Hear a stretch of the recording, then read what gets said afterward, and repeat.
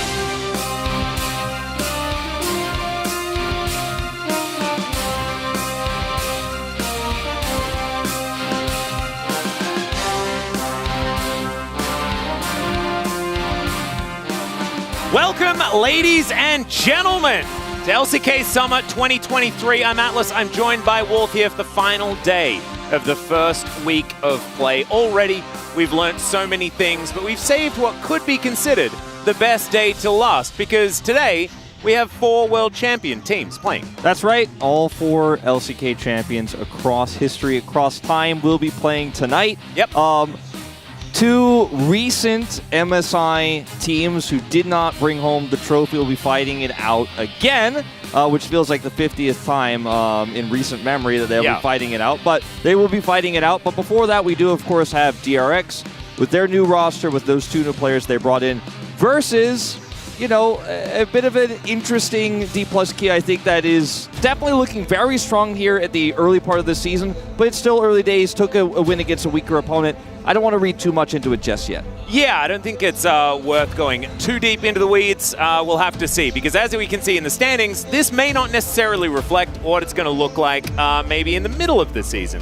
For example, Kwangdong Freaks coming out ahead so far with back-to-back victories, plus 4 points. Cannot get much better than that. DRX definitely struggling, haven't actually picked up a win just yet. So we'll see whether they can right that wrong, but it's going to be tough against a D+ Kia that are looking very, very strong at the start of this season. Yeah, Rascal, you know, being called the one who was carrying the log alone. He and his teammates shared the burden in the walkout earlier this week, but he was definitely not carrying the log in that first matchup, unfortunately. But I think we do have kind of a titanic dichotomy between the form of these 2 teams we saw in their first matches. So expectation is that once again D+ will come out here and absolutely stomp. It's the last day, of course, of 13.10 as well. So if they have something interesting they want to show before the nerfs come through, like Aurelion Sol, for example, maybe we'll see it again. Well, we'll have to see, as Deft with his 700th game coming up. It will be game 1 of this series, and we'll bring up some of the stats once again. As you can see, he is 6,395 damage away from 13 million. So he'll also possibly hit that milestone unless something goes horribly wrong. Yeah. Interesting as well that in the spring season, his Varus surpassed his Ezreal as most played in terms of champions. Because obviously, Ezreal is kind of one of those iconic champions Deft has played so much. Everyone remembers that game where he got trolled by the inhibitor in Worlds last year as well on the Ezreal. But with Varus being so prevalent, he actually has moved up to his most played champion. So excited to see how he plays tonight and if he's got any surprises planned. Yeah, looking forward to it. But first, let's hear from the players about this match.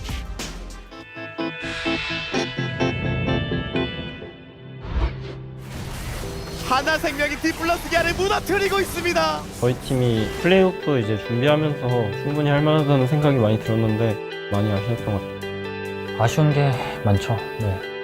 뭐 연습 과정, 뭐 대회도 그렇고 다 후회가 남을 정도로 아쉬웠어요.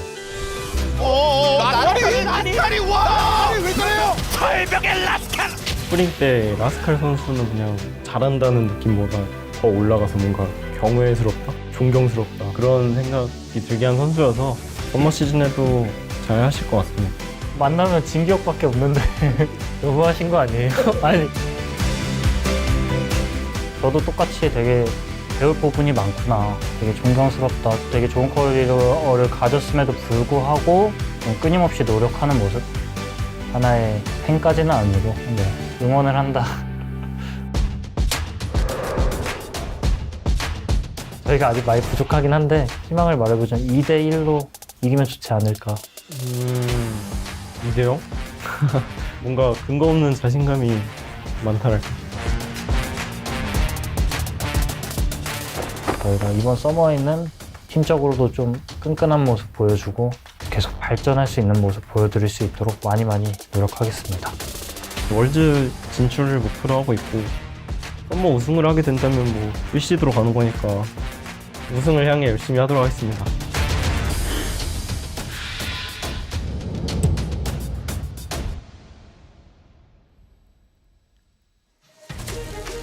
What's the source of all of this unwarranted confidence? What a line from Showmaker there, as first off, we are going to be welcoming DRX to the stage. It's a very interesting thought that this is the organization that won the World Championship in 2022, a team that has been rebuilt but in not necessarily as successful fashion. At least at the beginning of this season. But Wolf, remember, they also didn't look very good in the regular season of last year. No, they did not. Man, they did not look good in the spring season of this year either. But it's all going according to plan, is what I'm saying. It's a roster that has players like Beryl, right, a two-time world champion himself, as well as Rascal, who I think has become the face of this team, especially after Beryl's struggles in spring. And it's sad for Beryl and Rascal to watch other teams, for example, like their former team Damwon on the other side, D+ now, find success. If you're Rascal watching KT now find great success after you've moved on to a new organization. So, you know, it's been a tough time for these players in particular, but they've got some new blood now to try to shore up some of those weaknesses. Let's hope that they could turn this year around. Well, this is a team without that new blood. This is exactly the same squad from the spring season, the one that was given an untimely exit from the playoffs at the hands of Humble Life Esports, now trying to right those wrongs. D+ Kia making their way out into LoL Park, Cannot with a big smile on his face. And of course, why wouldn't you be smiling? He hasn't died once so far in the LCK. Their first match was not exactly a tough one for the top side of the map. None of them suffering any deaths. Yeah, no deaths for the top jungle and mid here for D+ across the series. A very one-sided affair. A few close calls, you could say, but just great team play all around, and Canyon and Showmaker together have looked like such a phenomenal duo. Again, weak opponent to start things off, but Deft, he got to play as Draven. He popped off on it, had our most successful Draven game of the season thus far. Taking a look at the history of these two teams, you know, there was a lot of hype around maybe DRX's roster could bounce back last season. I think that's kind of faded, right? With a 4-0 here for D+. It might become a 6-0 for the year after tonight. And it's hard to go into this match without the expectations of this is a David versus Goliath story here, in that for DRX, your hopes right now are not that high. You need time to develop these newer players that have joined so late. It's rare to see two new players coming in summer season. It's usually spring where you get that season to develop. Coming in this late, you know, hopes are low right now, but if we could see that development quickly, you know, maybe when we see this matchup in round 2, we'll talk about a different story. I'm happy to be wrong, but at this moment in time, you know, I just want to set realistic expectations for you guys at home. Yeah, no, it's understandable. And of course, DRX doing a lot of reshuffling. I think it was just internally, they were trying to find the best combination of players, and as it turns out, it's a couple of academy players in mid and bottom lane. We did see some flashes of brilliance and also some flashes and Gale Forces used at the wrong times. And we'll just have to see whether it is going to be just nerves, right? And then maybe the second time of asking, this squad is going to come out with something more, because D+ Kia probably going to be looking at these unknown names with a little bit of trepidation, right? Because the other ones, you know exactly what to expect, right? Like, Rascal has played with half of the players on D+ Kia before, and Deft, about to make his debut in his 700th game, has had a lot of experience against Rascal Croco, and of course Beryl, who we played with when they picked up the World Championship together last year. It's wild that, you know, in the past you look at these names and look and say, okay, well, you've got Faker up there, you've got Deft up there. Deft always a little bit behind because of his time in the LPL. But usually a lot of the players on the list were inactive players, you know, players you'd see retired, you know, in 2017, 2018. If you actually look at that list, you can see quite a lot of those players are still active today. And I think it's showing a longer career longevity actually nowadays here as an LCK pro. And a trend that's exciting to see is, you know, it used to be you age out around 23, 24, 25 in the LCK. Now, no longer the case. Nope. Or you age out, or you become a coach, much like the guy that was just on screen. Of course, Acorn been around for a very long time, and of course went to the LPL alongside Deft when just after Worlds in 2014. I remember that. I was commentating that league at that point in time. These guys came over from New York to join us here at LoL Park. Welcome, welcome. I'm so glad you could make the very large journey. I've done that one before. It was not all that fun. It was fun when I got there. Wasn't that fun when I was in the sky on the way over. Let's jump into pick and ban here for game number 1. DRX on the blue side has been the more successful side. Unless you're talking about D+, they played a game on both, and both of them went relatively well. The focus here is still on blue side towards Canyon's jungle pool. I think this is very common to see just against any team, but right now We've seen some variation around those blue side bans, but when you consider the success we've already seen with Canyon's Maokai, you just don't want to let that one through. We'll see a Lucian ban. Interesting. Yeah, so that means we are going to see either the Yuumi or the Zeri make it through here. Or Melio. Melio as well.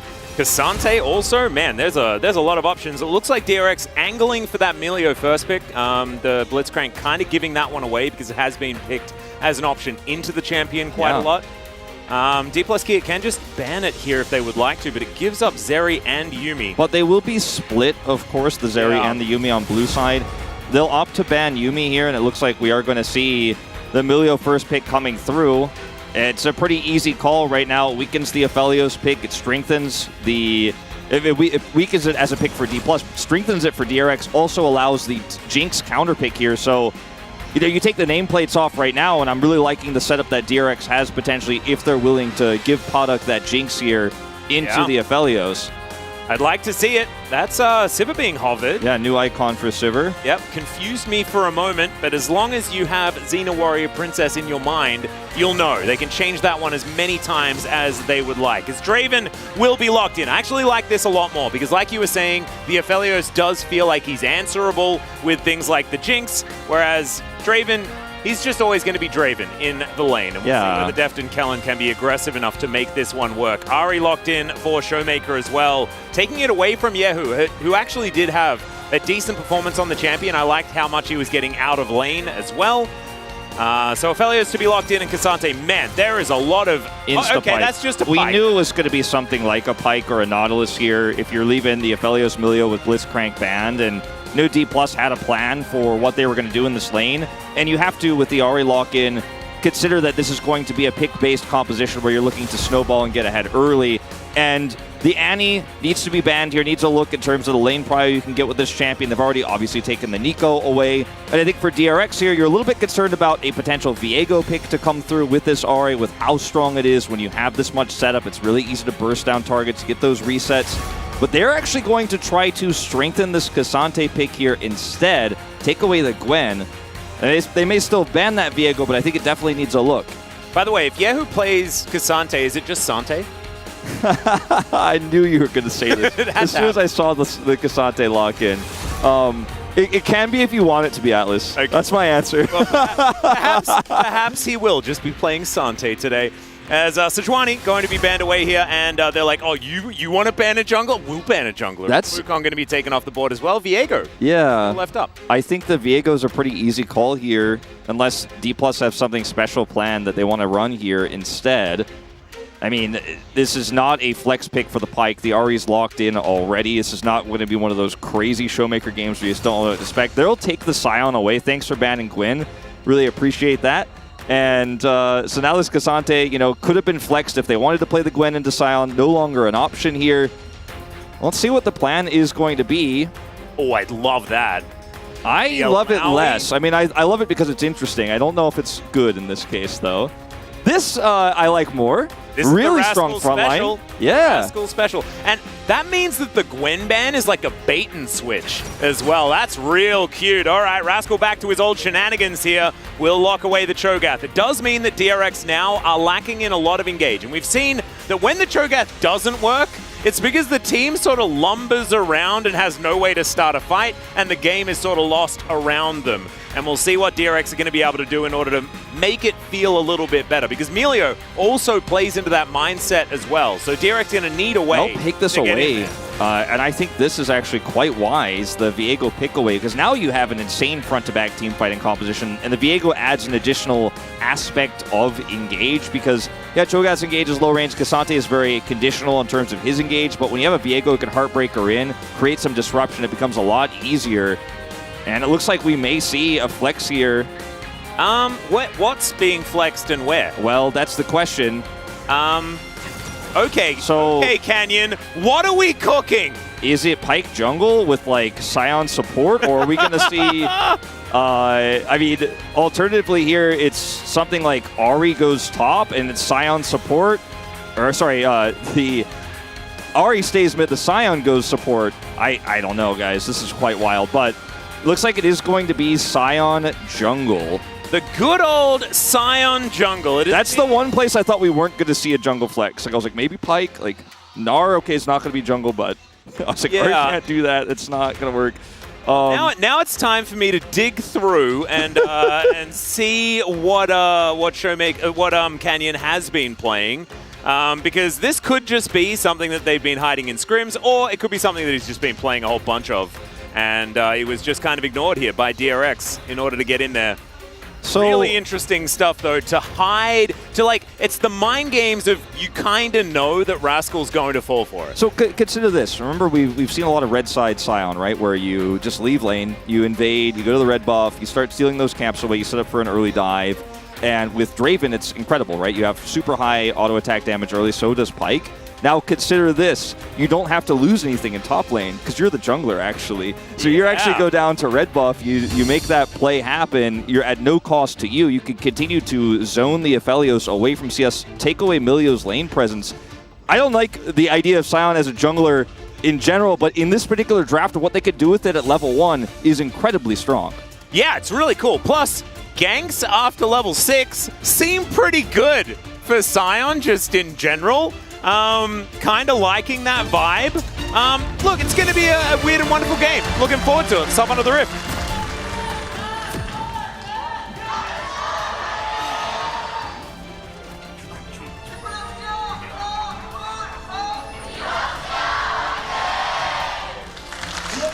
All right, let's see that level 1. Yeah, what's the plan? Looks like it's just going to be the 5-point defense system, and DRX setting up for some sort of invading scenario. Well, they have to know that there's a strong possibility that Canyon comes down for the invade there, so they want to set up here in this brush to be able to defend it. And another thing to also consider with this Scion pick is it really weakens what Rascal was hoping to do matchup-wise, right? He's like, okay, well, this is a Gnar now. This is terrible for me. This is not what I wanted. Just didn't see that one coming. I mean, who could have? We've never really seen this before.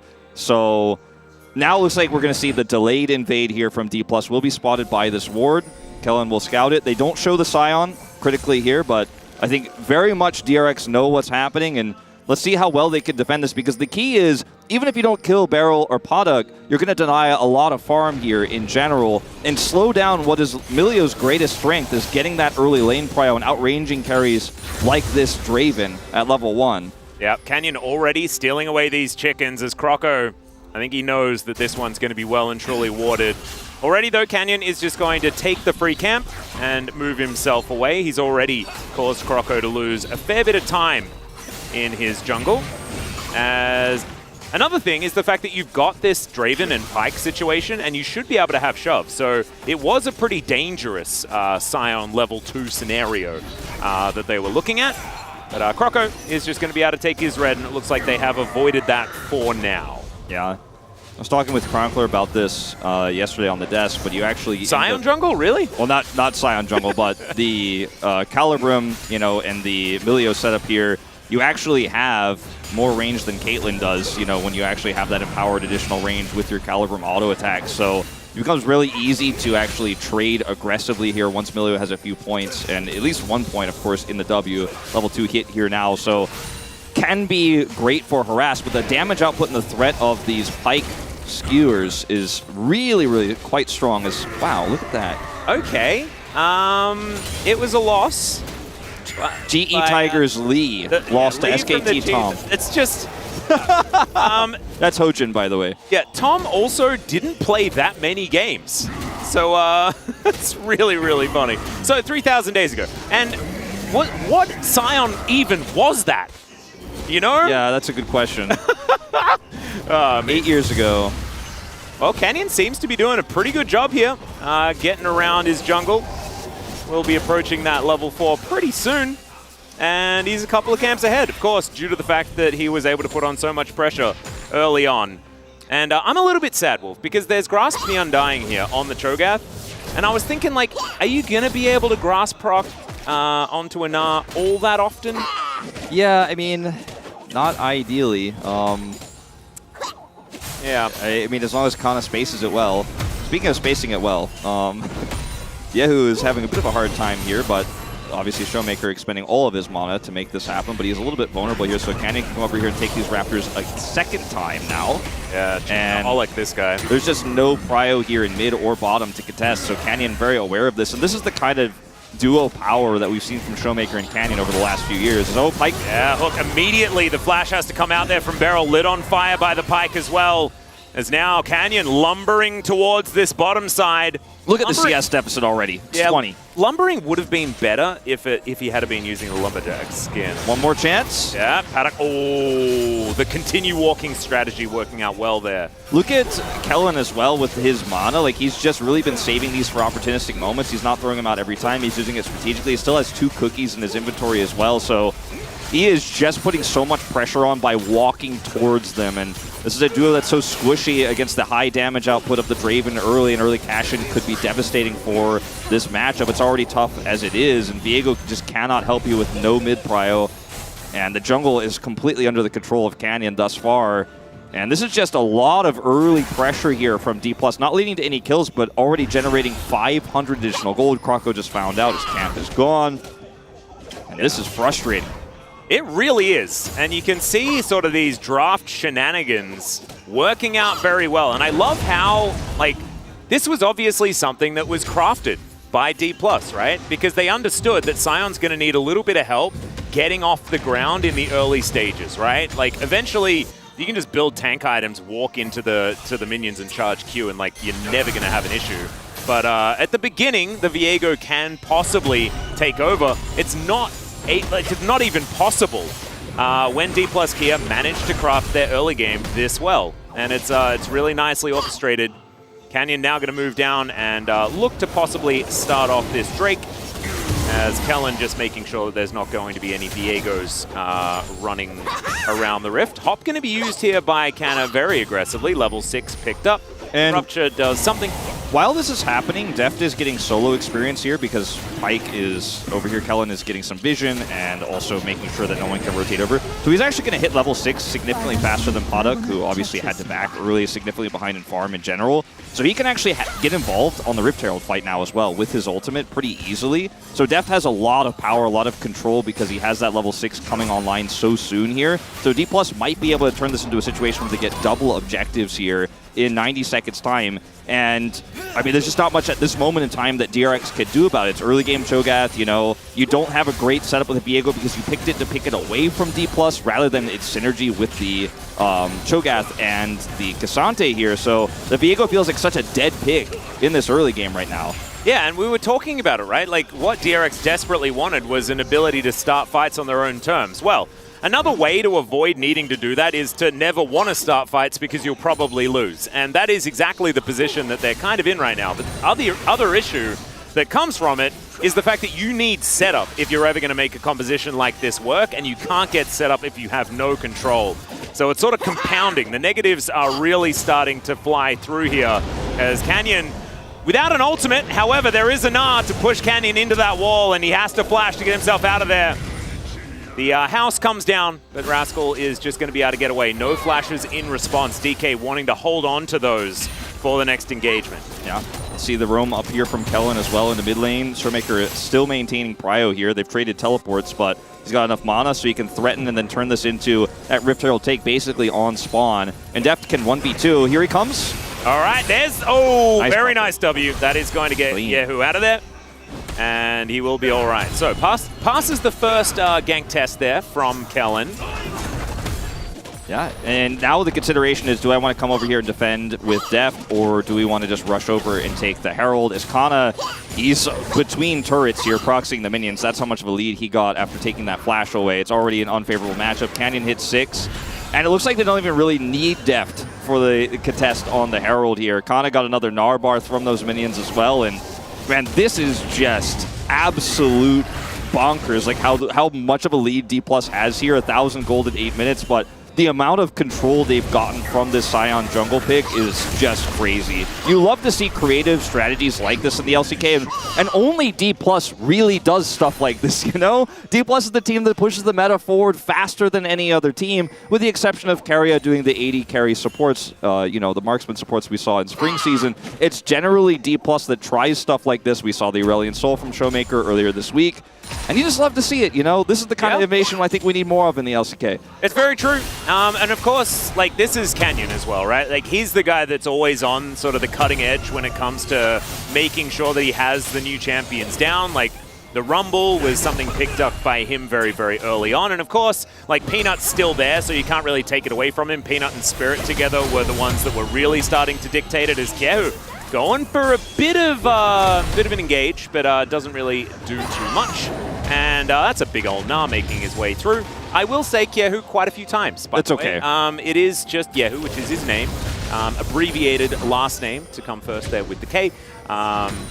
But yeah, it's just, sometimes I read what's on the screen. He's like an email address, you know? He's kyehu at yahoo.com, like at yahoo.com. Yeah. Oh, so it's like the 3 X's I put before Sniper on my my account names. Yeah, he's young enough to where like he's probably like got a Naver email, not a Nate email or something like that. But you know. Yeah.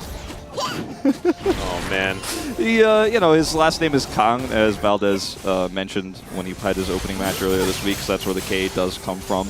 You know, I think it's an ID that can be very confusing, but you know, it's ultimately up to him. It is indeed. And we will answer as okay. Product? Yeah, going to get slowed down there by the Bone Skewers. In goes Yehu once again, but he gets charmed. Has to flash. The turret shot's going to follow him, but he's going to be all right. But that is going to be his flash now on cooldown, his ultimate alongside it, and Showmaker just had to use a Spirit Rush to get out of that one, as Kellen finds yet another one, this time onto Barrel. The Ignite is down as the train is going to barrel down the river. The surprise Scion from the jungle. This is what we're all scared about. Bone Skewer is going to go wide though, but that is all the flashes you will ever need as D plus Kia to guarantee control. Massive control, and the Drake is spawning in 20 seconds here, so D+ have this one guaranteed. Now you're down flash on Milio, you're down flash on the Viego, as well as the K'Sante that lost it in that attempted all-in and mid. So many critical summoners looking at D+, they only have the Pyke, who has an escape without flash. May hurt his engage, but I don't think you're that worried about it considering the amount of control you have right now. And, I mean, contesting this right now, realistic. You have positional power here. Barrel taking so much damage early, though. Yeah, Kellen actually just putting the fear of God into him over in the fog of war there as this Pyke. Rascal's down here. Yeah, moving on in. You can see Canna's roaming down as well. Doesn't have teleport, though, so there is a brief moment where DRX will have extra people.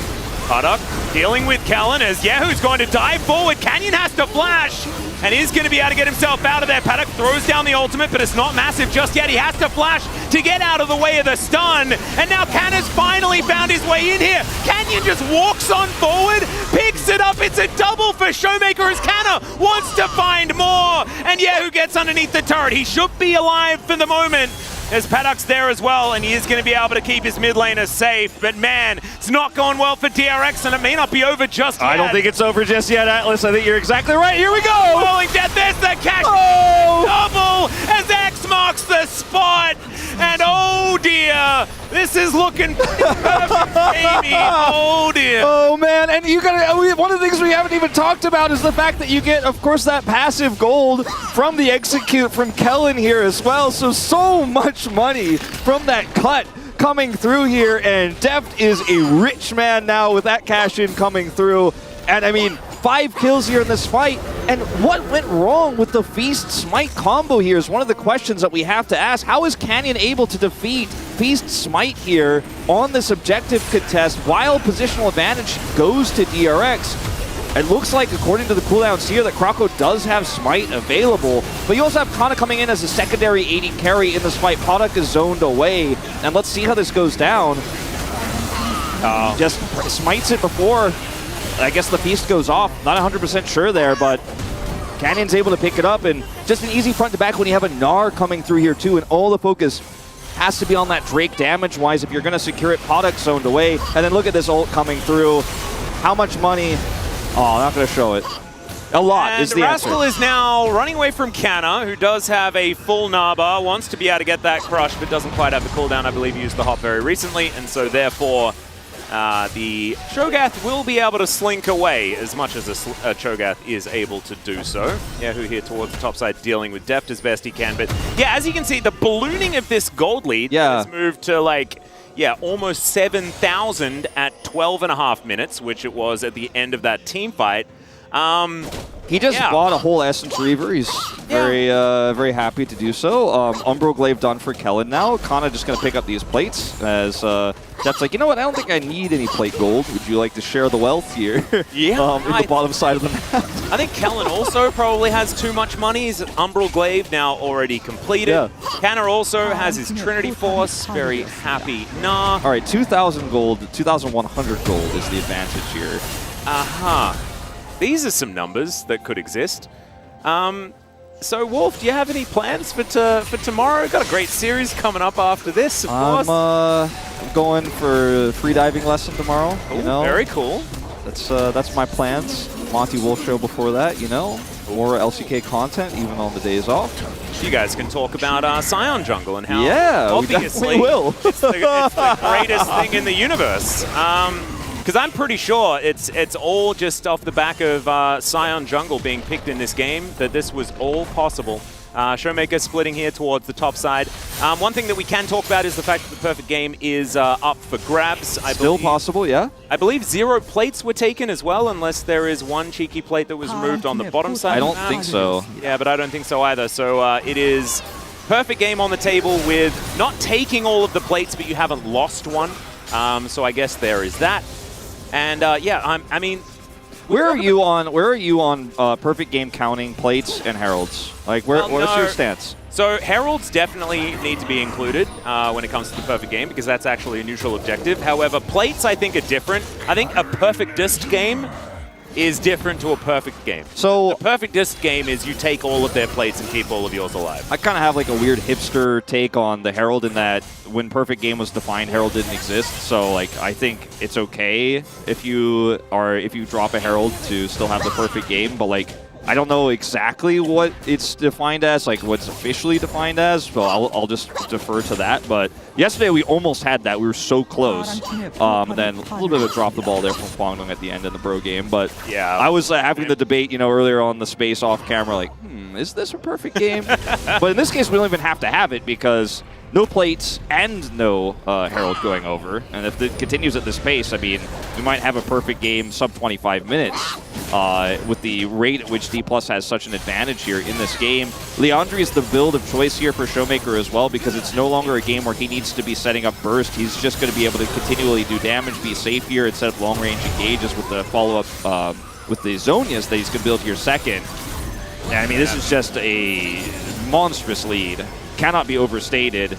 Contesting this Drake is like a dream. It's 9.5 thousand gold. 9.5 thousand! Yeah. It's not even 17. Kana has TP, so he's not really AFK in this lane. He can join at any time. There's a control ward here. No, but the perfect game. The perfect game. They need to get over here and take this Drake.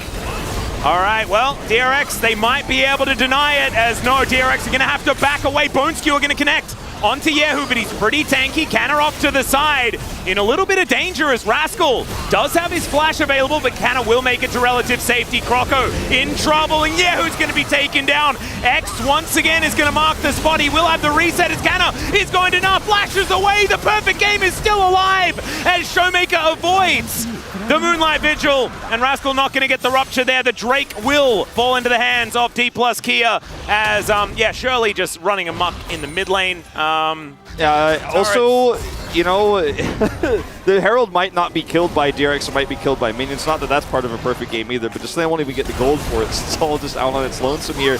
And this is a front-to-back fight here once again, where you have the threat of the Bone Skewer, you have the threat of this flanking Gnar, who is so ahead that he does massive damage, like a secondary AD carry that's pretty tanky, and Podok is trying to zone him out. The other Bone Spear connects, and it's just a really easy follow-up here onto Yehu, because Croco is so far away from this objective they can continue to zone him, and he is trying to close the gap here onto Kana and go, okay, maybe then we can actually go for that Beast Smite combo and find the success this time. Well, he's just completely zoned out. Also, great flash there from Canyon to get away, or Kana, excuse me, to get away. So nobody dies here for D+. The gold lead has now surpassed 10,000. It's sole point here at 18 minutes. Oh, I know the strat. I've seen this before. I lost hair because of this situation. As Nevermind all out, going to be coming through as Kana. I think he's going to die this time. He does crush his way out. but I don't know whether he's going to be running fast enough. Oh, the Rupture's going to miss. He gets the speed up. Stand aside is going to come down as Canna desperately trying to run away. He will. He'll get out, and Deft is going to cash in. Now he's looking for even more as Canyon gets over the wall. It's a flash forward. It's a disaster, and DRX, they cannot get anything in this game. There is no chance.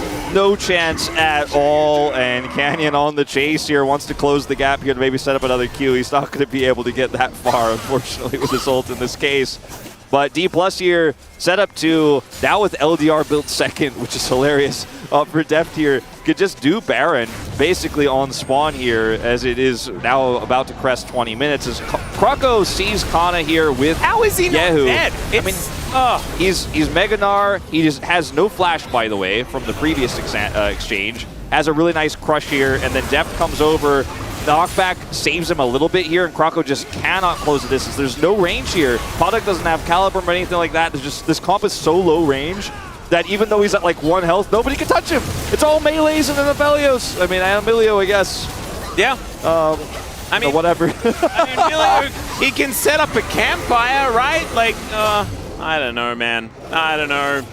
All I know is the last time D+ had a lead like this, I lost hair. So, I mean, maybe that's the coping. Are you down to do it again? I mean, I could, but I don't think it's really going to be all that. It wouldn't be brave, would it, this time? No, it doesn't feel brave. Okay, like maybe like what if it's a perfect game for your hair, you know? No, I'm not doing that because they will definitely run into the fountain and cause me to cut it off. And I have an important date coming up. Yeah, I know. That I'm going to need my hair for. That may cause that date to not happen if there is no hair available. Okay, Canyon going to be throwing minions towards them. All right, the train is going to be parked. He's taking a lot of damage. The all-out's going to be used as it's Rascal to go down first. Kellen going to get the death from below. There goes the perfect game as Canyon tanks up 4. And D+ Kia, they're thinking about wanting to go for a Baron, but they're not going to be able to do so because they just lost their jungler. Yeah, and that's not Silent Teleport. They'll just kill everyone. That's the plan. Deft gonna cash in yet again. That's another death from below, and that is just everyone falling like dominoes. DRX lying on the floor as DK move towards the inhibitors, and they may just put this game to rest right now. I think the answer is going to be yes, they will. Unfortunately, Canyon just had to push the envelope. He had to do what his job is as Sion in this case instead of playing for the... You have to utilize the passive, Wolf. Yeah. Otherwise, are you even really playing Sion as Rascal? Look at the damage. Respawn. Paddock's real dead.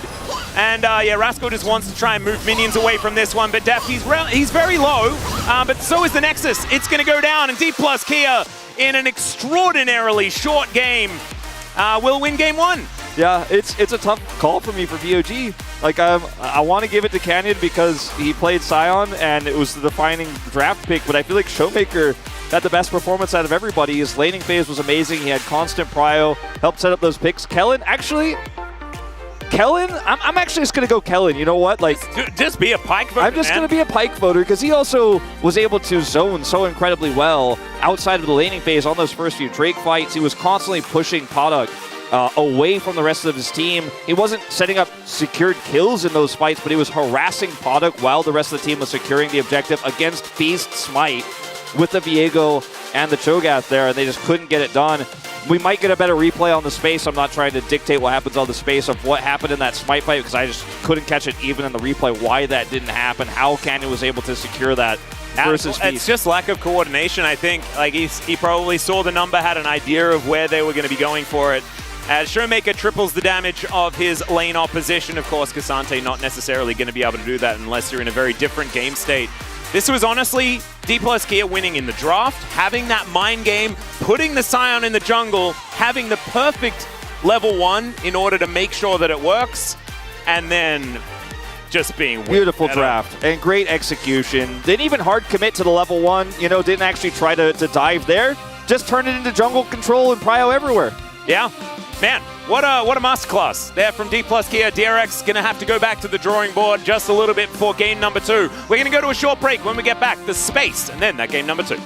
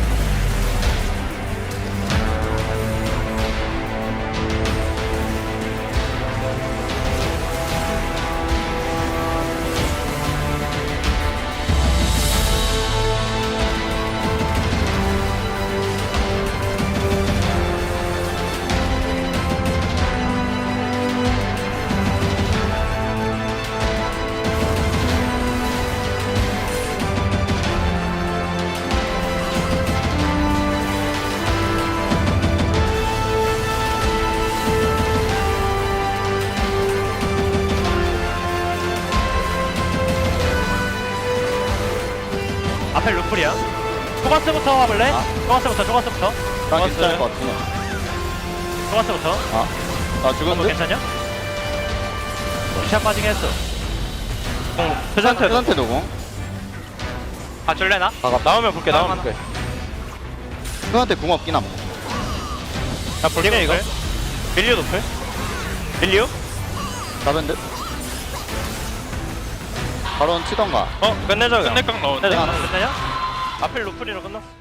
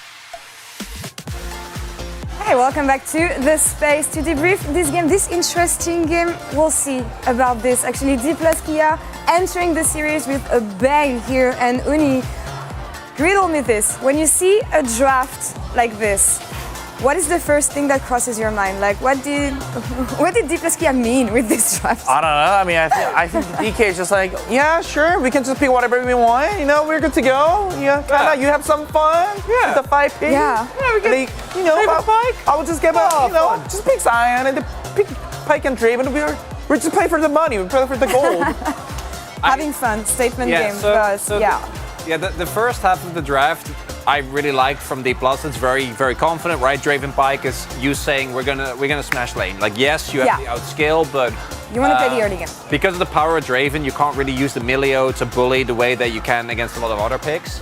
But then the sign gets picked up, and we're like, okay, yeah, makes sense, you know. And Rascal has been known actually is really good at this Shogath counter pick. Yeah, and then they fix it, and then we're like.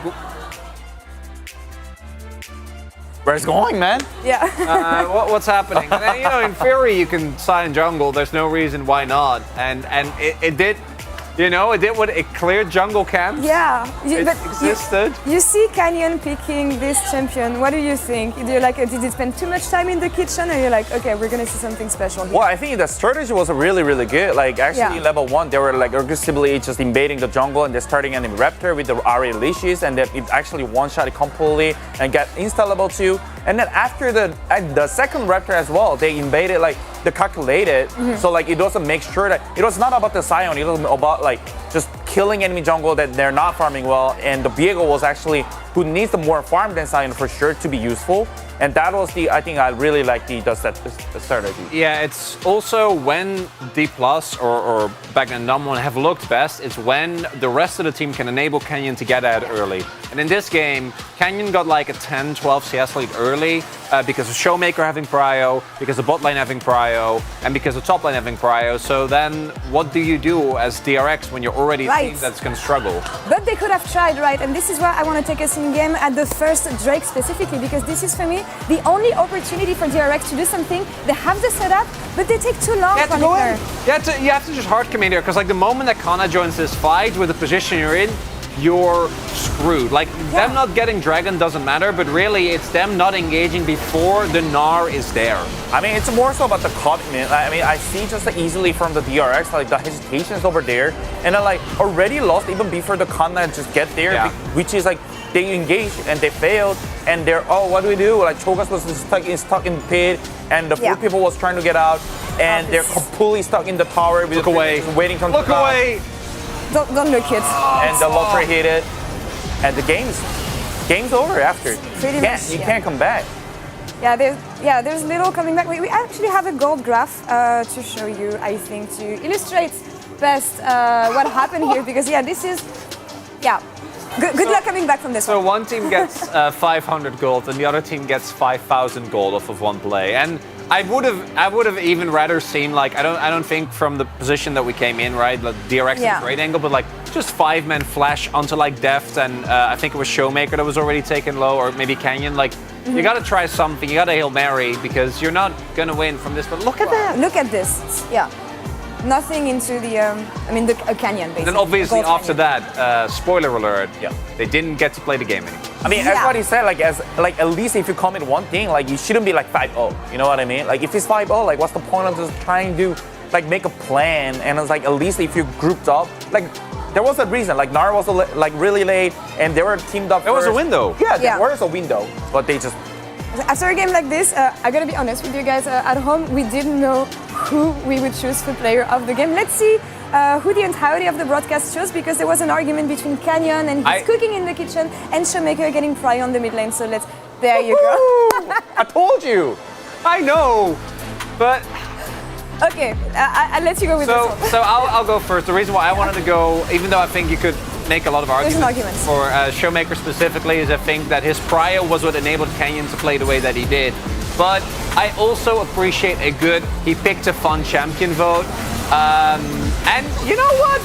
As far as Sign goes, I like the Sign jungle angle. I mean, I thought it was really smart, like which is like they don't really need they needed tank jungle, which is like not the Sion we were not definitely expected, but the thing is like they already picked Pyke, Ari, like those kind of things that like if something has to be like help to be enabled. So, well, I mean, That's perfect. Yeah, I mean, love that it. for Yeah, this game. I mean, I liked it. It perfectly illustrates the Everyone game, gets a vote. I feel everyone gets a vote. Everyone gets a vote. But for me, it's a statement of how when you're confident like this and when you show up as confident as D+Kia showed up today, this is the kind of draft that you want to try, especially in a matchup like this. Especially when you see how the meta is shaping up like right now, how you want to play hyperscaling. Hit them in the early game. See what happens. Worst case, you can reset for the next game. DRX blue side next game. Huni, any advice you would give to the team to survive this one? Well, I mean, it's pretty tough situations for them. Like, but the thing is, like, what can they? Well, I guess at least they learned that they can actually play Sion jungle. Yeah. I mean, honestly, I think for 5 also, like, I was kind of confused, like, why were they not banning Sion as well? Because they already picked, like, the really squishy support, and it's like they needed a real tank top. But it is still a good pick, even though, like, Sion would have went top, but I guess the Cho'Gath was the answer. Yeah, for me, the big thing for DRX, I don't think you ever realistically expect to win this game, right? Like you have Yeu and Paduk who are still getting used to the LCK stage. But I do think that you're hoping to like at least take something away. In this game, I don't think you take anything away. So game 2, you just need to try and actually get something going early game, not get completely run over. Mental recovery, mental reset here for DRX. Let's see if D+Kia can close out this series 2-0. Casters, back to you.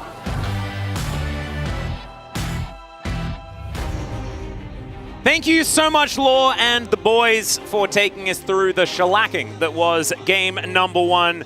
I do respect a POG vote for just the guy that did the most interesting thing in the draft after an absolute slaughter. Yeah, I almost did it, and then I was like, well, it might be Showmaker, actually. But then I wanted to be a hipster and vote for Kellen. And I thought I was going to be the only one, but actually there were a few other voters for Kellen as well, so... Yep, everyone getting the votes. Huge Gorilla fan here at LoL Park as well. 9 years of Gorilla fandom. Yeah. I'm there as well, don't you worry.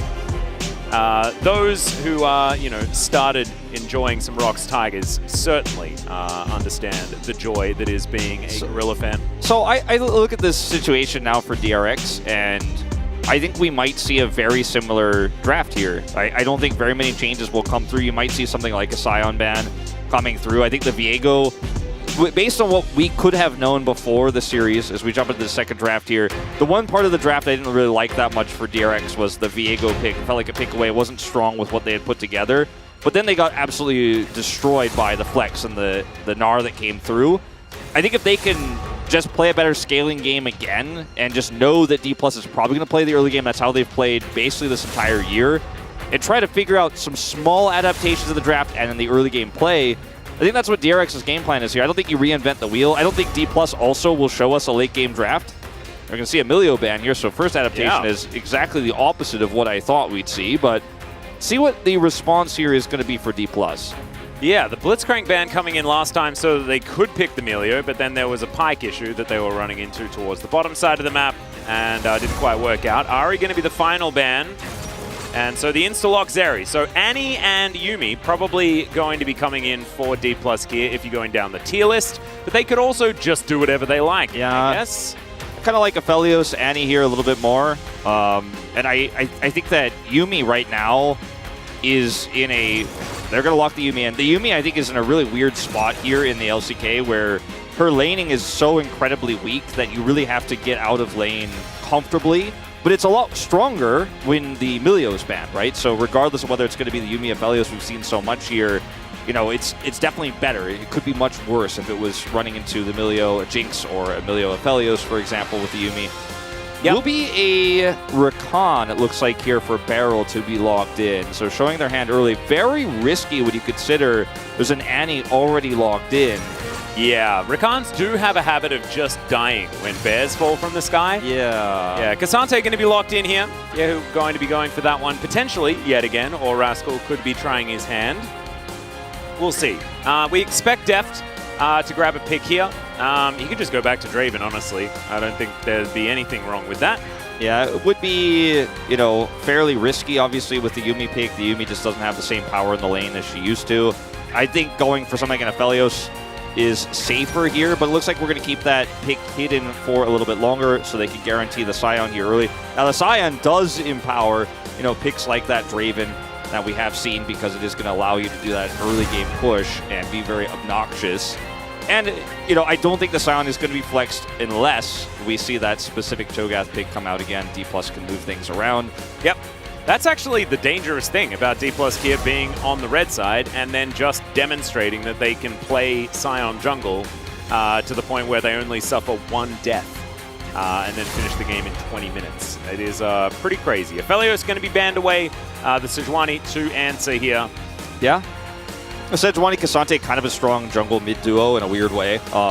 Something that you don't want to deal with. And the Syndra obviously going to be for denying lane prio for Yehu, who's a pretty good Syndra player across his relatively short career. Yep. And it's something that you can get a lot of power in early game against the Annie, but we'll just remove that one away. And instead of trying to take away all the other AD carry options, it will be the Gragas that's removed. Oh, Def.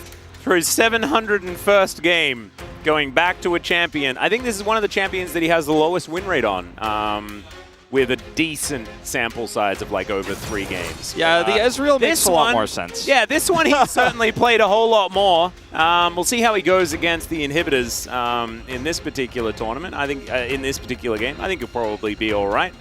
As Ezreal Yuumi, Tale as Old as Time, into the Zeri Rakan towards that bottom side. So now you know that you could pick a mid champion here and try to get prio, or you could try to then set up some way to buy time for this area to get online in the later parts, but you're still dealing with Ezreal scaling, so I don't really like the Jax that much here, to be totally honest, because what time are you buying this for is, okay, so now we saw one unusual jungle on the other side, we'll do the same. Yeah, it's a cook-off. It's turned into MasterChef here. We've already seen this one before, though. This one's not that interesting, DRX. Yeah, I mean, it's somebody else. You brought this last year. It's somebody else's recipe. However, he's still in the kitchen, Wolf, okay?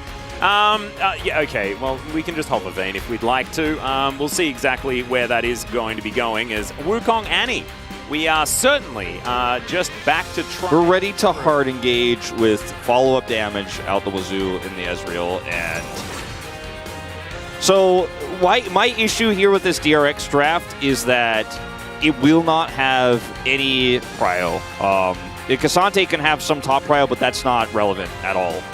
It's the Ezreal Yuumi that you're going to have to try to trade early on, and with Canyon on Wukong here, I really don't want to say I feel like I can already see the barrel early death in all-in attempt, but I can already see the barrel early death in all-in attempt, like in my mind. I can see it very clearly. It's a matchup where you can get a little bit of extra power with that Rakan with the Yuumi here, but if you end up losing mid-prio, Annie's roaming down, you fall behind early with the Zeri Rakan, and then Annie just has perma-prio, is just farming first right gold, and you have great range with the Ezreal, you have amazing engage. I just think what DRX is going to try to do is side laning to shore up. Oh, my Zeri's coming online, just wait a little longer. I just don't think it really holds water when you're playing against Deft's Ezreal on the other side. Yeah, and I think that DK's freedom to play towards top side as well, given the fact that Ezreal is so self-sufficient there towards the bottom side. I mean, the cat can just join the monkey and they can romp through the jungle and just cause a ruckus during the mid-game. It's going to be something very difficult to deal with for DRX. However, they haven't had the Cho'Gath shenanigans this time around. It's a much more honest game. Croco trying the Kanavi thing and taking the Nautilus into the jungle. We'll see how that one is going to go. Does actually give them engage, which they had 0 of in the last game. That could be good. If they're around a dragon, not being able to go in, maybe this is going to work out. Let's hop onto the Rift.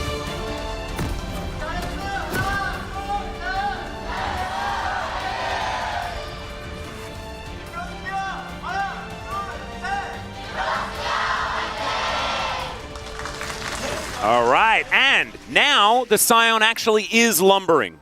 Yes. Absolutely amazing. I love it. Perfect. I hope that's because they were listening, as we are just going to get some... Oh! Rascal! Call Kespa! You know what? It's I'm going to call for a pause. Refs! That is not on. That is not allowed. That's definitely not going to get you any points. No points at all. No points at all. That is just poor form. It really is. Poor form, Rascal. Like, I mean, we're kind of joking, but I'm also kind of like, That's pretty messed up. Like, Yeah. like actually legitimately it's actually considered in poor form. Yeah. But because he only did one auto, and Silence will be able to passively regen that, it won't ultimately amount to anything. His entire bone plating was obliterated. Yeah, you can see it's on cooldown right there, just above the health bar. He'll get it back before they exchange in lane. Yeah, red card though, still red card in my opinion. Could have been worse. If he did 2, I'm like, that's it. I'm walking off. We're out of here.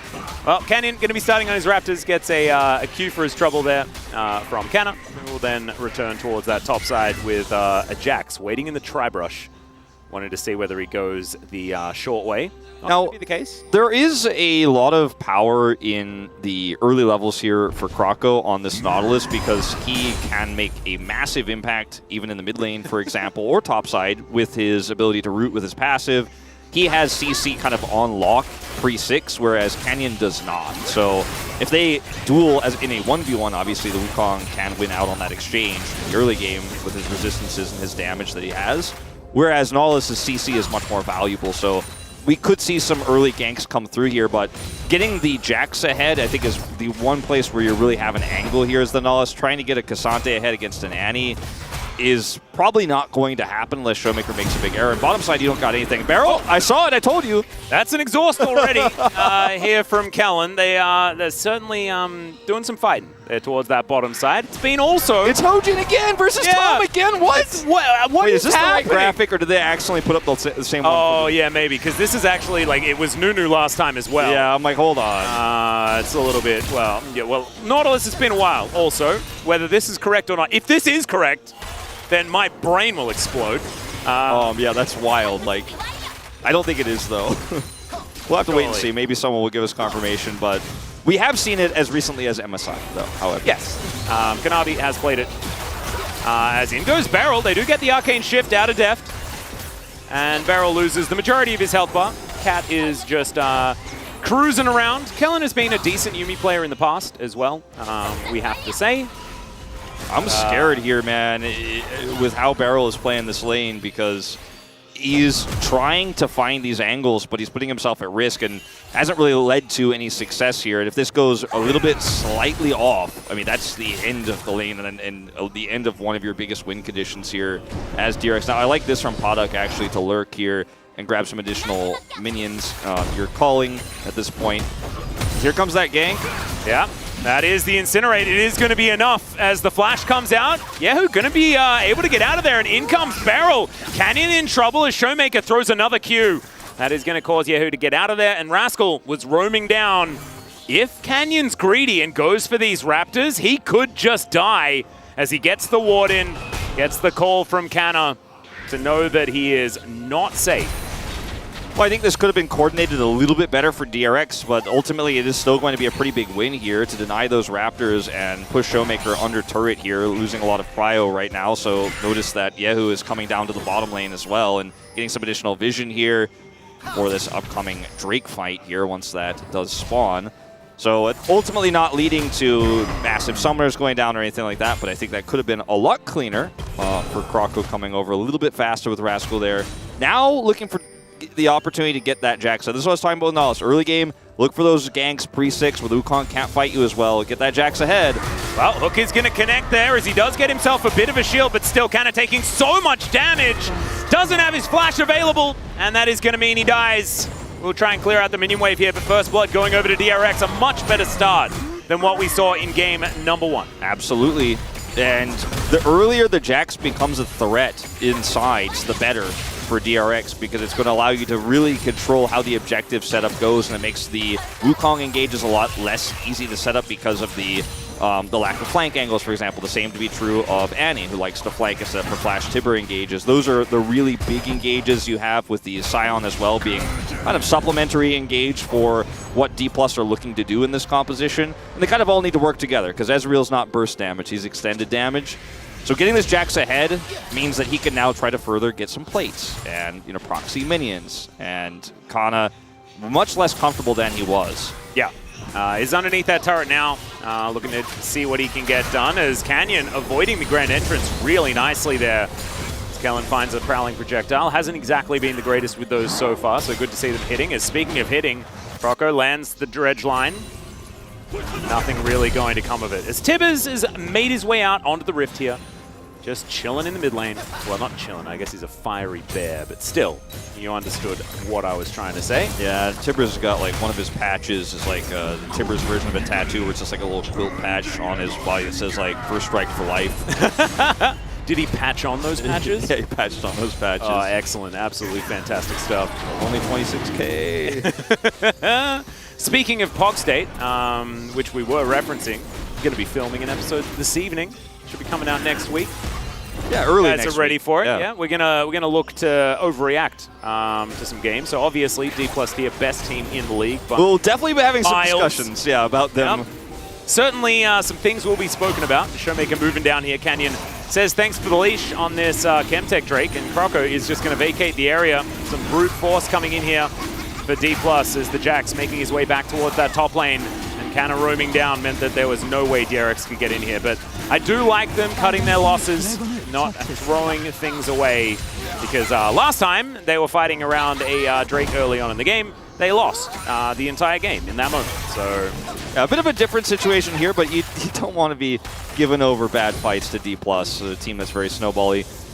So really well coordinated here. Unfortunately, Kana tries to turn around. He's like, okay, this is just Doom. Don't have flash. Nothing you can do. Counter-Strike's well timed here. Pretty basic. 나올만한데? 잡았다. Got him. 나이스. Nice. 좋았다. That was nice good. indeed. Good stuff. And like, this is what you got to be doing early on.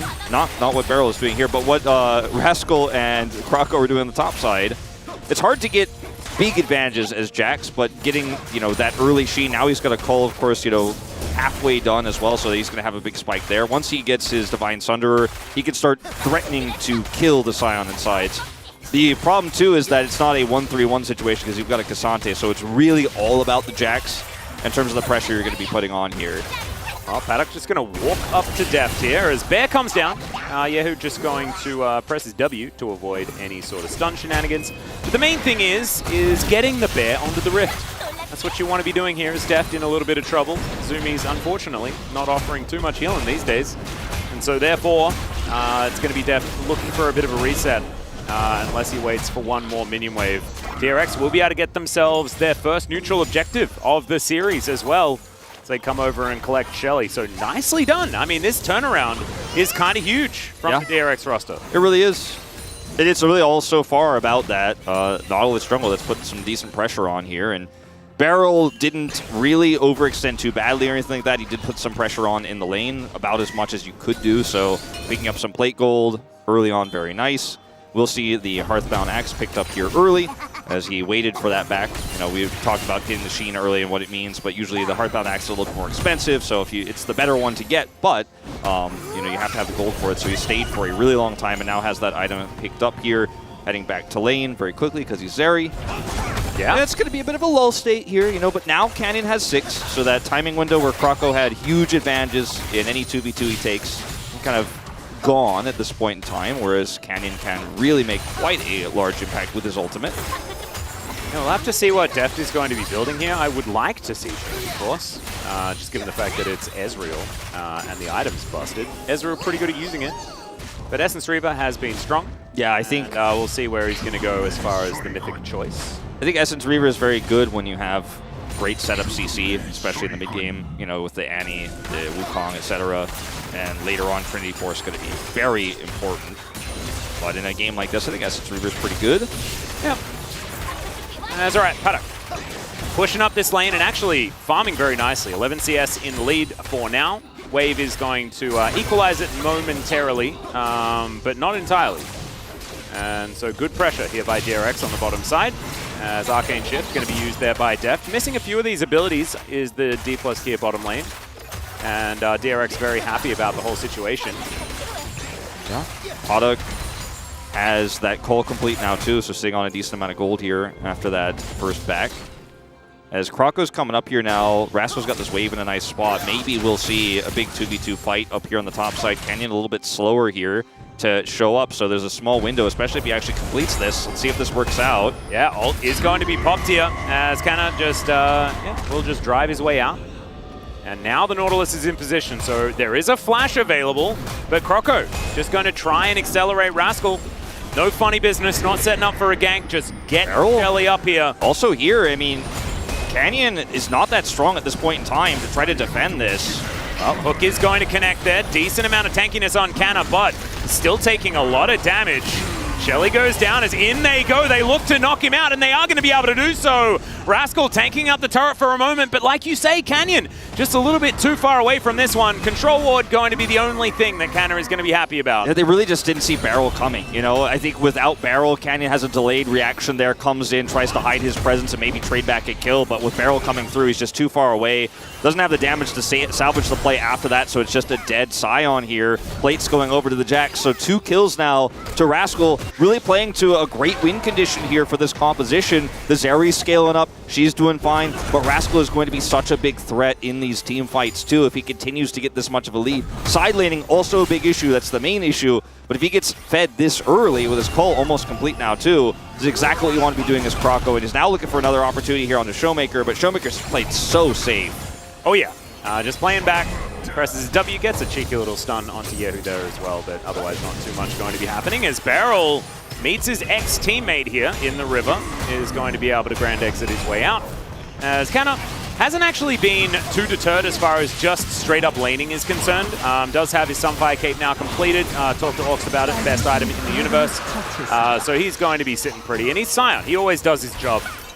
So the 0-2 not going to be the worst. However, the money going into the hands of DRX with a Jax and Zeri composition is certainly good news, because as the game goes later and later, they're not going to be too worried about DRX's composition, I don't think, just with the fact that they do have all of this late game insurance themselves. Look at the 1,000 gold lead. I mean, that's really what this game is all about. Obviously, Zeri picking up the Cull gold as well, so she has that advantage over Deft because of it, plus the 2 plates. That's really where that gold lead is sitting. So Poduk is significantly ahead, but as you say, it doesn't matter necessarily. It's really about how the team fights go and how well you can play around the setup here, because D+ definitely have way better engage. So Poduk is going to have to weather all of that. And he does have Cleanse, which is quite critical for him to be able to escape. Rascal here, he was pushed out of lane because he didn't teleport yet. Now he has teleported back. Now he's proxying minions again. If he can actually get some additional plate gold here, only 30 seconds to go on that, so it seems unlikely. I mean, this is basically about as well as it could have gone for the Jax. Yeah, no, it's absolutely fantastic. This is a completely new DRX in this particular game, and just shows the power of intelligent drafting in game number 1. Not something that D+ Kia are able to rely on here for this one. Gonna have to win an honest game of League of Legends. The question becomes now, how much will these 2 early Drakes that D+ picked up really affect things? Because for DRX, they do have the side lane win condition in Rascal, but it is going to be tougher to use because you're not the one who's sitting on a 2 Drake advantage. You will have to come and meet D+ for these fights because Hextech is so important for both of these teams. Crazy strong for both teams, but D+ having the 2 Drake lead, you know, their threat is so much more lethal. It's so much more, it's going to be happening so much faster. So DRX will have to start opting into these fights. So it won't just be a Jax kind of AFK in the side while they slowly try to push mid-turret. Yeah, as now a potential fight going to be breaking out as Barrel moving in. Canyon will find him, and Croco is going to lose interest in the whole situation. Extendo Beam misses onto Deft there as Croco looks to Shirley. Second Herald available. They are set up for this. Showmaker does have teleport. We'll see if he wants to use it here to commit for the contest. Yeah, priority in the hands of Rascal, though. He can roam down that river a little bit earlier. Kana can obviously get there if Rascal commits too quickly. And the Lumberjack going to get into position, teleport through from Showmaker, Barrel off to the side, looking for that flank angle as in goes Canyon. Will find the Cyclone as there's the final chapter. Barrel gets into the back line as Deft is knocked up into the air. No one to die just yet, but oh, it's a big engage from Yehu, gets himself out of there as well as Paddock. Can he find the angle? Rascal finds one, but he is going to be taken down, and Ezreal starting to pop up in the fight, but it's Zeri that takes him out. Paddock trying to get the work done as Canyon is still alive. Canna gets taken down though, and now the zombie form is looking for the Jet Set Radio Zeri. She will be able to get herself out of there as now Canyon. Oh, no prowling projectile to be found. And it's a 1-5 for D plus Kia, but man, they had to work for it. They really did, and a lot of money picked up here for the Zeri, and you can just see how this composition can work, especially if Canyon Cyclone isn't hitting the critical targets like he wants it to be. He's got a Yumi on his back here, and as this Herald gets low, teleport comes through from Yehu, and then the engage here from Canyon, he's not hitting Padak critically here, so Padak has so much free space here. The ultimate is fantastic, and the bounce damage that he puts off in this fight is just unrivaled. And you know, Tibbers is trying to hit a Jax. Rascal is so strong at this point in time that he's basically alone, this massive front line. Look at that follow-up engage from Barrel. It looks like just overall coordination a little bit better here for DRX, and Zeri in these mid-game fights is going to be stronger than the Ezreal if she's just untouched, ulting basically the entire team, bouncing that damage through. Kind of an even exchange here when the dust does settle. At the end of the day, DRX still 1,000 gold ahead, but look at the damage, tripling the damage of Deft here at this point in time. Ezreal will get stronger as time goes on, and the setup will be better for Deft. You have to hope, if you're a D plus Kia fan, than what happened there. But man, that was a clean fight from DRX, all things considered. No, it was absolutely fantastic, and Croco, absolute hero, landing that dredge line onto Deft, managing to thread the needle to collect the Ezreal there. I think the whole fight looks very different if he doesn't get exactly that ability. So really nicely done there from Croco, and singing Croco's praises is something we haven't been able to do, and I know that it's depressed definitely one of the members of the LCK broadcast more than the others, as of course Chronicler is the leader of the Croco fan club. It's a fan club that it's been having less... Population Chronicler. Yeah, but it's also less happy time when they have fan meetings. They work a little bit like other different meetings that have less happy vibes. Well, this is very late here for DRX to try to contest. Rascal has teleport here, and he's holding on to it right now. Cleaver is done, and actually they do push D plus away. There's no vision here on the bottom side of the Drake pit, so they're worried about that Jax flank, and they're just going to respect it. He shows now on the bottom side, and Deft opts to back to finish this Muramana, but it's going to be a while before he returns, so a bit of a neutral fight here now. Let's see if DRX is willing to pull the trigger. Canyon's positioning so fantastic here with the Yuumi, having the zoomies to get him out of dodge, but he's also threatening and engage at the same time. Yeah, Deft actually having this 2-item spike is kind of huge for this moment. True Shot Barrage is going to miss. Intentionally, obviously, he doesn't want to give away the fact that he has all of this extra damage. Right, guys?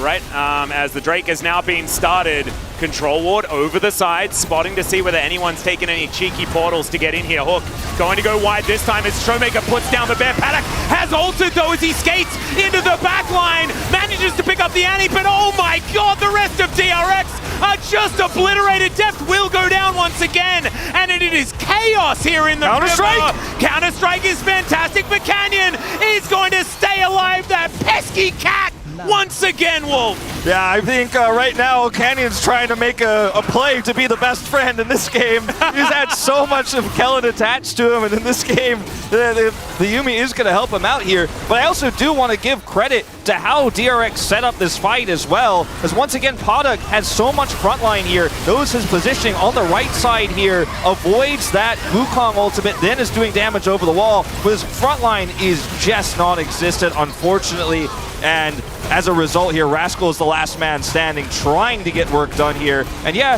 they're able to take out the Ezreal again, but this time it's not the free-firing Zeri that has a front line and isn't able to do that same damage because the fight is so much shorter.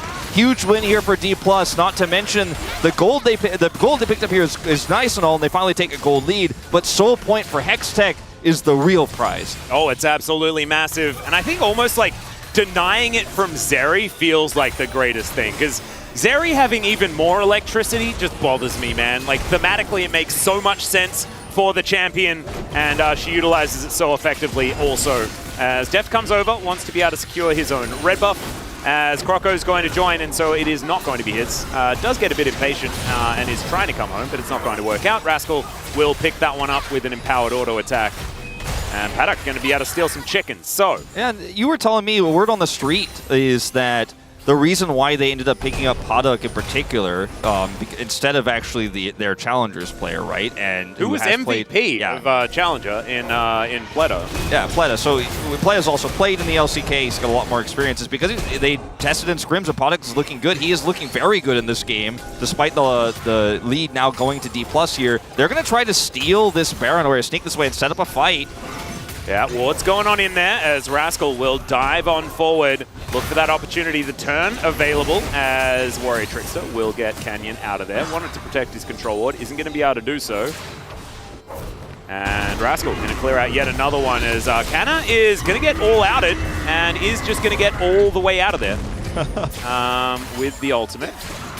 I love how All Out just has so many different applications. I know, it's fantastic. Great ultimate name. The Unstoppable Onslaught is unfortunately not exactly the greatest of names because it's being used just to Canna is parking the train as far away from anything as possible. Yeah. He backed into the parking space this time. Yeah. And all Canna wants is to stop the Onslaught, actually. But going back to what I was leading into just moments before that Baron was attempted, the trap was set there, is just Paddock is actually kind of delivering so far here. I mean, yeah, it was a bit of a tough series in their last one, and he looked a little bit invisible, but in this series, I think with the Zeri he has, obviously in game one, it wasn't fair. We can't really judge that. It was, okay, I'm Felios into Death Straven, I'm having a bad time, but in this game where he's been given a lot more agency and a lot more freedom, his positioning has honestly been quite nice. He's been able to sneak his way out of all of Canyon's engages. He's done massive damage in team fights, and if there was a real stronger front line here for him in this game instead of the Jax, which is a little bit more hybrid in terms of setting up the front line but also engaging, I think that there's a way that this game could look very different, and it's not over yet by any means, but they really only have one fight left in them on this Hextech Soul, because once that goes over, it's checkmate, and he will not be able to have that same mobility. He will not be able to position as well because he's going to be constantly slowed by the Hextech Soul passive. So one more chance here, one more Hail Mary for DRX. So this is when the Jax side laning starts to really come into effect, where he's pushing this top lane, going to force multiple players to go top side here to deal with him. And then you could set up for these objectives. Looks like DRX once again trying to threaten potential Baron take, force them into this choke point. Croco's in position. And D+ are just handling it so well, so slowly, so carefully, just letting Showmaker catch the minions top. No real damage done to turret. Let's put another control ward in the Baron pit. Hang out mid. Very slow and steady. Yeah, very clean game from both teams, honestly. I think this is one of the best looks we've seen from DRX so far. And, I mean, it's just the comparison, right, with game number one, which was just so horrendously one-sided. There's certainly feeling like DRX went back, got some of Micro's secret stuff, and were able to really shake the sillies out, because it is hard to come back from games like this. I mean, we saw, even in the KT Gen G series, right, something goes really, really wrong, it is very hard to recover from that. And DRX have bounced back nicely. The gold entirely even, and the Drake situation does put this game into the hands of D+ Kia, in my mind, just that little bit more. But the Zeri factor, she's sitting at 2-1 and 3. And so there is an argument for DRX being in a phenomenal position. Now, stopwatch bot here, as it looks like we're going to see Azonia's third here for Rascal. And he took the opportunity to buy this, so he's not actually threatening sides right now and has to run back over here. Doesn't want to waste his teleport. So he doesn't have any flank angle. There's no clock here on D+ Kia. They have Cryo right now. So not only do they have the lead, they have this really nice setup. They have so many great engage tools, but they're already just sitting on top of the Drake. They've identified where Barrel is, and DRX really out of options here to start this fight. Yeah, that Blast Cone actually really valuable. As Deft just standing stalwart, you can see D+ Kia able to move these minions towards the outer turret as well. That will give them a lot of control of this area. Control ward does come in. And if Rascal went bot and tried to threaten that turret, maybe they could pull him apart, but he just wants this engage. He's got flash, and they're moving forward. They're going to get the Rascal. Croco. There's the True Shot Barrage. Does a fair bit of work. The hook is flash, but it's Canna that picks it up. He's happy to tank as much as they would like, but still not able to offer too much damage back. He does have to flash out of there. And D+ Kia now without a few of their tools. Yeah, that was really quite odd, the way that D+ just decided they were going to tunnel there into that brush, knowing that Rascal was on the flank, and Rascal's presence just cut them in half. He has not flashed. He still holds onto the flash here and is now actually just going to back off. Looks like DRX just with Kana being able to teleport back in, they're like, we'll try to trade this for a Baron, maybe, but they're not even quick to that. So Rascal is going to get like a turret. We use auto a turret once for Hextech Soul, not the trade you want. They're able to check the Baron with the True Shot Barrage here, and even though DRX wrestled away Prio, just too timid here to actually pull the trigger. Not being able to fight for that Drake is so incredibly sad, and kind of giving up on that as soon as they see Kana teleporting back with a full health bar. They think to themselves, how long did it take us to get halfway through it last time? Oh, the majority of what it takes to win a team fight.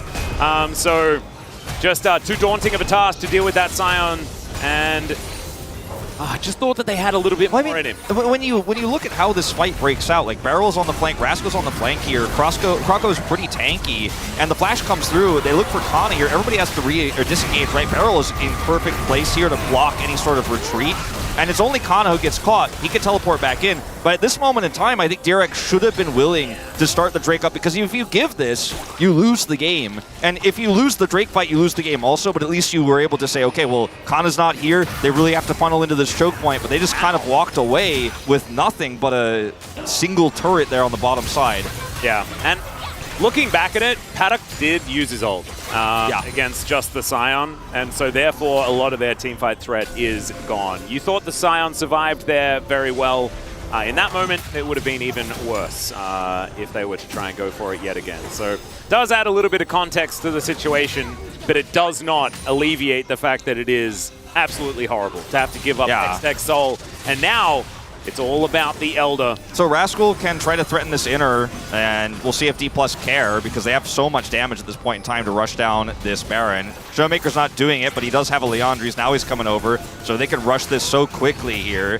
And it's going to have to be a Jax teleport. There's no flank teleport. He has to just go in the middle of the fight. Yep, Prowling Projectile does come on forward here. Yahoo off on the side. Deft just standing his ground, but maybe he doesn't want to, as there is the skate forward. The Baron is now given up on as it's a fight on multiple fronts. Showmaker takes down the Nautilus already as Yahoo is able to pick up the Annie, but he flashes forward, finds a couple with that Q. Canyon goes golden though, and now Deft gets himself into the fight. He has his best friend there as well as he's diving forward. Paddock, can he actually get some work done here is the question, and I just don't think he's going to be able to do so, as DK positioning very nicely. Still, not able to do the Baron. Yeah. That could be a positive factor. It's certainly a nice denial here in a fight that I really just frankly didn't think DRX was going to be able to take, but some of that Cyclone engage from Canyon again is just not on the proper targets, and then the follow-up is actually amazing from Yahoo and Croco.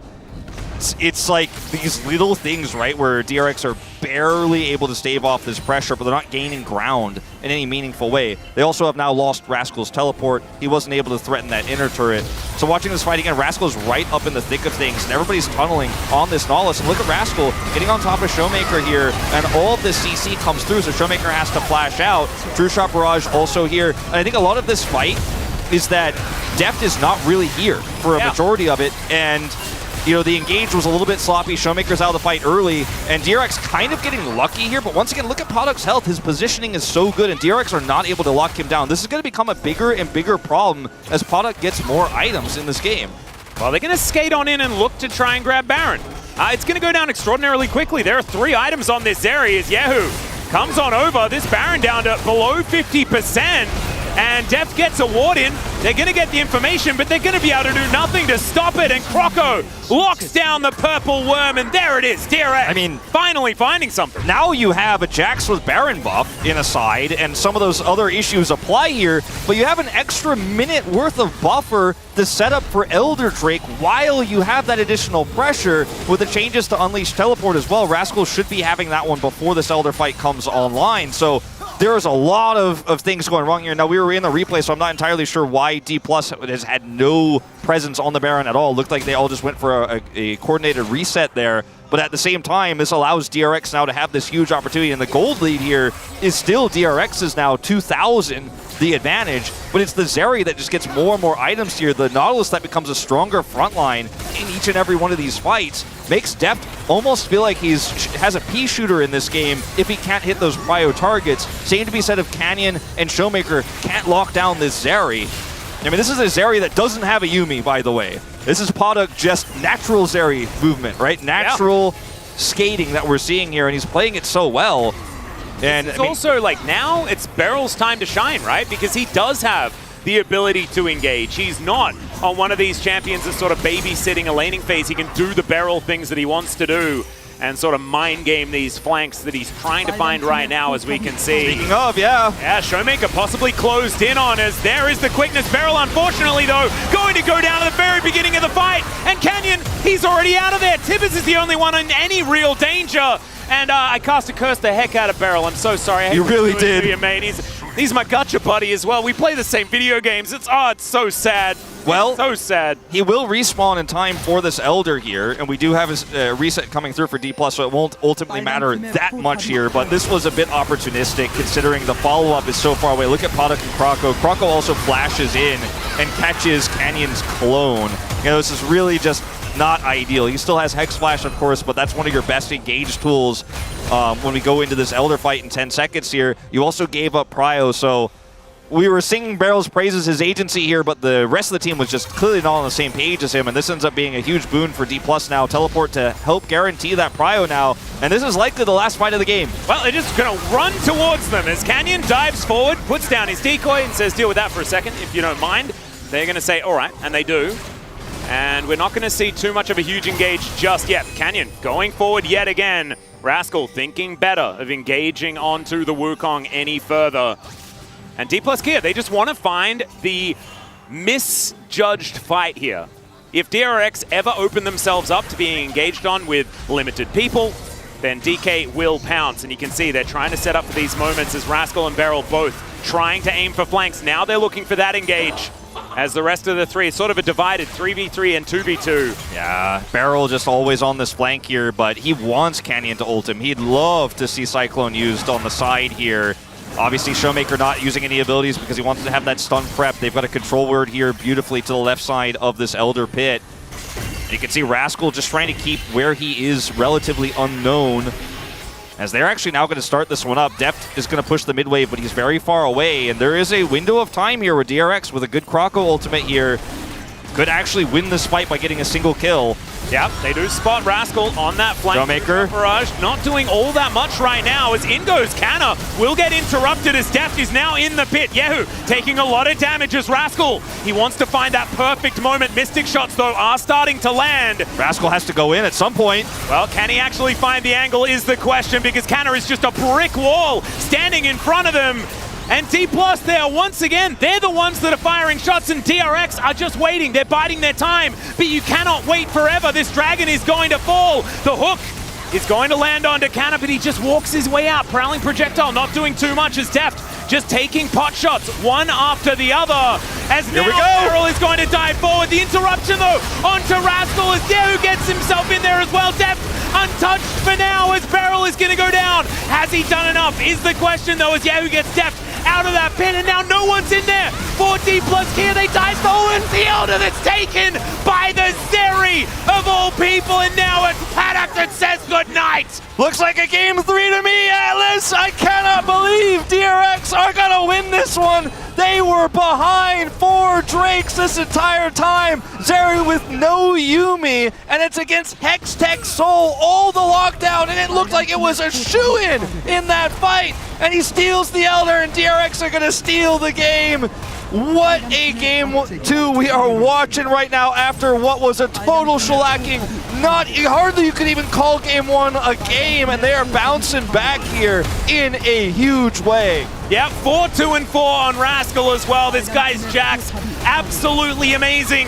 That's where it started, and that's where it ends as he throws his lamppost into the Nexus to take down D+ Kia in game number 2. Oh, man. I'm kind of torn right now on POG because I got to tell you, the Croco early game I think is really one of the biggest parts of DRX's ability to survive through that mid game despite the Drake disadvantages there, because he set up the Jax to get early kills, to have that early advantage. But Podok's positioning was just so insanely good in each and every fight, and I'm going to have to give it to the rookie. I actually have to today. I'm going to give it to him. My vote, if I had one, is to Rascal. Just because his Jax he was the main character at the beginning of the game and threatening all of these flanks, being able to just narrowly walk away from these team fights. But I agree with you. I think Paddock, with the fact that he is a rookie, should give him some extra points here. Yeah, I mean, he just looked so clean, man. Honestly, it reminds me of early days of Pays. You know, some of the highlight clips I saw of Pays when he was first getting hyped up, really reminiscent. Obviously, same champion that Pays obviously very known for, the Zeri, but this was just one of those games where DRX, not only did they win this game, but they showed like such great resilience against the face of everything. Like all these advantages stacked against them. It's Deft, it's Ezreal, it's late game. They've got the poke. They've got Wukong, Annie engaged, right? And Showmaker was dueling with Rascal in that final fight. They were trading spots constantly, non-stop, trying to prevent the flank. Showmaker did his best. Rascal still got in there, and Paddock pops off and just barely... I say it's a steal because DRX were on top of it, but it's the Zeri that gets it over the smite, and that's what wins them the game. Really amazingly done here by DRX to even out the series. We'll see whether they can complete the upset by taking game number 3. Some side selection, maybe not necessarily in their favor for that one, but we are going to go to a short break. When we get back, the space and that deciding game.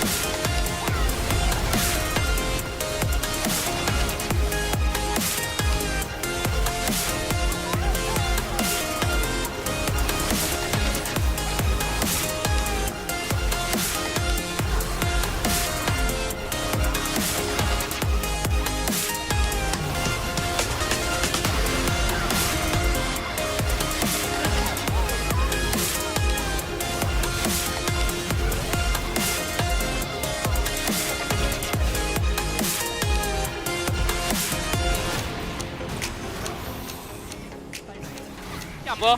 근데 포킹 다 나한테 쓰고 있어서. 에 걸어야 돼. 이거 걸게. 애니. 애니 노플. 애니 노플. 앞에부터 아래. 앞에 들어봐. 이제. 나집 갔다 텔 쓰고 올게. 하게. 아야, 찢어.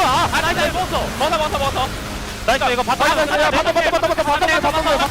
나이스! 이겼다. 좋았다. 나 아무것도 안 했어. 나도 아무것도 안 했어. 몰랐다.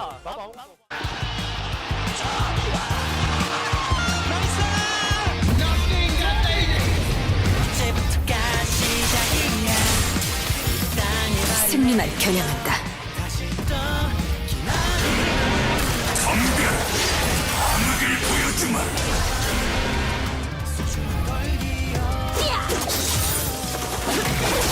망설임은 패배의 씨앗이 되지. 함께가 아니야.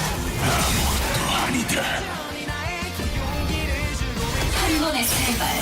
이제 빗나갈 일은 없다.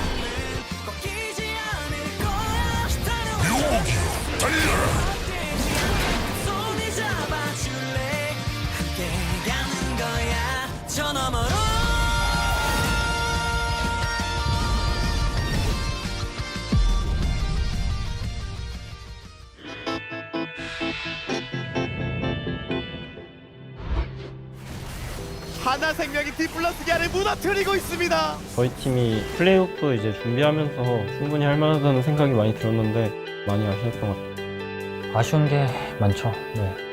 뭐 연습 과정, 뭐 대회도 그렇고 다 후회가 남을 정도로 아쉬웠어요. 라스칼이 와! 왜 그래요? 철벽의 라스칼. 스프링 때 라스칼 선수는 그냥 잘한다는 느낌보다 더 올라가서 뭔가 경외스럽다, 존경스럽다 그런 생각이 들게 한 선수여서 썸머 시즌에도 잘 하실 것 같습니다.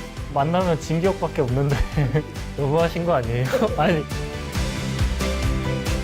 저도 똑같이 되게 배울 부분이 많구나, 되게 존경스럽다, 되게 좋은 커리어를 가졌음에도 불구하고 끊임없이 노력하는 모습, 하나의 팬까지는 아니고 응원을 한다.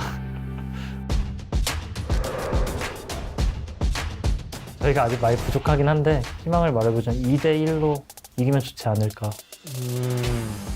2대0? 뭔가 근거 없는 자신감이 많달까. 저희가 이번 서머에는 팀적으로도 좀 끈끈한 모습 보여주고 계속 발전할 수 있는 모습 보여드릴 수 있도록 많이 노력하겠습니다. 월드 진출을 목표로 하고 있고 썸머 우승을 하게 된다면 뭐 일시드로 가는 거니까 우승을 향해 열심히 하도록 하겠습니다.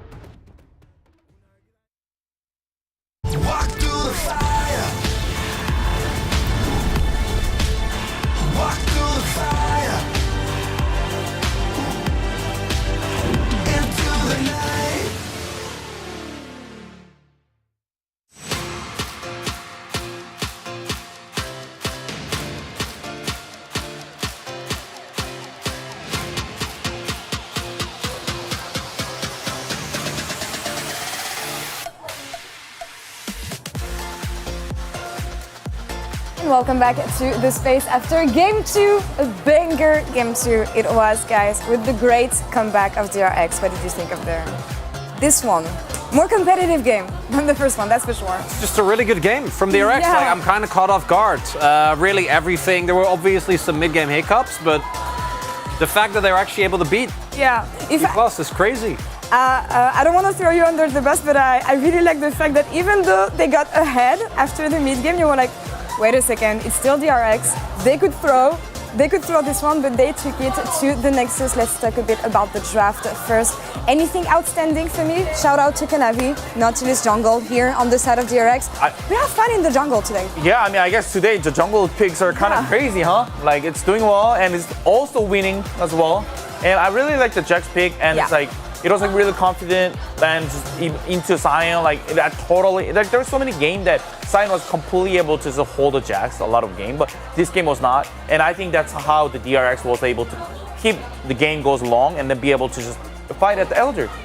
Yeah, I think the early game was really ran specifically by Croco and the Jax, right? A couple of really great early game plays that worked out. Then in the mid game, they kind of struggled, and obviously losing Hextech Soul, even with a draft like this, you're going to be really worried. For D+, Ezreal in particular, and Yuumi really utilized that so well, so things looked a little bit dire from there. Yeah, do we want to take a look at the first highlight though, because you were talking about the early game, and this is on the top lane that action happened, and here, unfortunate ward placing, Honey, but again, this is playing well for DRX.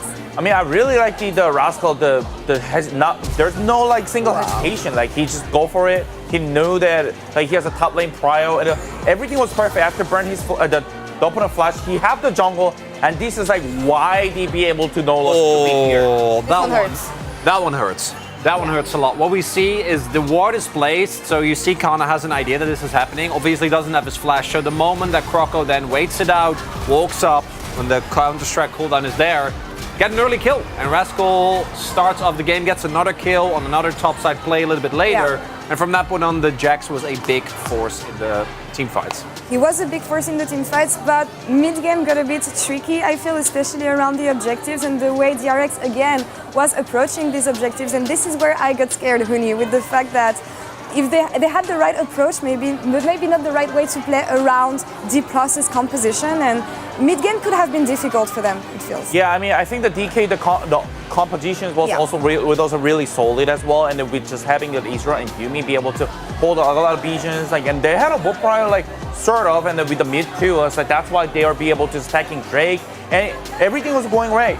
And until the Elder. Yeah, until the Elder that we can watch right now, maybe. And What an amazing fight it was. After this, no comeback, of course, for D+, but Chronicler, talk me through how they made it happen and how they worked on this setup.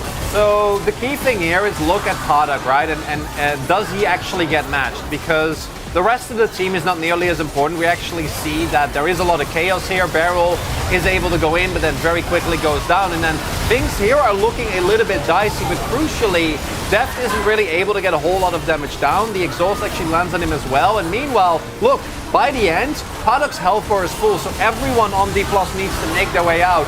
And then it's somehow Zeri, because this was, if a D+ rather, with that flash from Canyon Over gets the Elder, they just win the game. And it's a 2-0, and that's the end of it. But instead, we're going to game number 3. Yeah, I mean, this is like why the Zeri, the prior was really, really high, and if the game goes late, the Zeri, if it's like 50-50 moments, like, it's tough. It's really rough, and just Zeri, the whole champion, it's just skill set.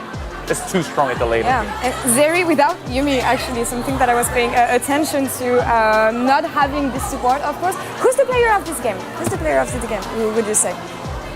I don't know. I think there's a couple of great options. I know we already caught some flack for our options, so we'll see what it ends up being. Let's reveal, shall we, and see who was the man of the setup. Of course, with the last fight, it makes sense, I feel. And not just the last fight. I think that the player in general had a really, really good series.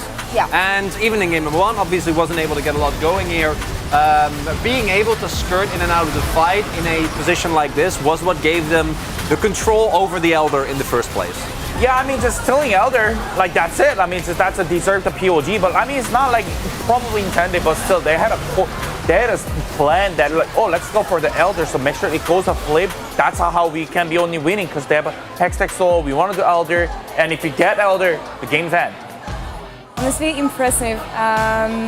Mindset reset. That's an amazing angle. Getting thrown on the bus, Huni. Well, I mean, the game could go, could have been over if Yehu was not playing well. Yeah, I actually thought, we were talking about it, Yehu had a couple of great early game team fights, but clearly we missed the mark on that one. Well, I mean, even should have voted Zeri. I don't know. You're with me? No. You together? No. It's always itchy voting for Zeri. Next side selection, sorry, is going to be a D+ playing on blue side. What kind of priority do we want to see on the first phase of the draft, Huni, here? Well, I mean, DK chose the final blue side, and I think they will be, like, just have a similar draft, I'll say. But the thing is, I think they should be care more about the Zeri, and like, if they want to play against Zeri, like, usually these days, like, player actually pick, like, the first game, like, picking Draven, Pike, like, those kind of things, like, needed. Not the Azure Yumi. Yeah, I expect D+ to really go in hard on the early game again, because I think that they've shown that they can take an early game and run it and not give an opportunity to their opponents. Yeah, paid off so far. Why not running back? But 1-1 in this series. Let's see what the casters think about game 3 and who takes it. Take it away, guys. Thank you so much, Spaces. My favorite part of that whole thing, Wolf, is the fact that we don't want to give POG to the overpowered champion. Let's not give it to the Zeri. Let's give it to Cassante instead. Oh, it's beautiful. It couldn't have been more beautiful. But Padak is going to pick it up. His positioning, like you were talking about, absolutely fantastic. But honestly, that last fight, that was a flip for the game, and they managed to win it off the back of his late game carry potential. Really nicely done here by DRX, and we'll see whether they can do it again in order to bring us to that third game. One of the longest Korean deaths of all time happening behind us here. There's a lot to break down. It's a very long and crazy game. I looked at Yehu in that last fight a second time because we gave Chronicler like mad flack. Oh yeah, we saw his POG build and we were like, whoa. Valdez said like profanity. Then he like later qualified it wasn't about the POG vote, but like we're pretty sure like Valdez was like losing his mind. I just put words in Valdez's mouth, but. Watching that last fight as well, though, if he doesn't actually get on top of Deft like that, then I think Deft has a lot more agency. And, I mean, look, it's... I wanted to give it to Padak because he had a fantastic game. And now we get live reaction. Live reaction. Wolf, move your head. Oh, Max, move your head. Move the chair. Oh, God. Just have to make sure that we can see the... Looks like they weren't really too bothered by it, but... I'm looking at this third game, but it's going to be the first time we get to see D+ on blue side.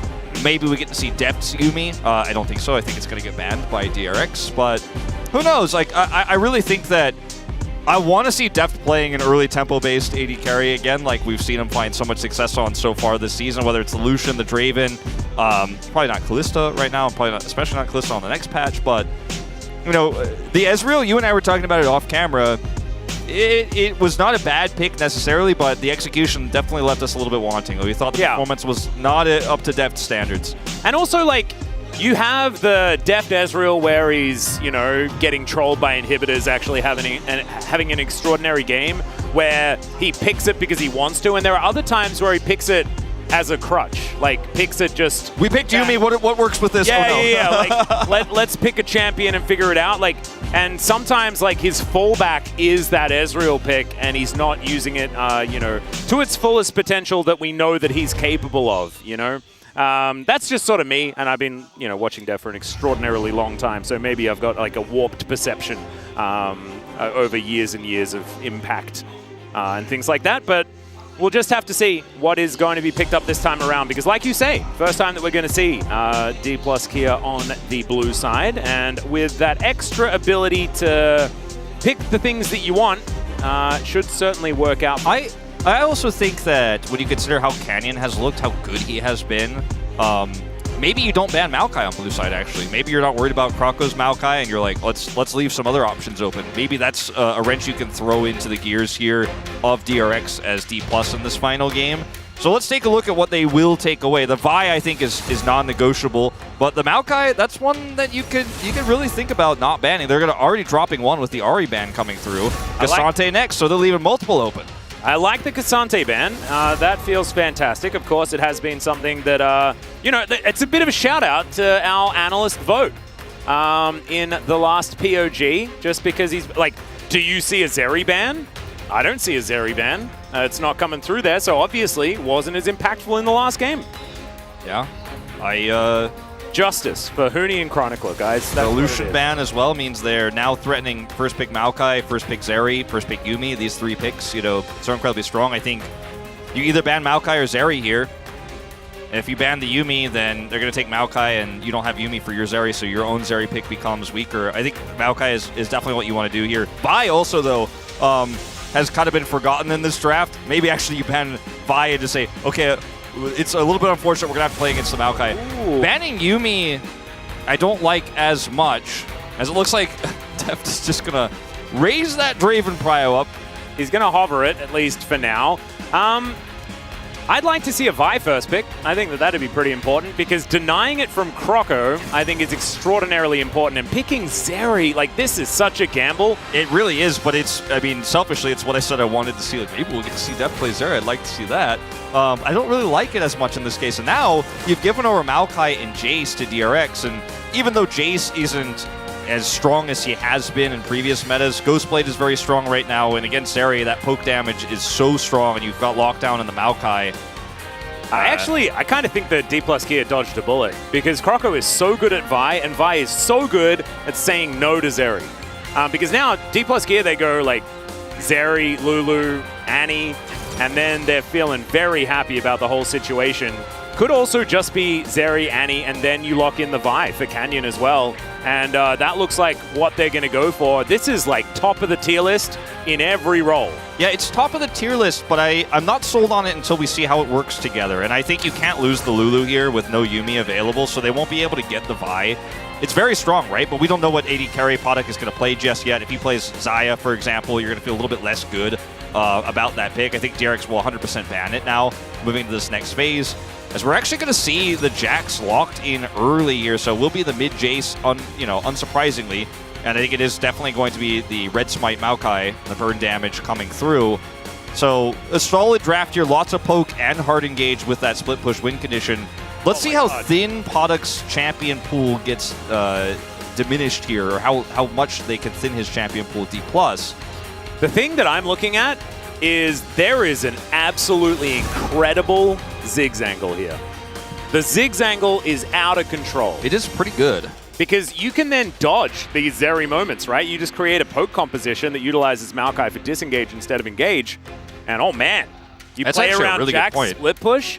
God, it's kind of a beautiful composition. Not to they've mention, set up for. not to mention that the laning phase is free for Ziggs here. A lot of the time, your Ziggs, you're like, I gotta go teleport. I'm just gonna lose lane and then teleport back, and eventually I'll be a threat. But against the Zeri Lulu, you actually have a lot of power even in that lane. So I'm kind of agreeing with you here. I think the Rakan ban is very smart. I think Xayah is the other pick that Paddock is probably thinking about pretty hard right now. I don't think you want to try to play Aphelios in this draft. It doesn't have synergy with the rest of what you've set up here. So that's not really, even though it's a great tier list pick, it doesn't really suit the draft. And Rel will be taken away. I think Samira, another pick that could have been quite strong, potentially in a situation like this, the Neela as well. I think you just go Xayah here and play something boring, with it like a Nautilus. Okay, we're going all in on the poke, I see. Yeah, this kind of has a similar vibe, right? Like, it's still an 80 carry, but if it is going to be the lethality version of Varus, works in a similar way to that of the Ziggs. But Scion stock is way up. It's way up, right? Buy now, D+. Oh, yeah. Or sell now, I guess, whatever. Get that value, because this is where you're going to say, I'm just going to put a stop to all of this poke damage. I'm going to be the front line that helps set up the engage. The Viego is also very strong with the Annie and works well if you start to get those resets with the Zeri. I think the Scion is still the pick you want to go with here. Ornn is the alternative, which gives you a little bit of a stronger follow-up engage and can help you get through the Maokai, so maybe that's what they're thinking here. There's a long-range Scion engage less valuable in this type of composition in the Maokai. The Ornn can buffer his way through the Maokai ult and can also engage from a long way away, so they do ultimately decide, looks like, to go for that here for Kana. I kind of like it. Just mixing it up, going to be a different burly boy towards that top side and give you that extra late game. So, if D+ Gear do make it to late game, Beryl, it's Dunzo, and Beryl, he's got a skin. Skins, man. I think he's probably just going to play Nautilus, though, or perhaps even Leona, I would like in this. Okay, he's going for it, though. I mean, look, if you hit the Ash Arrow, and then you have the follow-up poke guaranteed to hit, it is very strong. This love is it. Significantly nerfed, but I mean, the ultimate is where it's at. The nerf was really on what it does in the early laning phase, which could have been on a previous patch, you'd be like, oh, it's doomed for Zeri in this lane. And to be honest, it kind of still is. It kind of is, yeah. Because, if there's any lane that is susceptible early, it is a Zeri lane. And Lulu does sort of help out with that just a little bit. It's not like a Zeri Yuumi, which would have been even weaker. But Varus Ashe is terrifying. And so, yeah, Deft and Kellen going to have to be able to weather the storm as best they can. Because I think elsewhere on the map, this composition is kind of beautiful. Like, you just look at the left side of your screen, you're like, oh, that's a draw from D+ Kia. It really is. It's very meta. It's very strong. It's very D+, right? What I'm most excited for, as just a new enjoyer of DRX after Game 2, I'm ready to see how deep the rabbit hole goes, is to see how Paddock can play on a very completely different non-mobile AD carry, right? Because we saw the Zeri, right? We did see the Aphelios-ish in Game 1, but not really. Game 3 here, similar story with this poke Varus. He's going to be very susceptible to Annie engage, Ornn engage, all of these problems that D+ have now set up here. The Viego with Wild Growth, if he gets on top of him, he's going to have a bad time. So you had the freebie in the Zeri. Your positioning was fantastic. How's it going to look now when you have so much poke in this composition? Your comp also has synergy, but your performance individually is going to be so critical. Same to be said of Yehu, who will be playing the Jace mid. So these two new players really need to step up in a big way if they're going to take the upset win tonight. It's absolutely true, and I think Beryl is going to have to really up the defensive game, because he could be a sitting duck in this game, and his AD carry is named after a duck. Let's just jump on the roof.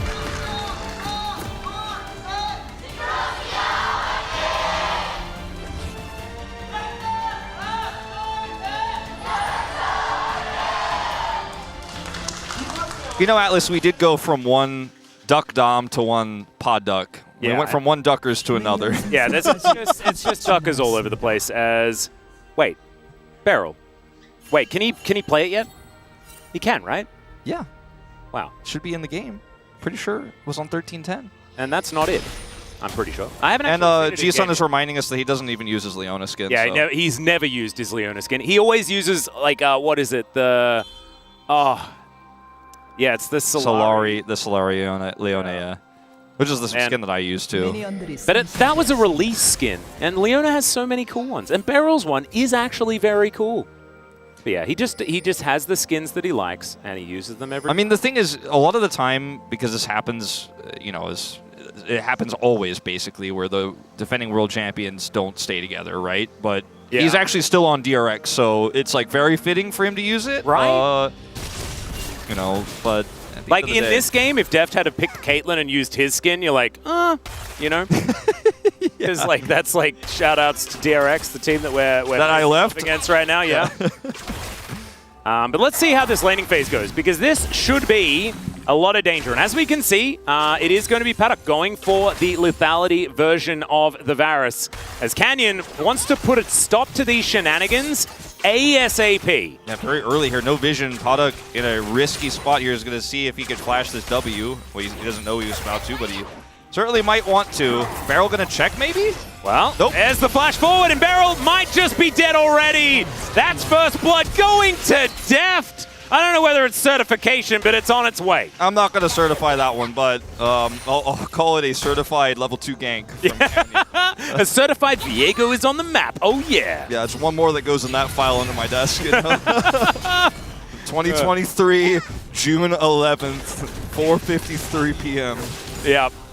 Put it in the file. Yeah, I was going to say, like, is Mr. Duchovny going to, like, take that one out later and try to decipher what it means? I'm not entirely sure.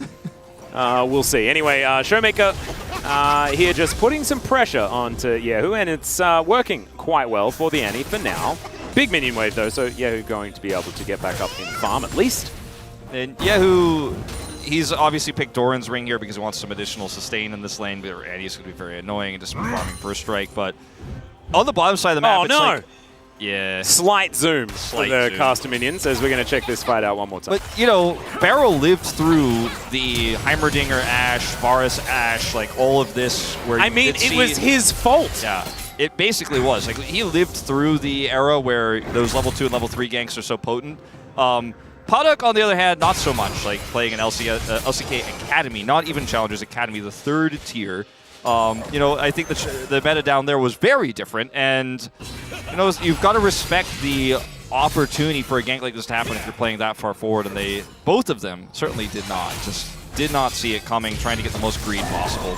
Yeah, and now Deft walks back with Berserker's Greaves, which he's very happy about. Doesn't actually have his Cull picked up yet, but having that perfect money to go back and get Berserkers on your first back feels real good against all of this poke damage that is going to be flying forward.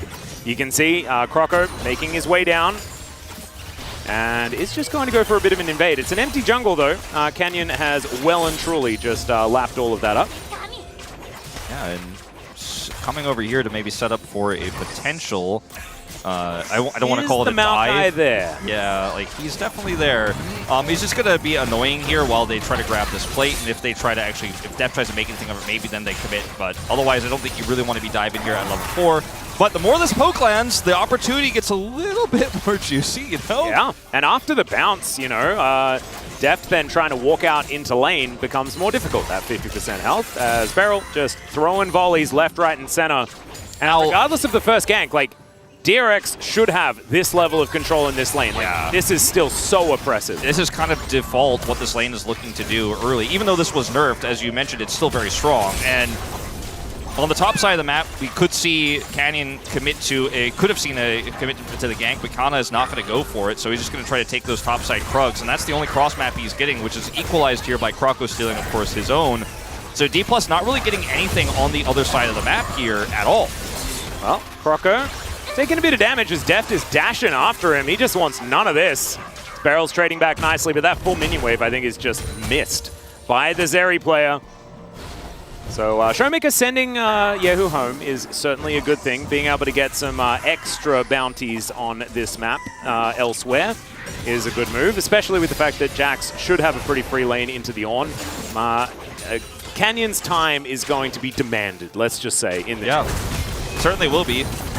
This here's level 6 for Rascal. Oh no, Canna not being able to play out the mind game effectively into the Counter-Strike. Bella's Breath still gets stunned. And will be able to get himself out of there. No flashes needed, so I guess I'm just getting a little bit more excited than I necessarily need to. Yeah, just gonna heal up with cookies, refillable Doran's ring, or Doran's shield rather, and both gonna be okay.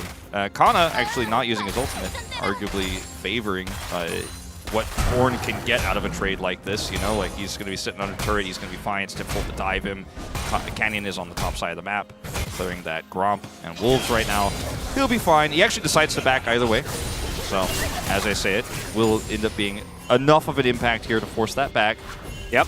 And I'm looking at this game like, okay, the early game kind of went almost exactly as we expected, minus that level 2 gank from Canyon.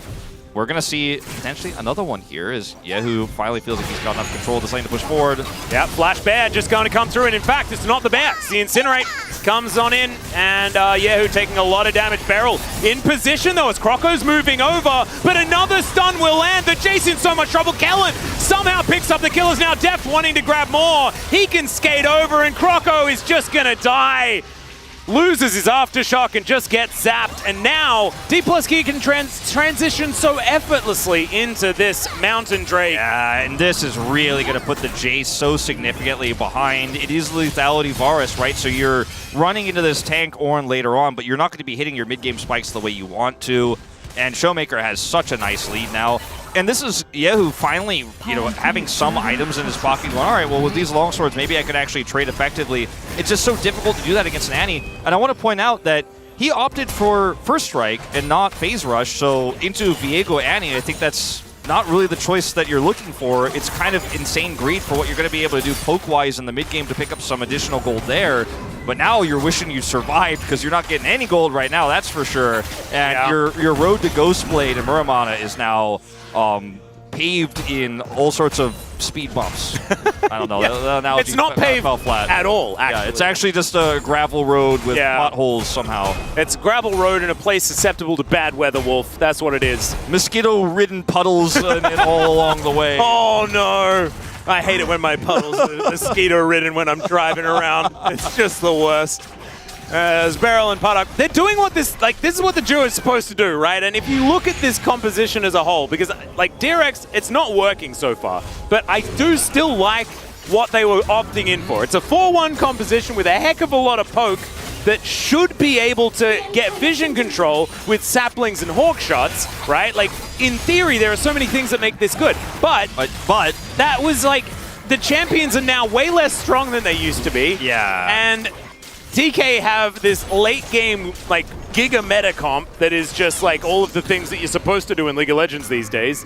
And unfortunately for DRX, they've fallen behind early, which is the time where they're supposed to be creating advantages, especially in the bottom lane. So, and it's a 2-0 Zeri. And Zeri is now going to try to push plates topside here after taking this Herald, and they will be able to give it to her. Deft also, like, yeah, he's quote-unquote behind by like 10 CS here. He has 2 kills, though, including First Blood, and he's going to pick up more plate gold here on the top side of the map very soon. So, yeah, you got the entire turret bottom side, but Deft isn't really that far behind now. Luckily, the Ghostblade is picked up here early. They are able to, with that entire turret, give that to Paddock here at this stage in the game, which is going to really give him a huge spike here. Oh. Unfortunately, nothing to fight for with it at this moment in time, with Herald going over, Drake's in 3 minutes. So Deft is sitting on his Hearthbound axe.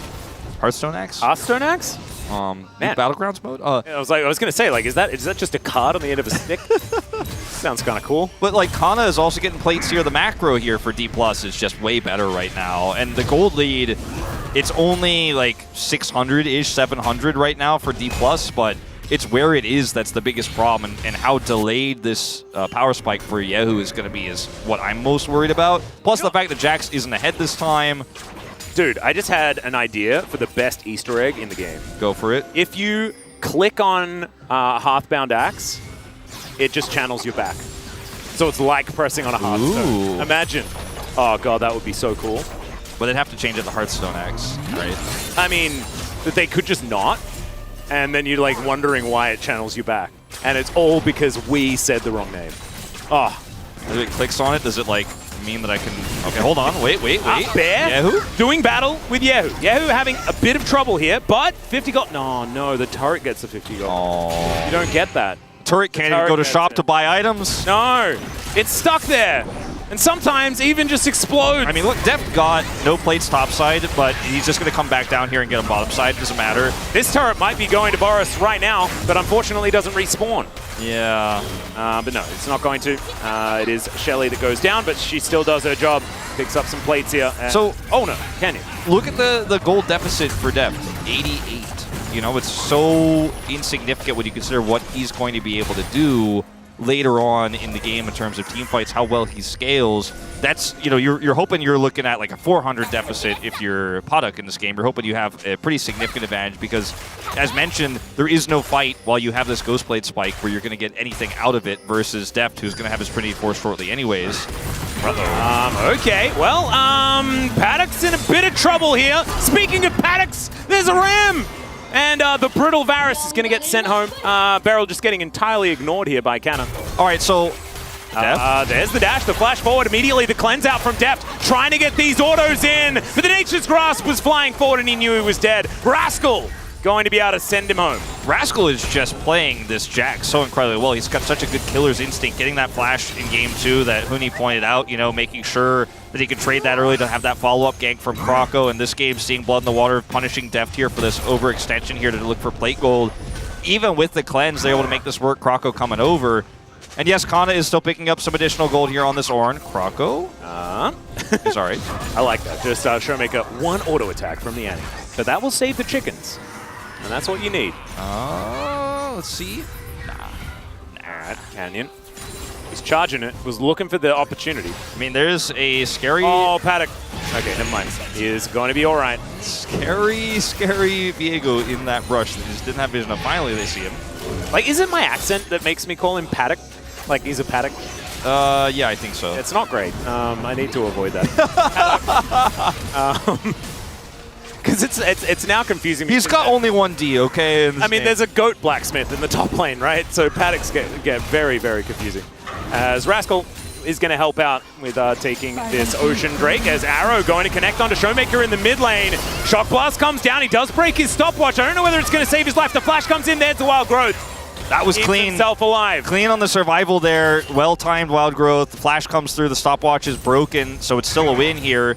As the observers just keep it like, yeah, Kana's getting plates on Ornn. I'm like, yeah, but let's talk about what's really going on the other side. Disassembling the turret. Yes, very slowly over time, and it is going to be relevant. Yeah. Just not for a while. Yeah. And this game has kind of had non-stop action, even though it's only been 4 kills here. And yes, it is still that 800-ish gold lead, 700 to 800 gold lead that D+ have here.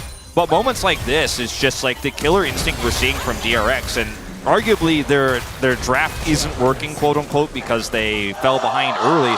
But it's moments like this and the clutch plays we've seen from both Paddock, from Croco in Game 2, right? The plays we saw from Rascal in Game 2 as well on the Jacks. It just makes you feel like almost it feels like tonight they just want it more. You know, it's like the clutch stuff is coming through, and Beryl makes that play happen in mid. Stopwatch is broken, Flash is down, Wild Growth is down.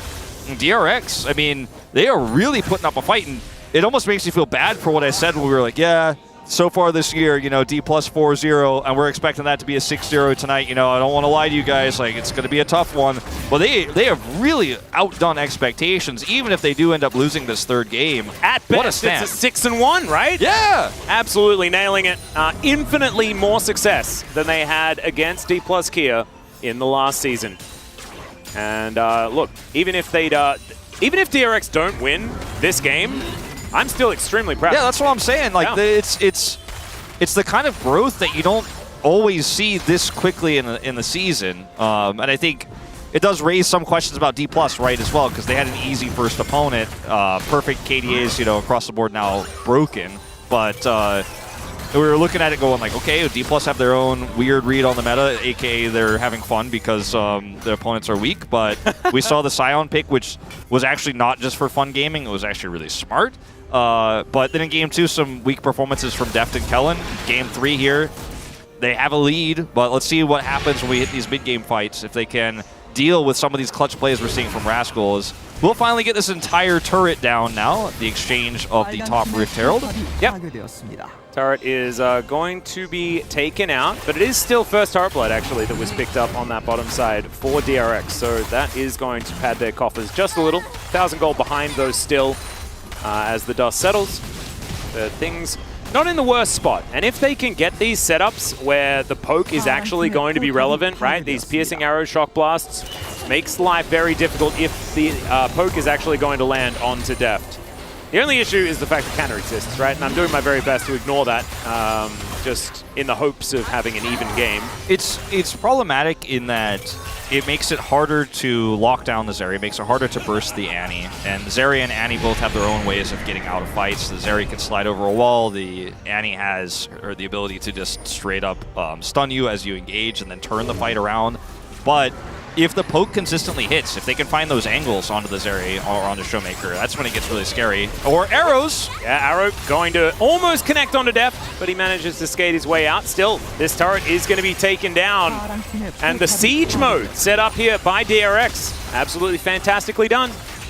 And you've just got to respect these the arrows, right? If you get caught by one of those as Zeri here, I mean, you have Cleanse, so you have that kind of get out of jail free card, but if that gets forced by any other way, you get caught by an arrow, you get hit by a shock blast, like, even if you don't die, you're not doing Zeri things in that team fight because you need that health, you need that resource to actually survive and carry the fight as Product did in Game 2. So, you know, there are really nice ways for DRX to kind of sneak their way into a victory here, even though we talk about scaling. The lethality here is going to be thwarted by Ornn, but not so much the Zeri, not so much the Annie, and realistically, not the Viego, especially because he went Merc Treads this game. So, I mean, you're really fishing as Barrel, as Product, and as Yehu here for backline access with Poke, and so far they haven't really disappointed us. No, I actually think it's kind of working out, but the longevity of it is going to be a difficult part of it, right? Because D+ Gear do have a lot of hard engage options, which is obviously sort of the bane of poke compositions. Dive is generally the best one, but having an Ornn is certainly a good way of dealing with it. Rascal also building Zhonya's second this time around. Going to have that as an additional engage tool himself, or peel for his pokers, and ooh, that shock blast just narrowly missing, and they can't miss these. It's very important to land that poke in this particular moment. As D+ Kia setting up for this first Drake, they'll start it off. Yehu off to the side. Piercing arrow connects onto Canna, and you can see how much that is going to be a problem as Nature's Grasp does come down. Canna trying to get into position. As Yehu does connect the Shock Blast onto Deft. Half the health bar here of Canna. As there's the Flash Tibbers. The bear comes down and finds the backline. The flash forward from Canna isn't fantastic though, as Rascal gets into the fight, but Deft takes matters into his own hands. Just eliminates the backline entirely. And now everything has fallen apart. The Phalanx has split and the flashes forward from Deft. He is mad about what happened in Game 2. And you can understand exactly why. 6-2 here for D+ Kia. And that's that Zeri that had such an early lead is really starting to show up now in this fight. Good flash forward from Deft there to actually close the gap, because after Showmaker's engage was largely just weathered by DRX, if he doesn't actually get in there and make that damage happen quickly, then Yehu gets into melee form to the skies and actually rips Deft apart and maybe actually bursts him down. As you can just see in this fight, when the ult comes through here from Showmaker, the rest of DRX are just kind of casually like, all right, well, what happens next? And then Deft makes the play here beautifully, has a ward here over the wall, knows exactly where Product and Barrel are, gets to slide through and assassinate the enemy Varus. If this doesn't happen that way, where he both assassinates the enemy AD carry, but also avoids the solo laner threat. So he's doing two things in this moment, both escaping danger, but also assassinating the enemy AD carry. If he doesn't do that, the fight definitely could have been won there by the side of DRX, but he had that vision over the wall, which was so critical, allowing him to know, okay, I've got this, I have the damage, I will blow that Varus up. It worked out as well, and this is why DRX need to make sure that the poke is landing if they're going to set up for it. But honestly, it does feel like an old strategy. I was wondering whether it was going to be the Star Wars quote, you know, like of, oh, it's an older strategy, but it still checks out, but it's not checking out. You know, I mean, I look at Barrel as one of the craziest chefs, like Michelin certified, you know, we have in the LCK. But this time his friends came over and he's had a tough year, and he went to his freezer and he had the hot dogs that were labeled Spring 2022 on them. Or sorry, Spring 2023, excuse me, on them, and he was like, they're still good. Pulls them out, slaps them on the grill, And he's like, I'm cooking. Yeah. Or maybe he's one of those Michelin chefs that have just like, it's just gotten too much, you know, he's gone too far. And now he's just like serving lawn. And he's saying, no, but it's art. You don't understand. We're like, but it's still lawn. And it doesn't taste very good, you know? Yeah, just, there's a couple of different ways. We'll have to ask him about it. As 1,000 gold is going to be the lead. It's nothing insurmountable or anything like that. But as this game goes on, it just gets more and more difficult. And if the DRX composition is going to get picked apart like this, I really just don't see it going much further. Yeah, I mean, I think that last fight, you know, the poke did somewhat connect, right? But he's got shields, Steph does, with the Lulu, and his clutch play over the wall there was really what ended the fight. I think it could have gone either way, but now it's just, it might be too much. You know, the lead is so massive here at this point for this Zeri. Croco. Yeah, it's going to be a stun onto Croco. He cops a bear to the face as well as the Nature's Grasp came through, but it's not going to be enough to save him, I don't think. The Ram is going to fly by, looking a little bit cool there as Twisted advance onto Tibbers. That ain't going to be the way out of that situation as Rascal gets in, but a little bit too late. No jungler. Possibly just time for Baron. Yeah, now they do not have a lot of that great engage here to peel in this fight, but Rascal isn't here at all, so he's going to need a TP in. They are going to contest this. This is risky from DRX, but you don't want to just give this up. Yep, he's got his Zhonya's now as he does flash on in. Deft in trouble, but oh, the wild growth, it's used onto Canna. That's a little bit frightening there if you are a Deft fan, but he gets himself out of there. They're inside the pit, it's a flip, it's taken by Rascal of all people. Deft tries to fight it out, but it does not work.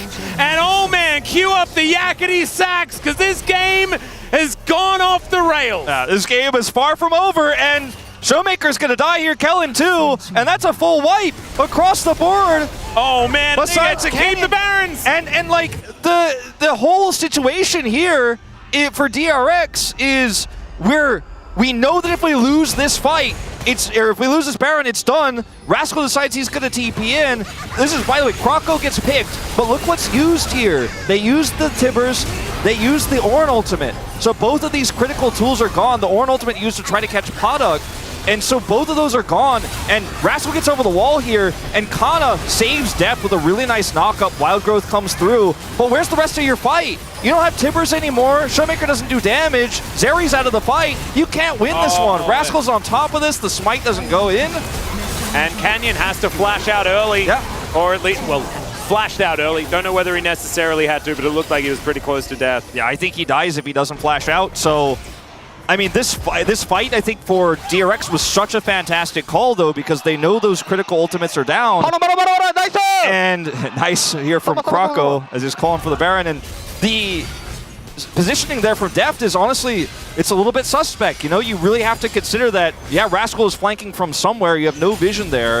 And just to get all of your health gone in an instant by this Jax that's flanking, you have to know what's coming. I think they really just didn't do their due diligence. No, it was a rough situation. Let's just say that. And as you can see, the gold lead is just going to dissipate here for D+ Kia.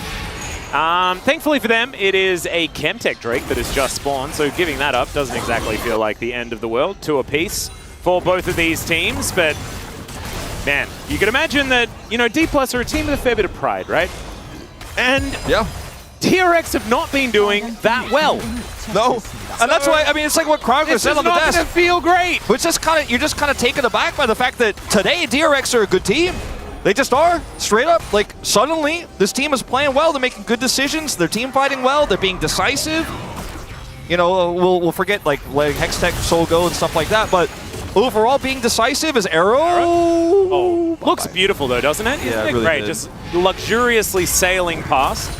Great asset, you know. Yeah, absolutely fantastic. I'm really glad that we got to zoom in and have a look as it went by. We got to see it from all angles. Yeah, we did. We did. Really beautifully done.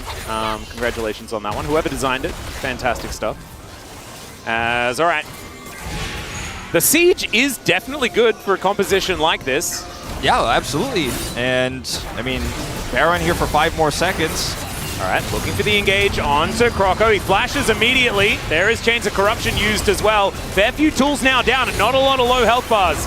On D+ Kia's side, Canyon still lurking in this mist. As Deft off to the side. I mean, look at how much guaranteed poke you get with Croco's ultimate there. Rascal, by the way, not here. This is a 4v5 they turn on with that This is how it's supposed to work, right? Exactly, and then you have the ability to guarantee the poke. Now another minion wave comes through, and Rascal's getting value in sides in the mid lane, now moving to top lane here, even taking the blue buff away, which is going to make his push even stronger. So he's taking away jungle camps here. He's going to hit level 16 very soon. And I don't want to say it's over here or it's checkmate by any means, but DRX now have full control over the map. Look at the lack of vision here for D+ around the map. They really just don't have any vision or any wards whatsoever. And this is so problematic when you could walk into Chains of Corruption, an Ash arrow, and then instantly die or have to use critical tools here. So Deft, you know, this game got a lot harder for him, man. He's like, this isn't even my fault. Now, part of it is on the Baron, to be fair, but he's been having a great game, but now his life is so much harder. Yeah, and I mean, the Baron, the call itself was probably the problem, as maybe they just didn't have the tools to quite do it, but kill the jungle, take the Baron is generally something that's written in the textbook.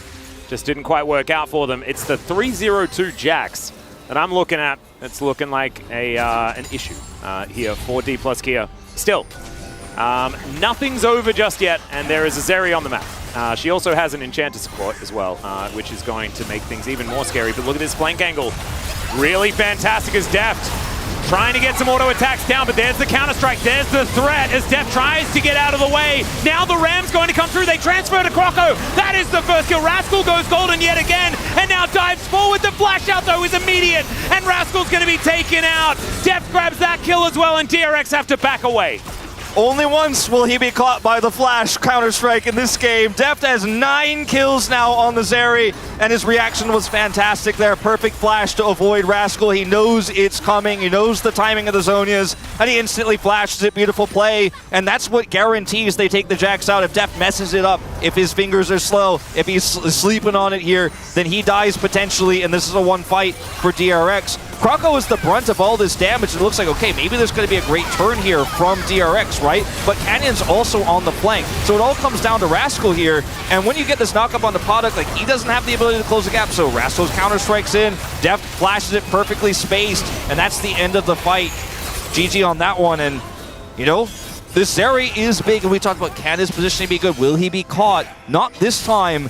He was on the Baron. But now when we go into the second Baron, they have so many advantages. They definitely do, and he's also very close to a Titanic Hydra as well. Going to take the Grump. We'll see whether that's going to be enough money to get there, as Baron has just respawned. Cannot looking to move back towards that top side, and man, everything about that play from Deft was exactly what he needed to do in that moment. Sidesteps the arrow, makes sure that the first engage from the Jax doesn't work, waits it out, knows that the leap strike is coming, and sets up for it. But still, DRX, they do have opportunities, right? And if they do manage to get set up in a position, which is pretty comfortable to do with saplings, with hawk shots and things like that. And look at all this, these wards that they have down as well. Double Serildas actually picked up also, as Yehu and Parak both have those set up. The wave clear here for DRX is pretty insane, and they could push this wave through, and they still have Cryo right now. Croco is still flashless, unfortunately for him, so you know, it's very scary for him to actually stand up at the front and continue to do that poke. So arrow gonna connect onto and then he's gonna walk That's away. why he went Merc Treads. So he could be in a safe spot when that does happen. Yeah. The basically right in front of you arrow doesn't also stun for that long base. Not too long. Yeah. TP from Yehu here, and DRX now losing control of the mid lane. This dragon is not what it's about, though. Not really even a little bit. It's Chemtech Soul. Neither team cares about it. It's all about the Baron. DRX is like, yeah, I dare you to try to threaten a trade. We'll take this trade any day of the week. And fighting for these control wards is massive for the poke. You know, giving that vision is so critical here so that you can actually land that poke as the Varus here, as the Jace. They have control ward control of this push. So hard to approach here. D+ going to try to push the turret.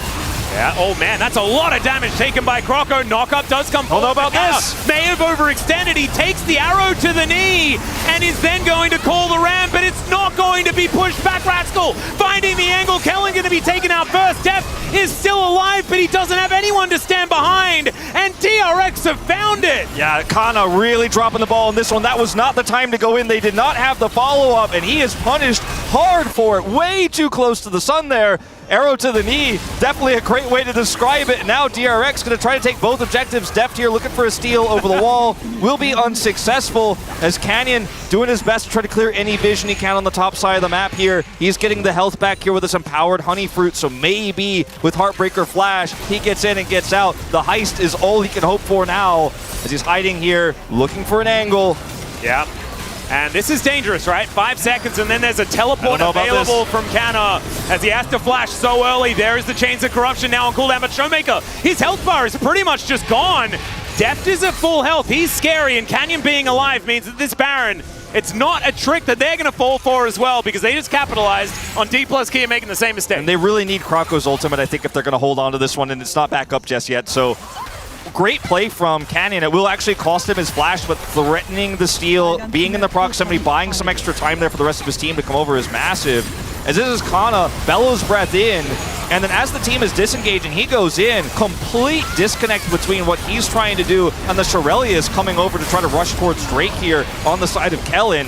And this is one of those moments the Kana haters, man, they're definitely going to capitalize on this, because this was definitely not the call, and perhaps the shot calling was the error. Is Canyon, where are you going? I'm not sure about that one, as Canyon's going to have to Heartbreaker his way out.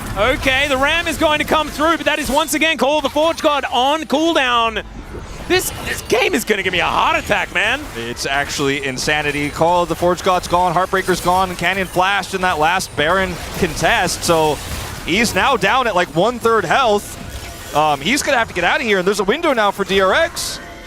Well, the Jack Greaves have been completed for Canna a while ago. We have the Deicide done for Canyon, although it didn't necessarily help him in that last moment. Maybe gave him a little bit too much aggression. And speaking of aggression, Deft is super far forward. Piercing Arrow going to do a fair bit of work there, but as you can see, with these 4 items that he's Bloodthirster is... yeah, he'll get some of his health back. That's why he delayed the Titanic Hydra. He just wants to have the healing. Once he gets hit by a Shock Blast, he wants to just be able to use minion waves and jungle minions, or jungle creeps rather, to get back to full health. And you can see it at work here with the help of Lulu, of course, as well.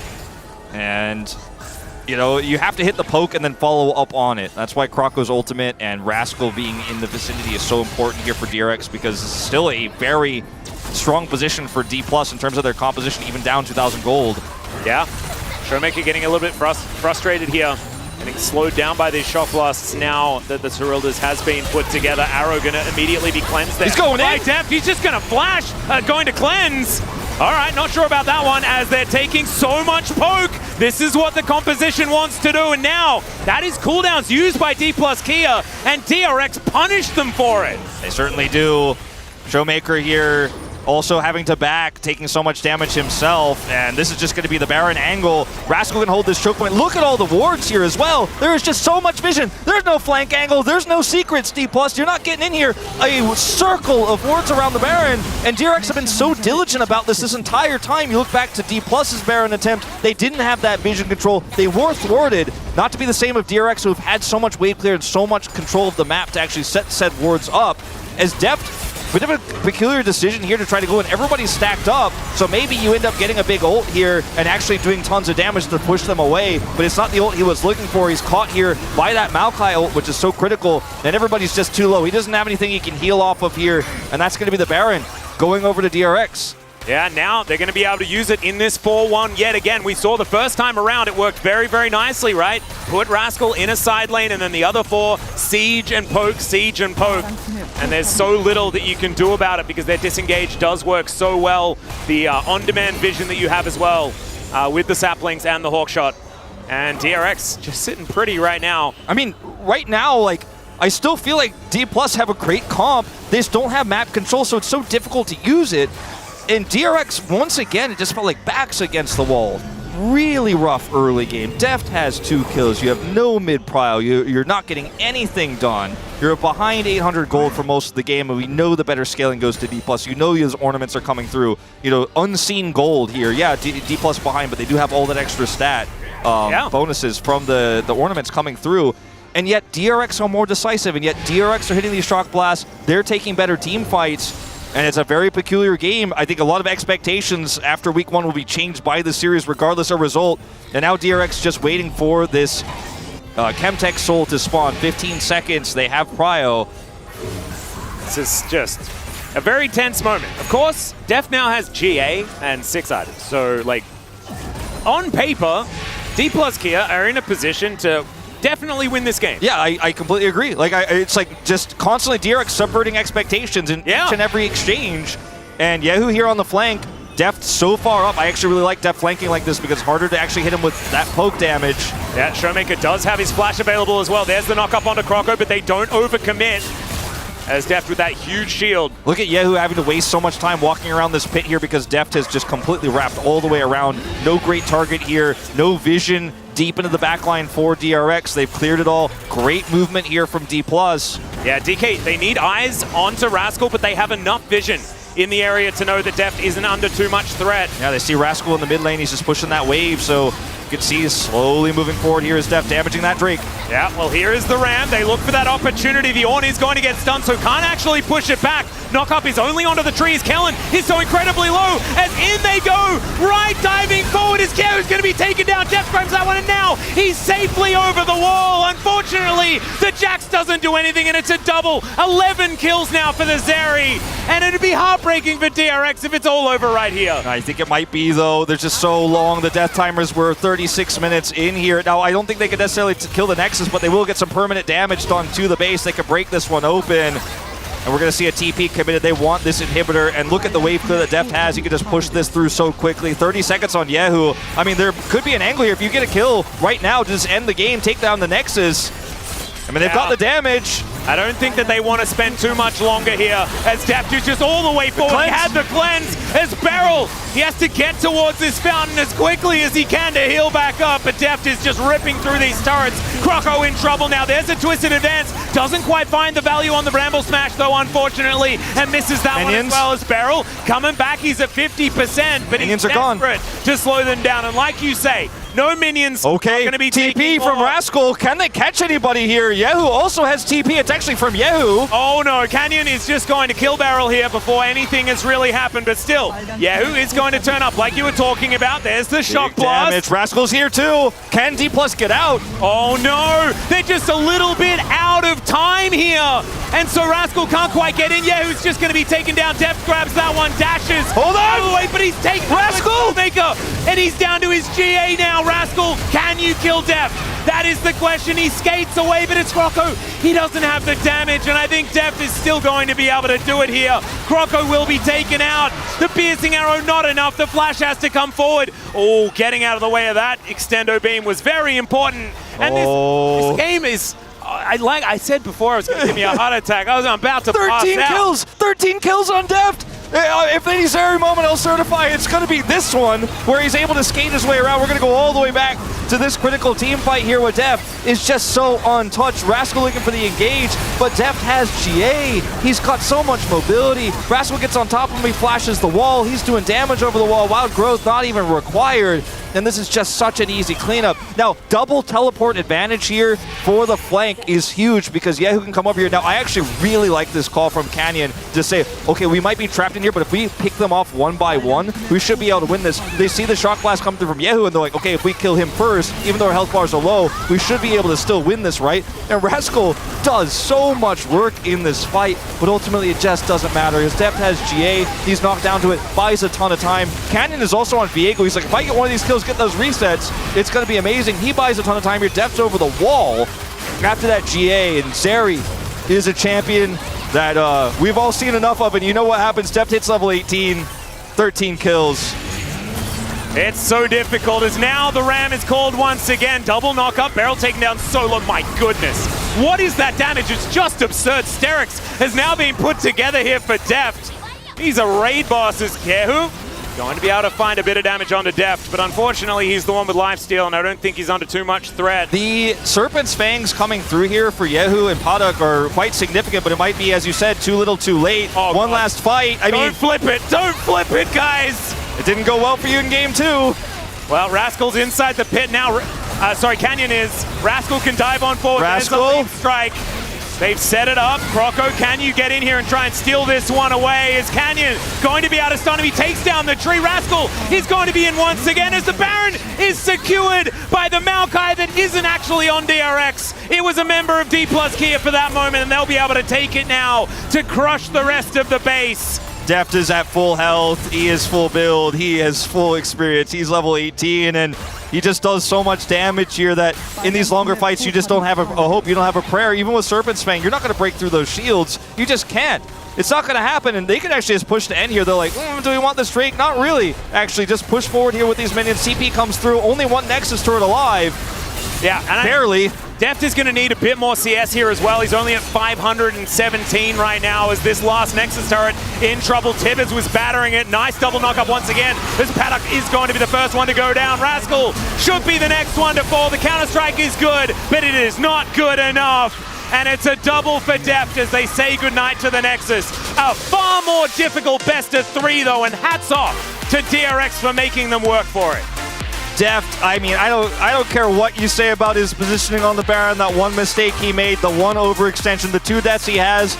Yeah, I could wipe it clean, man. He's got a perfect record as far as I'm concerned in this game with how much damage he did, his decisive flash over the wall to win that dragon fight, the ability to then escape out of GA into a composition like what DRX had, his reaction time against the flash forward from Rascal as well. Again, somewhat telegraphed, but he just didn't miss a beat. And this game is defined by the inexorbitant amount of damage he did with 13 kills and in a 40-minute game, maybe even higher. I don't know what he got to at the end, but he did so much work. Kata, few whoopsies across the game, but overall did a pretty good job towards those later fights. His last 2 ults were fantastic. Wolf, absolutely brilliant stuff there, but there were some definite hiccups for D+ Kia in this series, and I think they got kind of thrown a little by how well DRX played in the second game. Not to mention this draft being a blast from the past, and then it's not supposed to work, right?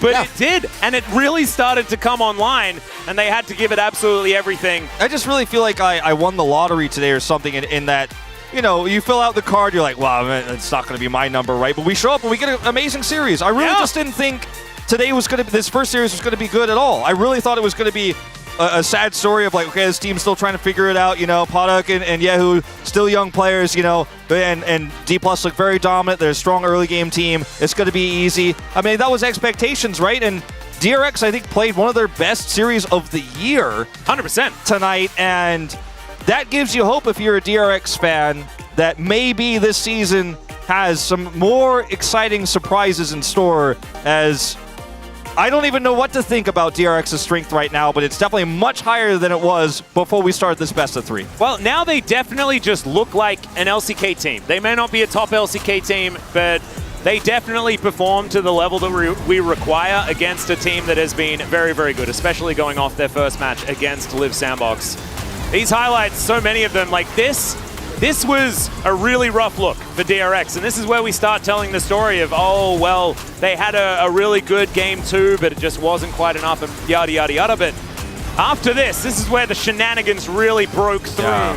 We saw a great play from Deft in the previous highlight. This one was the one where Rascal was able to get him out, do tons of damage, and then secure this Baron because Viego has to flash out. You know, arguably he could have smote that based on the health that we saw there if he holds on a little bit longer, but it's a chaotic situation. He's not able to secure it. And then this fight, I mean, this is another one of those ones that gets really wild. Look at the damage here from Yehu on the flank, onto Kellen. But Deft, he's got GA. He's just so big. He's got a wild growth. And once he's over the wall here, you've already used all your big cooldowns. You've already used all your poke. You can't secure that kill. No. And then Deft out of GA here in this fight, too. This fight was almost absolute genius for DRX, but unfortunately they just barely mistimed it. You saw that Beryl was actually putting down the control ward to spot exactly what Canyon did to him. But unfortunately it was just a little bit too late, and it could have been the dream moment for DRX here, but just wasn't quite enough. And Croco following Deft isn't going to win you the team fight. As well, getting the knock-up just to protect Deft, not that he really needed it, gets over the wall. And I thought that D+ had a really great reaction there, like just pick these 3 champions apart one by one and we win this fight. And then, of course, this moment here was just desperation.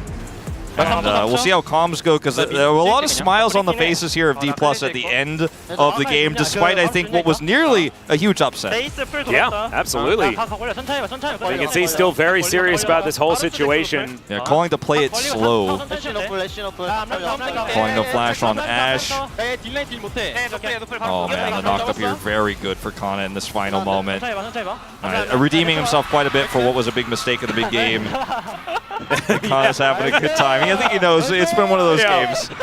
A little bit of a rough one, and Showmaker as well joining in on the giggle. So 54,000 damage. Yeah, I would say that.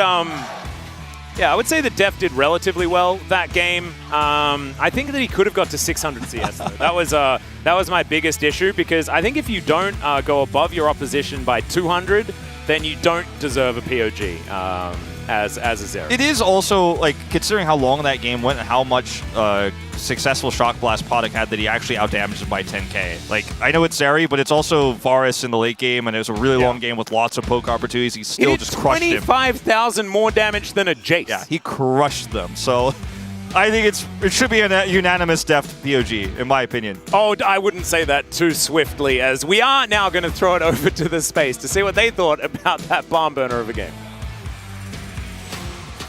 So normally I would let Laura open, but I want to be very clear, okay? We voted for Def. I'm gonna. It's fine. It's fine. Okay. The moment has passed. You know. Really voted. Yeah. It's fine. We voted for Def. Don't you worry. Under a lot of pressure, but yeah, amazing game from him, honestly. What a fantastic series it was, honestly, Chronicler. And we were just talking about the fact that last year, DRX, we know the Cinderella story, from the bottom to winning worlds. They always had competitive series against D plus Kia. Happened again today. Players changed, but they're all channeling the true spirit of DRX here today. Yeah, and we can talk about a draft a little bit, but it wasn't really about the draft. I do think, as mentioned by the cast, the idea behind this DRX draft, regardless of how you feel about how this composition works now, it's very cohesive. Yeah. There is a 4-1 unit that is very hard to engage on. There's a lot of disengage with Varus and Ashe and Maokai and Jace Gate, right? And then the opposing team is just a straight-up team fighting team. Yeah.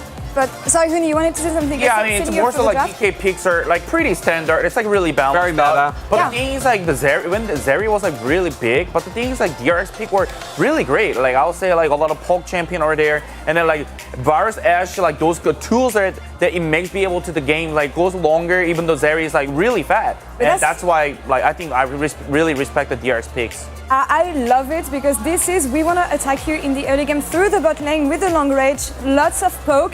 But let's take a look at the first replay here, because it went bad for them in the early game with Zeri picking up some kills.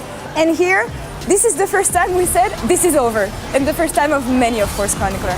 Because we did, right? It was an early level 2 gank, and then here you see a perfect fight. Showmaker re-engaging, and the moment that Rascal jumps over, Def smells weakness.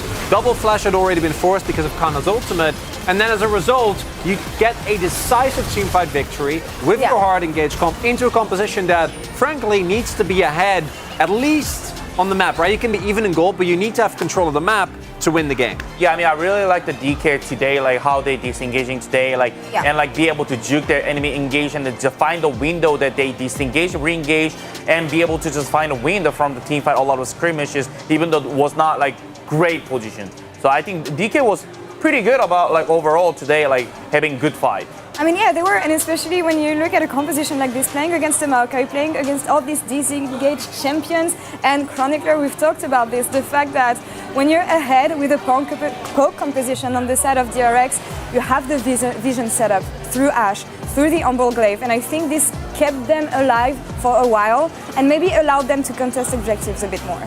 Yeah, and it's hard to engage on, and the composition is as good as it is extremely short range. Yeah. Right? It's Viego, Zeri, and Annie, and obviously you have the Ornn, but as we saw, there were actually a couple of opportunities where it was hard for Kana to reliably find engages, because if you just throw out an Ornn ult without any further threat, like they'll Maokai ult, and then that'll be the end of it. Well, let's take a look at the Baron, shall we? Because this is over, this is not, this is over, this is not. This is the portal to everything going crazy. Yeah, talk us through this. I don't know. I mean, today I really would like to shout out to Rascal. He played absolutely well today, and like here, he wasn't making enemy jungle to be forced to get out the pit. I mean, in my opinion, I think he should stay still in that like challenge as much as in DK they can. And I think the DK could have played a little bit better, which is like stay more in the side of pit or on it and be able to help the smite out or just burn Baron faster. But like regardless, DRX will find a way that how can they actually win the fight and be able to get the Baron. And then obviously there was like a solid 5 minutes of pure fighting around the base and the hold. But to me, this was the moment where the game kind of went off the rails. And what I really want to highlight, as Uni was saying, I think you can still see some of the issues that plagued D+ last split, where they're like, this team used to be so incredibly confident, and now they have like these moments where they're like, ooh, I'm not 100% sure. Yeah. And if they fully commit, as you were saying, like maybe they can pull it off. And then if you don't, you're like, half of the team is stuck in a pit against the Poke comp, which isn't going to end well. Which isn't going to end well, turned out well for them today, at least. Let's take a look at the player of the game. We're talking about Zeri, Deft, really, and of course it is Deft, rightfully so, I would say. We voted Zeri.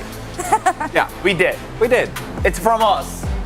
Yeah, but okay, so obviously we were reading about last game, but I think this game, it didn't fight feel especially. like there was any other choice, because Yeah. the way that Deft played aggressively, as good as the setup of Showmaker was, as good as some of the individual plays that Canyon found were, moments like this were what tilted the game very much in their favor. And this was also a game where I think if Deft ever missteps, they immediately lose the game. Yeah. Because I think that as the game went on, right, the Annie wasn't really able to have the biggest impact.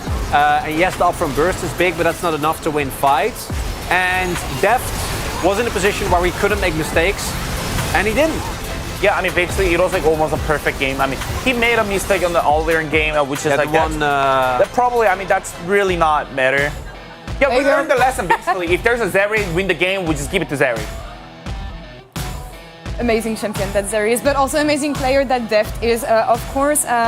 Before we jump onto the interview, I want to ask you guys, what do we understand after this game? What are the main takeaways on the side of... I don't understand anything. I actually have no idea, because DRX, okay, the one takeaway, Yeah. DRX are a lot better than we thought, and I just hope that they can keep this up, because this team has had some issues with tilt in Yeah. the previous split. But if they can play like this, like, they have a shot at making playoffs. Yeah, I mean, I feel like even in the game, like DK, I saw like from DK, they had like hesitating moment, like those kind of things that because DRX play really well and they play really, really tight around the strategy. And that's, to me, like, it's really surprising because I never expected DRX could do that. Yeah, and yeah, we've seen D+ have moments where they're unable, where they make a lot of individual mistakes, but this really felt like DRX earned the mistakes that were made by D+. Of course, it is. Wondering if the interview is ready. Jason, can you give me... Not yet. Well, I mean, we still have a lot to talk about for this game. I did not expect such a close series again. Yeah, I think that if you look at DRX individually, to talk a little bit more about them, because like obviously D+ won, they were the expected victor, they worked hard, but they did get it. Croco individually still looks a little bit shaky. I think he did what he needed to on Maokai, but dying as much as he did is something that you always want to avoid, even if you're the main initiation tool. But yeah, Rascal, really impressive today. Paddock, really impressive today. And even though, you know, obviously we got mean a little bit, I think Yeu's Jace actually turned out quite well. And the main thing, Paddock and Yeu, they play forward. And I think that's what this DRX roster needed. Do you think they can go higher, though, when you based on the game we've seen here? Again, Rascal, amazing game, amazing performance throughout the entire series. And yeah, maybe a glimpse of hope for DRX this split when you look at games like this? Well, I mean, it's a little bit early, but I think it's that no matter what, it's going to be better than Spring Split. That's what I gotta say. I mean, that's 100% confirmed. I'm really surprised at how they actually performed this well. And from DK, probably, I think, it's really interesting first game, like they pulled out the Sion, it was a really clean game, but not be able to make a clean 2-0, it's probably a little bit critical for them. Yeah, it's gonna hurt, but of course, still a win in the end for D+ Kia, who are ready on stage for the interview. We'll come back right after this. Thank you very much, guys. This is Ji-sun for the POG interview translation. We are here joined by Deft and Canyon, the Alpaca and Polar Bear on the side of the Plus Kia after having a perfect win on their starting week of the summer season. How do you guys feel about the clean 2-0 week? Well, today it was really hard, but I'm so relieved that we won, and I want to push this momentum forward. What about you, Deft? Me too. After the first game, I had this feeling that we're gonna go 2-0, and then had it not for that Ezreal in game number 2, this could have been a 2-0 win, but it's a bummer that I actually played Ezreal and we lost.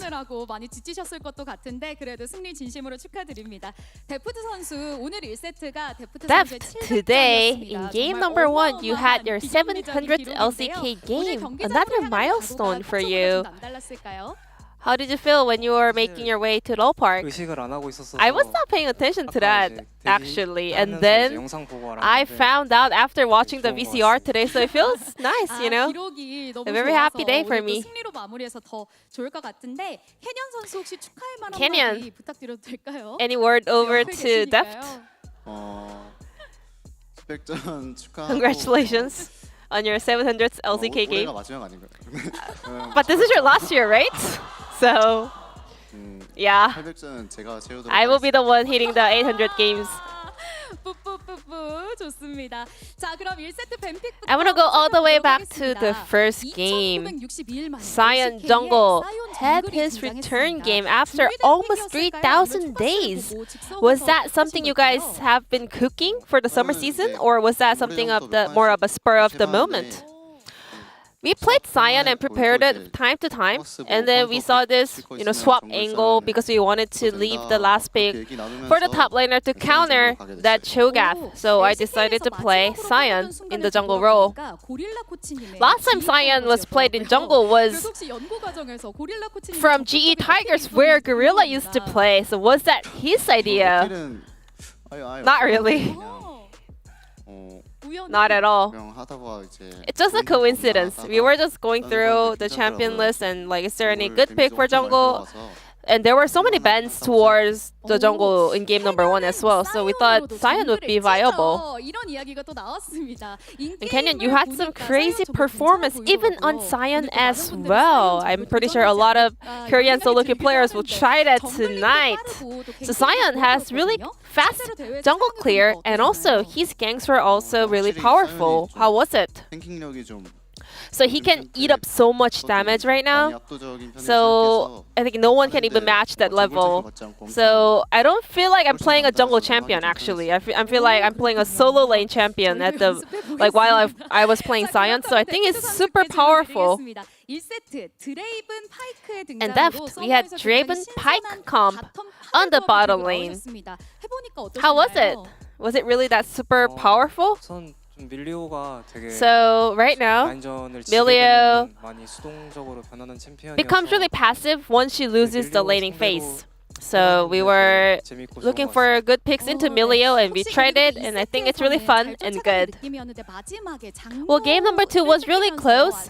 You guys were able to close the gap really well. However, the enemy ended up stealing the Elder and closed out the game. Well, I think it was a miracle that we actually got Soul in that game. So we were like, well, we did a great job. Let's never play Ezreal again. No more Ezreal for us. And we did a great job despite the bad draft we had. And then game 3, we had the famous Burrow Ashe. Did you see that coming? Well, we did see that Varus pick coming, but I didn't really say about it. And then once I saw Varus locked in, I was like, maybe it could be Heimer or Karma for his support, and then it was Ashe, so I was pretty surprised.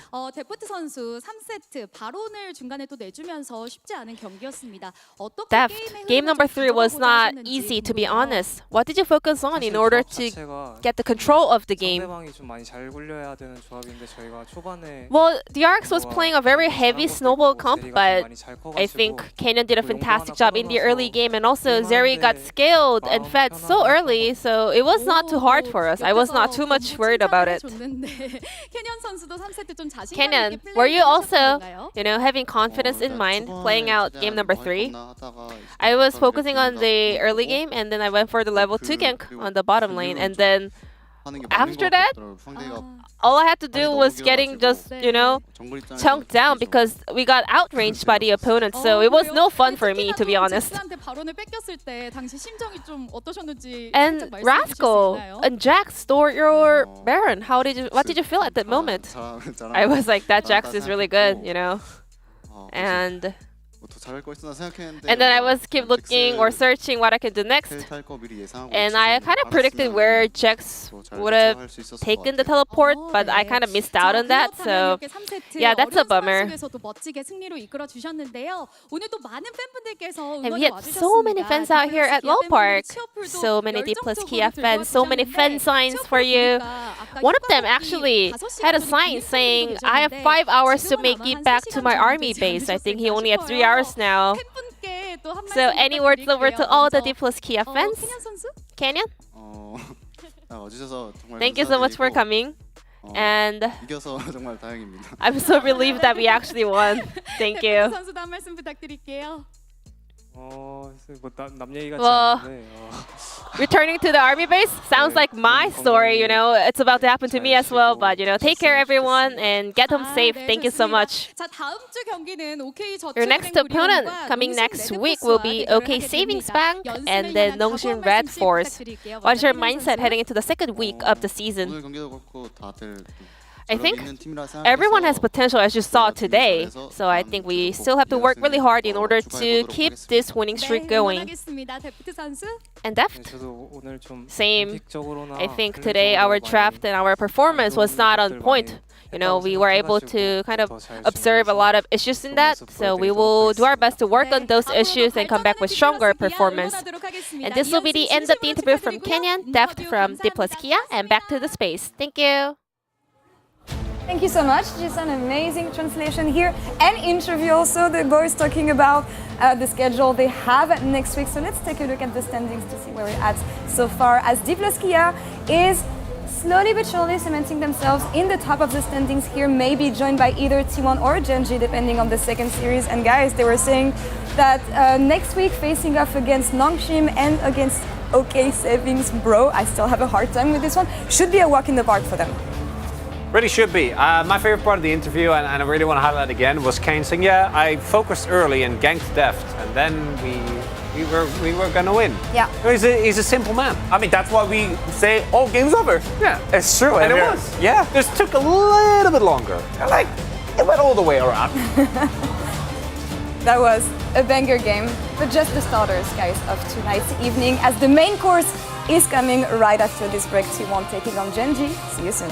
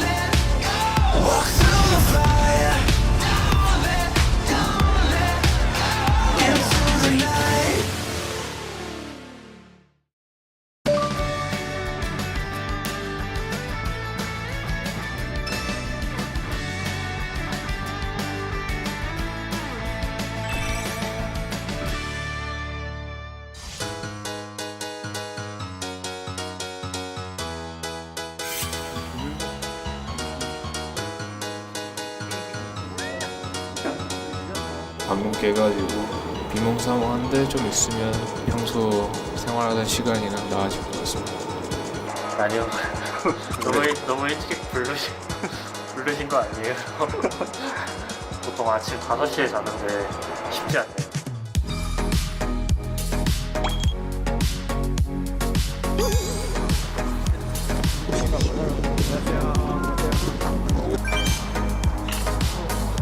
배는 또 촬영하면서는 또 처음 타보네요. 저 처음이고 촬영도 처음이고 살면서도 처음인 것 같아요. 수영에서 하기?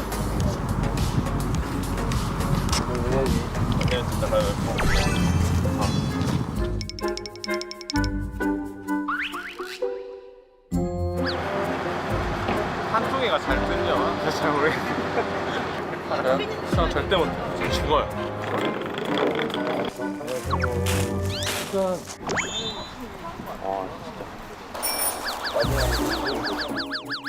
장가마치 한 1000개 꽃가루가 한 7엔 되지 않을까요?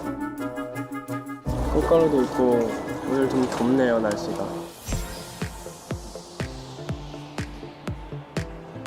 1위죠? 1도 안 되죠, 바보. 0.1. 아, 뭐 이거 진짜 아무나 찍을 수 있는. 엄청 덥지도 않은 것 같고 그리고 나무들이 많아서 좀 시원한 감도 있는 것 같아요. 연기가 좋아요, 봐봐요 지금. 표정 연기가 장난이 아니에요. 그런 거 왕호 형이 잘하죠. 1부터 10까지 다 꾸며낼 수 있는 사람이기 때문에. 저 진짜 솔직 담백한 사람이기 때문에.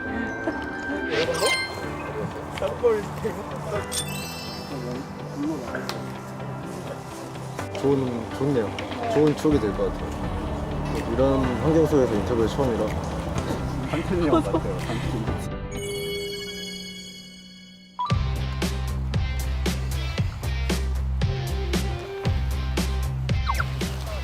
아니 아까 주먹을 이렇게 쥐고 있더라고.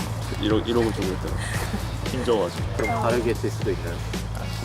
뻗치고 있는 모습이 인상적이어서.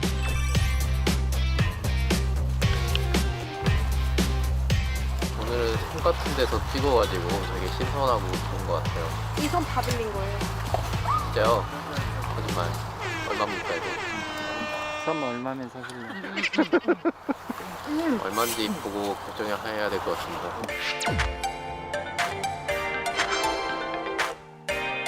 저희 리브 샌드박스가 오랫동안 그런 좀 밈을 가지고 있는데 그런 밈을 좀 이용해 주신 것 같아서 잘 어울릴 것 같습니다.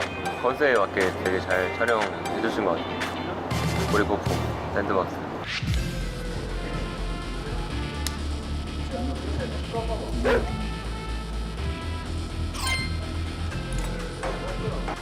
딱 불독 체인 보자마자 너무 재밌던데요. 그냥 신기하고 뭔가 이런 걸 찍는다니 뭔가 잘 찍혔을지 모르겠어요.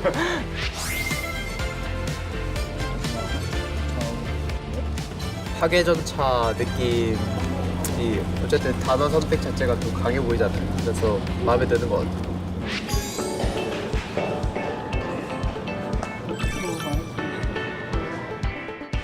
제가 전에는 사실 타이틀 촬영할 때 이렇게 메인인 적은 없었는데 이제 뭔가 같이 메인으로 이렇게 찍으니까 되게 재밌는 것 같아요. 조금 타이틀 촬영보다는 일찍 끝날 것 같아요. 최대 2번으로 촬영을 끝내도록 하겠습니다.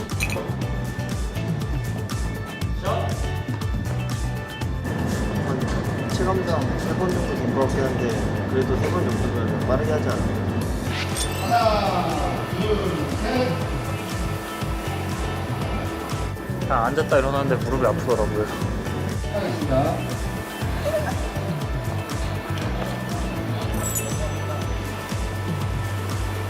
엔진은 안 났어요. 그냥 엔진 한 번 났어요. 네, 엔진 한 번 났어요. 어깨에 가만히 있으라고 하셔서 제가 그때 어깨에 뭐 어떻게 잘못했나 봐요.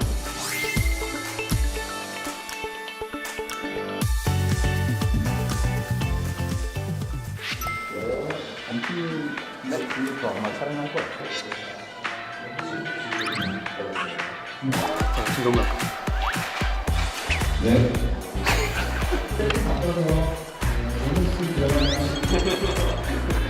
표정을 뭐 잘 써야 된다 이런 느낌의 헌술이었고요. 연기에 대한 훈수였다. 잘 해가지고 운 선수가 잘 된 것 같아요. 고민하거나 이렇게 체스바를 돌려봤는데 오히려 역효과가 난 것 같기도 하고 좀 잘한 것 같진 않아요. 뭔가 아쉬웠어요.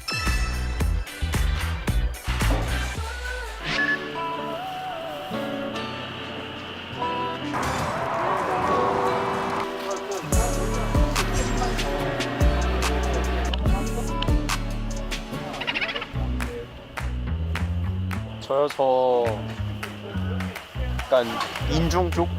좀 위기가 있긴 했는데 그래도 벌레가 더 싫어서 잘 참았어요. 힘들진 않으세요 지금? 그래서 벌레가 좀 많은 것 같아서 그래도 이게 너무 예뻐서 잘 나올 것 같아요. RNG 선수들이랑 했는데 그때 웃을 거 다 웃어가지고 샤오 선수였나? 동아 형 얼굴 보고 NG를 너무 많이 내가지고 동호 형 그때 개빡이다. 진짜 폼 미치긴 했어. 동아 형이 전성기였어. 한 분 차 한번 내려와볼까요? 확연하게 할 수 있을 것 같아요.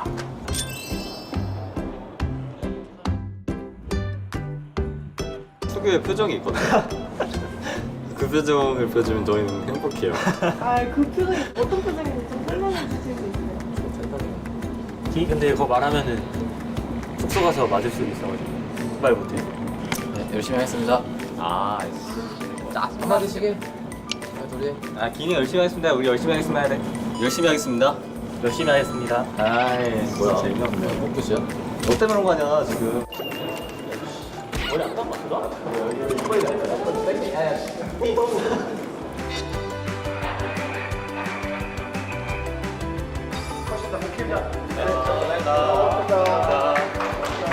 이렇게 배 타고 와서 스페서 촬영도 했는데 굉장히 좀 신기한 경험인 것 같고 영상이 잘 뽑힐까라는 걱정은 조금 있지만 잘 만들어주실 거라고 믿고 있습니다.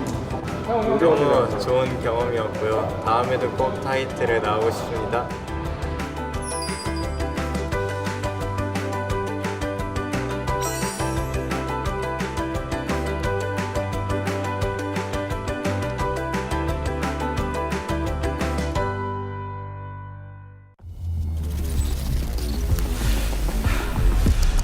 マスターズには秘密がある。ここ東京で世界が見つめる中、その全てが明らかになる。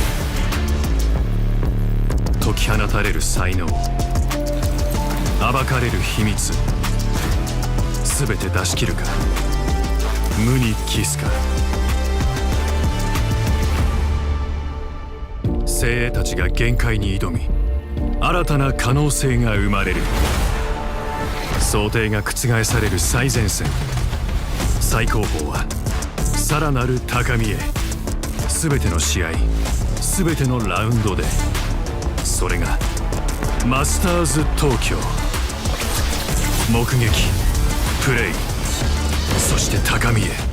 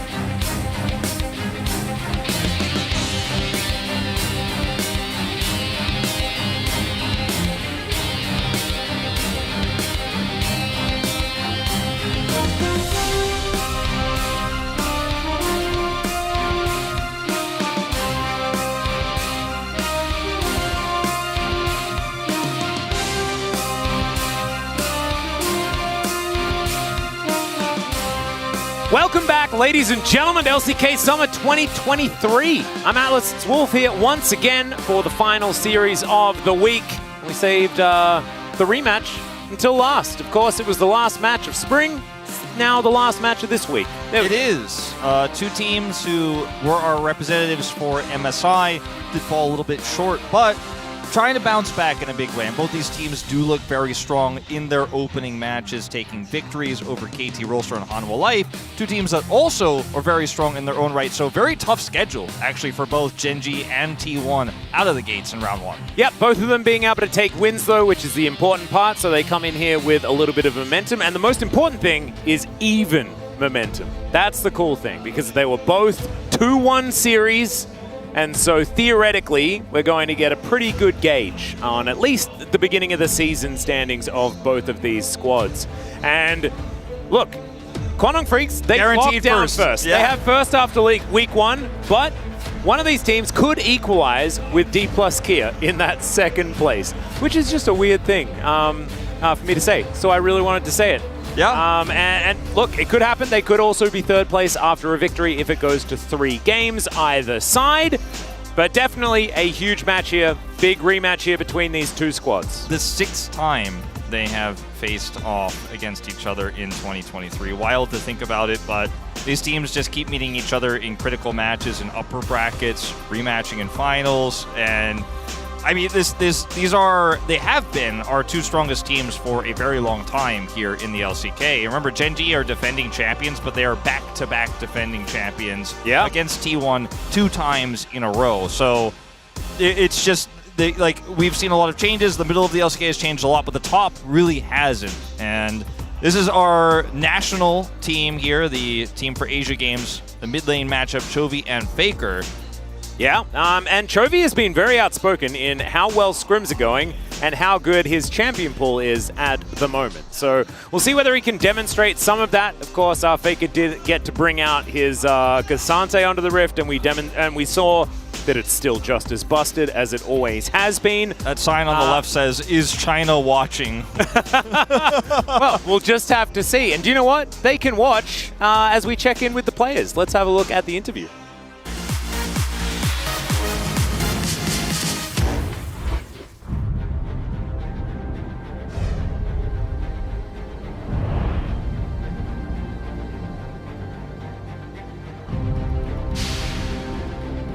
젠지랑 또 만나는 거에는 딱히 뭐 부담감은 없고 또 이겨야겠다. MSI 때도 이겼으니까. 제 개인적인 기량도 아셨던 것 같고 MSI에서 T1한테 졌을 때 딱 한 판 이기면 이기는 거였는데 져서 더 아쉬웠던 것 같아요. 스프링 정규 시즌에서는 한 번도 이긴 적이 없어서 정규 시즌에도 한번 이겨보고 싶습니다. 서머 때는 아무래도 저희 팀이 지금 그렇게 좋은 상황은 아니라고 생각하고 저희 어떻게 하느냐에 따라 달린 것 같아요. 원딜이 캐리 메타 느낌 그런 느낌인데 저한테 좀 잘 맞는 것 같고 자신 있는 것 같습니다. 저희 바텀 듀오랑은 짬의 차이가 난다고 생각해서 저희가 리드할 거라고 생각합니다. MSI 때 많이 져는 것 같던데 서머 때는 어떤지 한번 볼게요. 아쉬웠던 건 저도 아는데 서머 때는 감당 안 되게 잘해줘서 그랬어요. 우승하고 나서 기분이 아직도 잊혀지지가 않아서 디펜딩 챔피언 자리를 이번 서머 시즌에도 또 지킬 수 있도록 하겠습니다. 우승을 하기 위해서 계속 노력할 것이고요. 최선을 다하겠습니다. 월드를 위해서라도 서머 시즌 더 열심히 하겠습니다.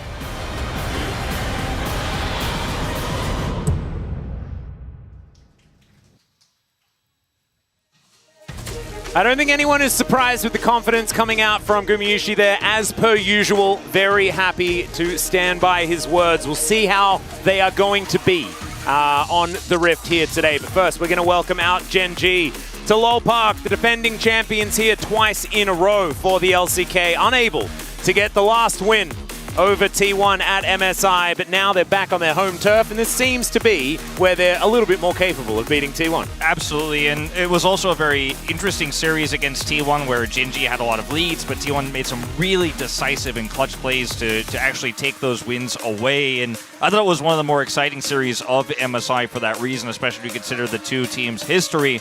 But Genji coming in tonight, it's hard to say clear favorites. I think amongst our talent group, most people giving like a 51-49 to Genji here based on what we've seen so far. But it's just at this moment in time a little bit too early to really decisively say. I think, though, we're in for a great best of three that will likely go the distance. I agree. I'm hoping for 6 games this evening, Wolf. I know, like we need to go and get some rest and stuff like that. It's been a long week, and some of us have to commentate Challenger tomorrow, but I just don't think that that's going to be what we're going to be thinking about. We want as much Genji versus T1 as possible. Speaking of the T1 side of things, they are going to make their way out now.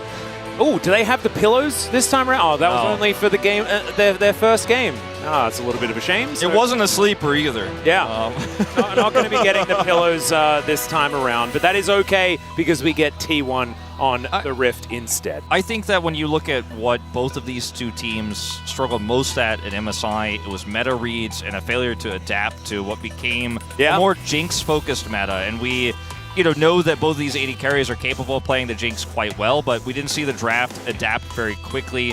We saw Faker struggle on Nautilus mid, for example, which was quite a meta pick during the tournament. So I think that if you look at the failures of our representatives, it wasn't really individual play. It wasn't even necessarily team play. I think a lot of it was just a lack of understanding of how quickly the meta had changed, and the LPL teams were much faster to bring that up. And they're obviously very mechanically skilled themselves as well. And I think it's an MSI that, we're not going to spend too much time talking on here, but definitely one you can bounce back on very quickly if you can get the right meta read. It's the final day of 13.10. It's our final best of 3 on it.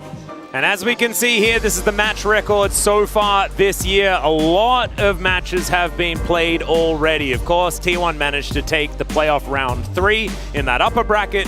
Genji then fought back, beat them in the final, and then T1 picked up a victory. So I guess if you have a look here, it's Genji's turn. I don't know. Maybe that's how it goes. Yeah, I mean, they've traded blows so in such a fun way, right? There was Ruler's Zeri meta at the end of 2022, and then Pays picks up, the MVP, the finals MVP, as the AD carry in our spring finals, right? So it's been Ruler into Pays now. It's kind of been the bane of T1 in these critical finals, but otherwise in regular season, T1 was the faster team to make the meta. They were the meta deciders in spring, and Genji was able to figure them out very nicely there in the end, beating them in the rematch in that finals, which is something you very rarely see, and I think that a lot of people underestimated Genji. Jonas Strong did not, but I think a lot of people really underestimated what this team was going to be capable of on that stage, and it's early days in the season. I don't think we're going to draw too many conclusions from this series, but I'm just ready to sit back and enjoy. I think this is going to be an extremely high-level series. It got a little down and dirty against Hanwha for T1. There was the KT aiming itemization issue. Bit of a debacle in that particular series. I'm hoping that we don't have any more of those pauses. That would be absolutely fantastic. I just want a clean best of 3, Atlas. Yeah, no, that's what we'd like. Just don't hover anything that gives us the heebie-jeebies as well. I don't want to see any of the Nunu Master Yi hovers and things like that. I don't want any of that. I just want a clean best of 3. Yeah, we've checked the spreadsheet. We know what we're not supposed to do, and we can just go about our business. There's loads of things that you can do and a very small amount of things that you cannot. So I think it'll be absolutely fine heading into this one. I think I favor Genji just a little bit, but it's mainly because of vibes that I'm getting and nothing to do with what's actually going to happen. Because I think, like you say, 51-49 is probably going to be it. But Genji, they managed to win the LCK final, and I think as the LCK champions at the moment of spring, they deserve a little bit of credit for that one. But let's see have whether blue side too. They do also have blue side in this part of the round robin, so that will certainly help out. That definitely helps. I should have said that was my reasoning. That would have been better. Well, we will see the Aphelios banned here, actually, on blue side, and T1, in fact, they're the ones on red side here to take the Vi away, as Cassante is removed immediately. So, a very different look for what we normally see in these drafts, almost flipped, in fact, in terms of what the priority is going to be. So, we'll have to take a look at see if T1 is going to ban away that Yumi. So, they need Maokai first. I think T1 is just pretending that they're on the blue side. Because we've seen these be the most common blue side bans so far this week. And Gen.G not following the red side script whatsoever. We'll see what they are going to ban away here. Is okay, Milio fishing first for pick. Milio first pick for sure with this Blitzcrank ban. And you can ban that now as T1, but it does give over the Yuumi. You can then split the Zeri into a really uncomfortable position. So for T1 here, might want to trade something away. The question is, what would that be in this draft? We've seen Ahri bans come in this position. It's another champion that's very annoying to deal with. Will be the Yuumi they take. So now, first pick Milio feels like a pretty obvious choice here. But you don't have to play it into the Zeri. And it means that Guma might be playing something like a Draven. Lucian is available as well. So you have to keep those things in mind. It isn't just a free first pick Milio here. Yeah. There are consequences. There are countermeasures here for T1. It's true. I think Nico's also up. Yeah, first Nico in the tournament? All right. It was played in Challenger, and that was a whole lot of fun. We didn't see it immediately after that, as the Draven's going to come out. And Gumayusi has been playing a heck of a lot of Trinity Force Draven. And as we know, Gumayusi pretty good at that champion. Hasn't been doing a heck of a lot of losing. And Milio for Carrier, this is where we learn what this champion is truly capable of. I think if there's anyone that just picks up a champion and is super good at it, it is probably Carrier. No, I think that one of the best options here for Pays is actually Jinx, even though it's really fallen out of the meta because of the range you have versus Draven. Now, the alternative is to fight fire with fire here because Nico is so good at engage and setup. You're always going to have prio here, so we don't know what the jungle pick is going to be for Gen.G just yet, and Nico is technically a flex, but very unlikely.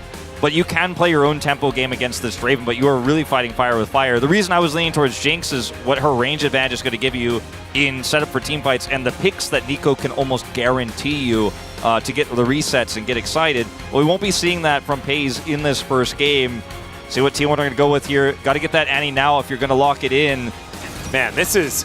Both sides of this are extraordinarily powerful. I think at the moment, with the fact that Draven can really go to town on Lucian in the early game, I'm kind of leaning T1's way as far as the priority is concerned, but we'll just have to see how the rest of this draft is going to shake out. Already, this is cool. The fact that we have Nico for the first time in this series, and it's being piloted by Chovy most likely, man, that's exciting. So getting rid of some of the safer long-range engages, I think, is a good game plan here for T1. The Gragas in particular, one that can set up very well with Nico and Nami. You already have to deal with these things. Yeah, the Milio W, the Campfire, is going to help Draven's range, trying to do actual damage in team fights, but you really need to be ahead as Draven before we can even really have that conversation. He isn't going to do that well with Annie's engages either because of his short range. If we go to a team fight scenario where they're on even footing with Gen.G, you also have to deal with Nico's engage. So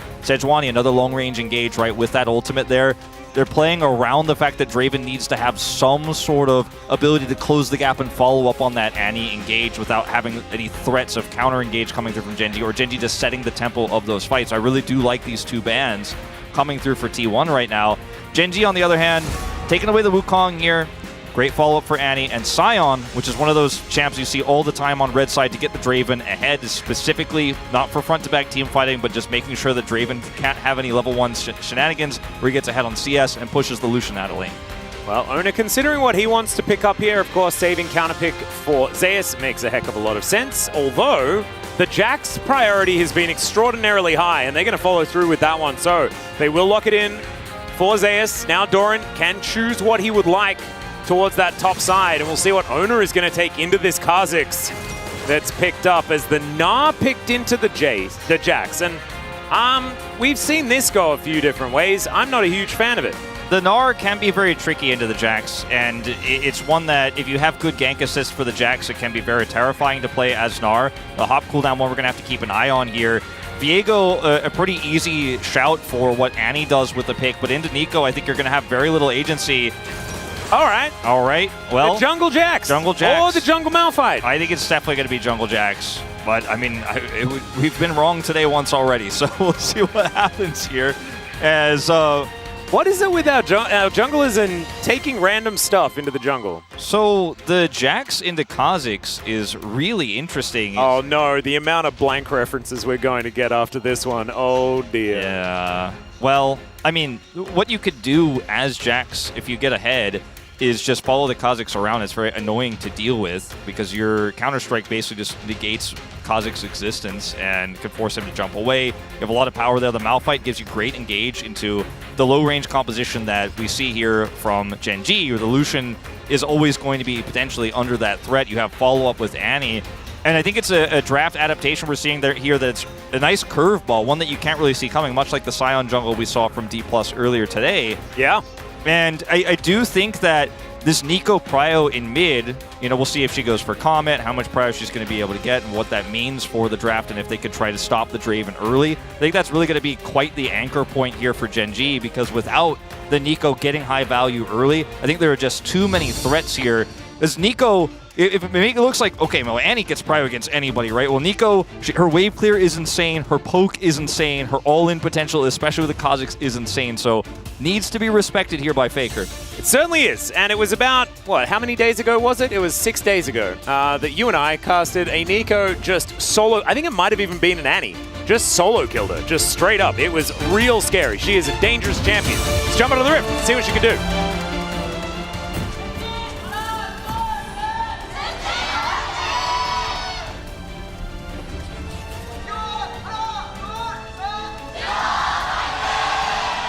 Oh my goodness. Okay, well, we are definitely on the T1 side of LoL Park, but I think that I can hazard a guess and say that they won the fan chant battle. That's pretty nutty. Okay, well, Faker is going to take a little bit of damage here as the Blooming Burst flies forward.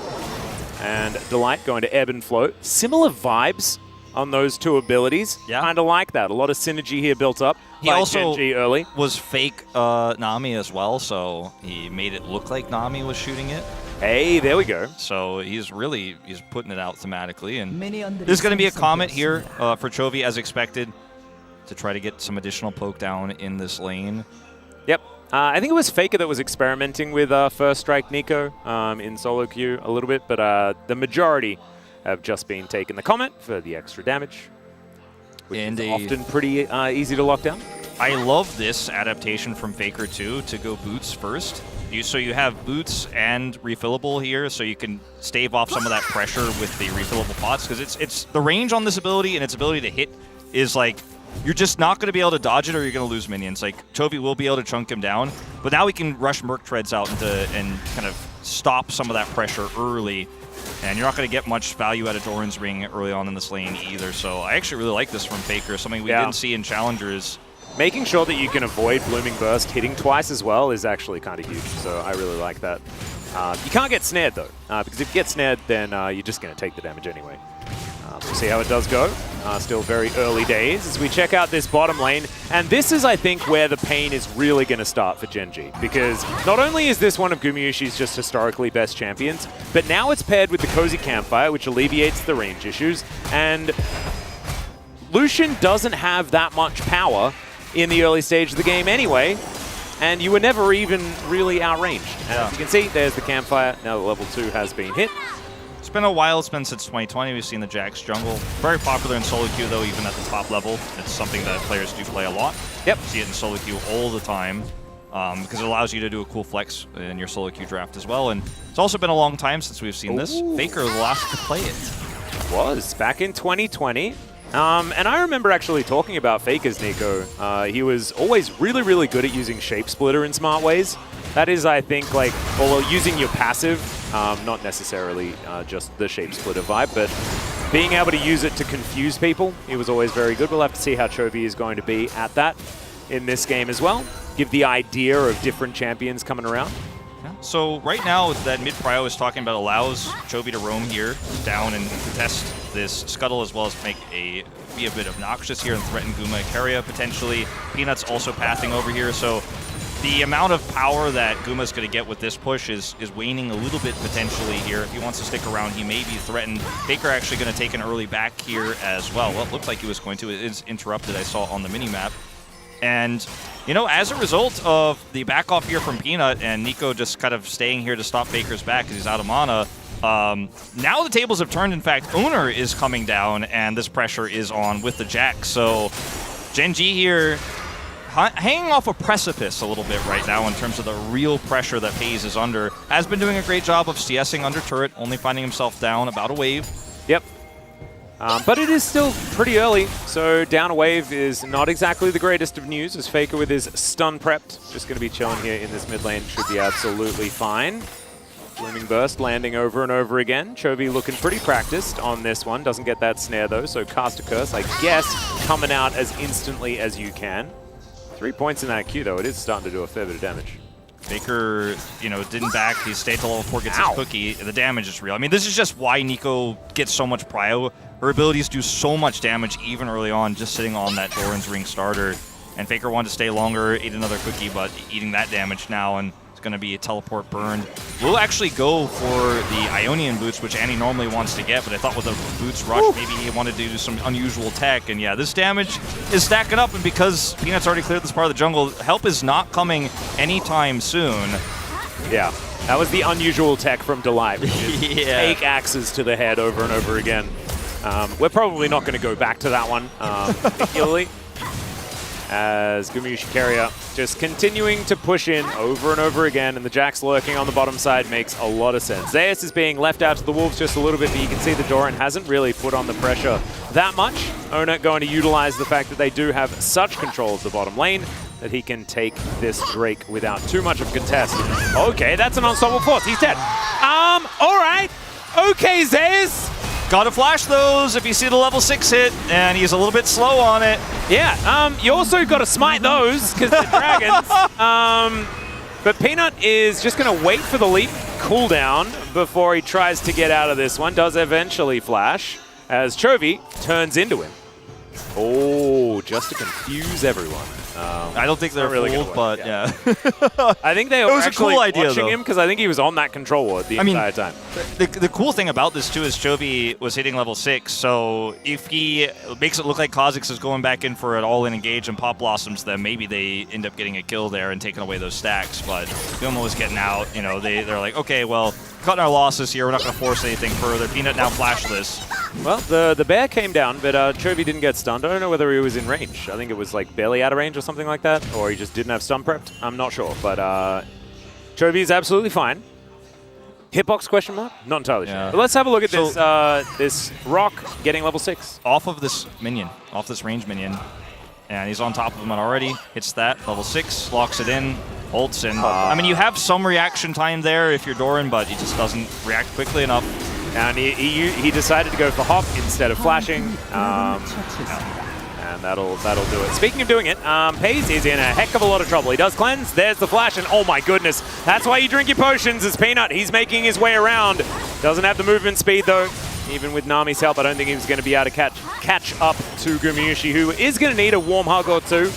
But he'll be A-OK. 179 on those stacks. Would actually really love to cash some of those in for that early one, but we'll see how it does go. Nami's sustain here allows FaZe to actually stick around, and they have small minion How advantage. many Kha'Zixes are there? Yeah, there's a lot.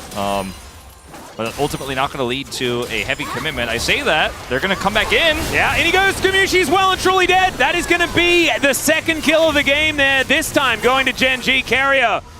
Not exactly happy by the campfire right now. Nicely played there by Gen G. Yeah, just really sticking around a long time there and baiting that re-engage. Now Carrier forced to catch this wave here. Now a massive deficit, in fact, CS-wise here. All of Guma's stacks deleted after that death, and this is really going to hurt the spike that T1 was looking for in the early mid-game here with the Draven.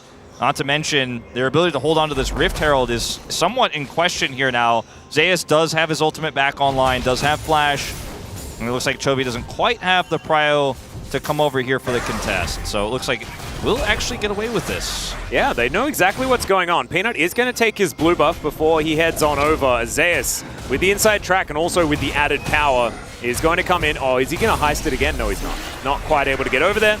And the W not really going to do too much. So there was an opportunity, with his ultimate there. He does use it, but he's not able to close the gap fast enough. I mean, that was pretty sneaky from Peanut.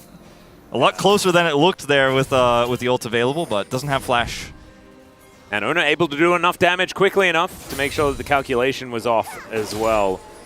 As FaZe down here by himself for the moment. Nami still moving her way back in as the ball going to be avoided. But FaZe not able to save his control ward. So as the dust settles, we've got T1 that are down by a couple hundred gold, but it's not really going to matter. This time the stun's going to land onto Chovy, who does turn into multiple versions of himself. And Faker, yeah, I'm not sure whether I really wanted to take that one. Just one more auto would have been enough, but Chovy not going to be diving the turret because Faker had the stun prepped once again. That could have just been instant death. Really nicely played here, and we can see the power of this Nico. There's a reason why she's being banned all the time. So this is a bit of a kind of wonky re-engage here. Keria going for the speed up, and then it's just instantly deleted. They have no vision whatsoever. Look at the river as well. Control ward in the tri-brush, ward in the river brush, and I mean, Gen.G, yeah, how you like it. Gen.G 100% know that they can leave Peanut in the brush there because no one's coming down, and if they step up, he's going to burst them down. He's got his Umbroglaive ready now too, so a little bit more oppressive vision control is going to be on the way. Well, Doran using his ult on the minion wave there actually frightened me, given the fact that he was solo killed not moments ago. Still, he's ahead by a bunch of farm, and we'll look for the back timing here. We'll be able to do so, and shouldn't miss out on too much as he finishes off those Mercury treads. Got a Phage there also. Owner on a control ward here, and looking to try to come over and catch these returning laners. Pays. Oh dear. Potentially in trouble. Yeah, actually dashing forward. Stand aside going to work out there as well. As now Tidal Wave's going to come down. Owner in position though is Delight. In a bunch of trouble. They back away immediately, and Peanut, he's going to be flashing because there's a rock. It's going to land. A disc is going to come through as well to take out the rest of them. There is the kill onto the Jackson. This turret's getting real mad as Doran looking for an opportunity. Chovy's coming down as well. Pop Blossom comes in, but he's going to have to leave. Oh, nice snare to stop Faker from coming around as Doran not going to be hopping over that wall. And in the end, it is a win for T1. Yeah, definitely a little bit of an overcommitment here. I think Doran committing to coming down here very late, as well as Chovy coming over to look for the ult. At that point, the play was definitely missed, but still trying to trade something back. We'll catch those waves, but T1 here getting a lot out of this. Keria? Yeah, Keria does manage to land that one, but there's the flash. Exactly right. Last auto going to come in, and maybe, just maybe, Doran is going to die for this one. As the Nah is going to come through. Actually, lands on Owner, bubble over the wall, and they pick up the kill. Oh man, Doran from dying 1v1 in the top lane to making that play happen. All right, top lane doesn't exist anymore. We're just hanging out here in the jungle, just committing hard, flashing for supports, and following up with an R there, and then Peanut gets in, and that's going to be Gen.G after the steal earlier on, getting their second Drake of the game here, sub 12 minutes. Looks like it is going to be Cloud Soul as well for both of these compositions. Baby. Pretty massive. Now, this was a really clutch play here. Teleport unseen here, you know, until I think a little bit too late. It's like, okay, well, Peanut's like, I'm going in. Oh, wait, I'm flashing. I need to get out of here. As, yeah, he teleported right on top of that minion. They knew it was coming, but the reaction a little bit slow here, but a great play from Zeus. And it's multiple kills going over. The cash-in not as big as it could have been with that earlier death, but still, it's exactly what you want with Draven to be picking up this early lead. Keria gets caught backing here. And caught by the boomerang. Doran commits the flash. Nice Q here to try to buy time. But without flash, there's not much he could do. Faker flashing for the follow-up, but Gnar gets hit. Yeah, and then Doran being able to find just the edge of the ulti, and then Delight being in perfect position. Of course, the follow-up from Gen.G, very, very good to save their top laner. And now, kind of a battle at the tops, because Zeus is 3-0 on this Malphite. He is a very big rock. Yeah. Canonically, of course, he is the size of a mountain. So it does make some sense, but I think Doran being able to grab a couple of kills in this game is very important for getting him back on track, because he was certainly struggling in that matchup. Now, that's a couple of people hit by a bear. You don't want that to happen, as FaZe may get the 50 gold, but isn't actually able to do so. Oh, does Tibbs does die. I don't know whether I saw the I think he did get it. But I think he did. Yeah, and he does not, however, get the plate there on the turret. So Faker successful in stopping that from going down. But still ultimate on cooldown here. The next Rift Herald does spawn in 45 seconds, so could be quite critical. I mean, looking at the setup here for the builds as well across the board, nothing really coming out surprising. We are going to see dash cannons for both mid laners. The Triforce you talked about for Guma that he's been playing a lot, he's finished that now just moments ago. Built the Dirk for the early damage, but now has that full build, so tons of damage, whereas what you're going to get with the Storm Razor here for Pei is a little bit less lethal, but definitely gives you a little bit of extra mobility and follow-up for things like that long-range Nico engage. And this game is very even. I mean, we're looking at a 600 gold lead here for Gen G, but when you consider how strong Zeus is right now and how like legit and simple the engages are here for T1. They have a lot of great ways to push this game back into their favor, and we might just have a straight up 5v5 fight for this Herald now. Doran does have teleport and is the only one who's not in the vicinity.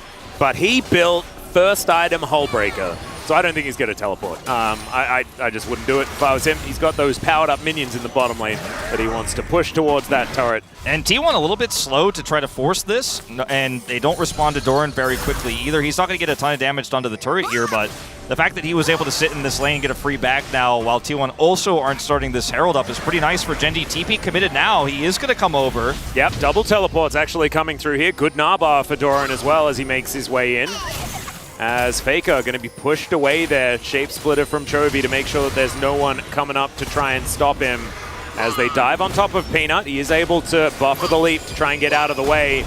And now the Mega Gnar going to come forward. Faker just waiting in the wings. Gumayusi. Okay, there's the engage. Doran presses his R button, but now going to have to back away because Owner is going to be in here. Pop Blossom to come down. Owner taking a lot of damage. Faker's already dealt with the Nami though, and Zeus will destroy the Lucian. Faker standing pretty far forward, but Chovy not going to be able to find much more than a snare onto a Tibbers, and T1 come alive. T1 come alive, and Zeus again with the play, getting onto the back line, taking the Nami out with Faker, and then crushing Pays as well. No AD carry in the fight. Doesn't matter how much damage Chovy does with his engage and how squishy T1 is. If your Lucian isn't involved, if he can't actually get those last hits on the champions, it doesn't matter how much damage that Chovy set up in the beginning of the fight. So once again, Zeus the true hero, the true MVP for T1 so far in this game.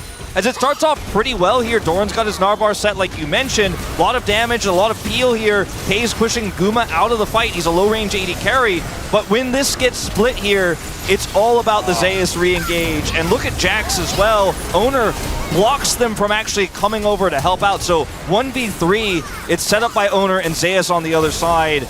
Not to mention Faker starting it all with the Tibbers, actually finding a really good one this time around. And some of them had been a little bit iffy, but that was the one you need, and could be game-changing here in this one. Still, no real gold differences or anything like that for us to worry about. I mean, this game is so even in so many respects. Like, the fact that Faker had that great engage doesn't change the fact that he's still significantly down in CS, still behind in gold. You know, it's Kha'Zix, so obviously he's out farming a Jax here, who's been a little bit more supportive in this game. And, you know, the gold lead for Gen G is so tiny here. Oh, we're like talking like less than 200. It barely even exists. His owner gonna have to get out of there. Zeus waiting alongside. Is that a singularity inside that skin? Never really noticed it. Yeah, it's pretty cool. You're the skin guy. If you don't know, then I don't know. Yeah, well.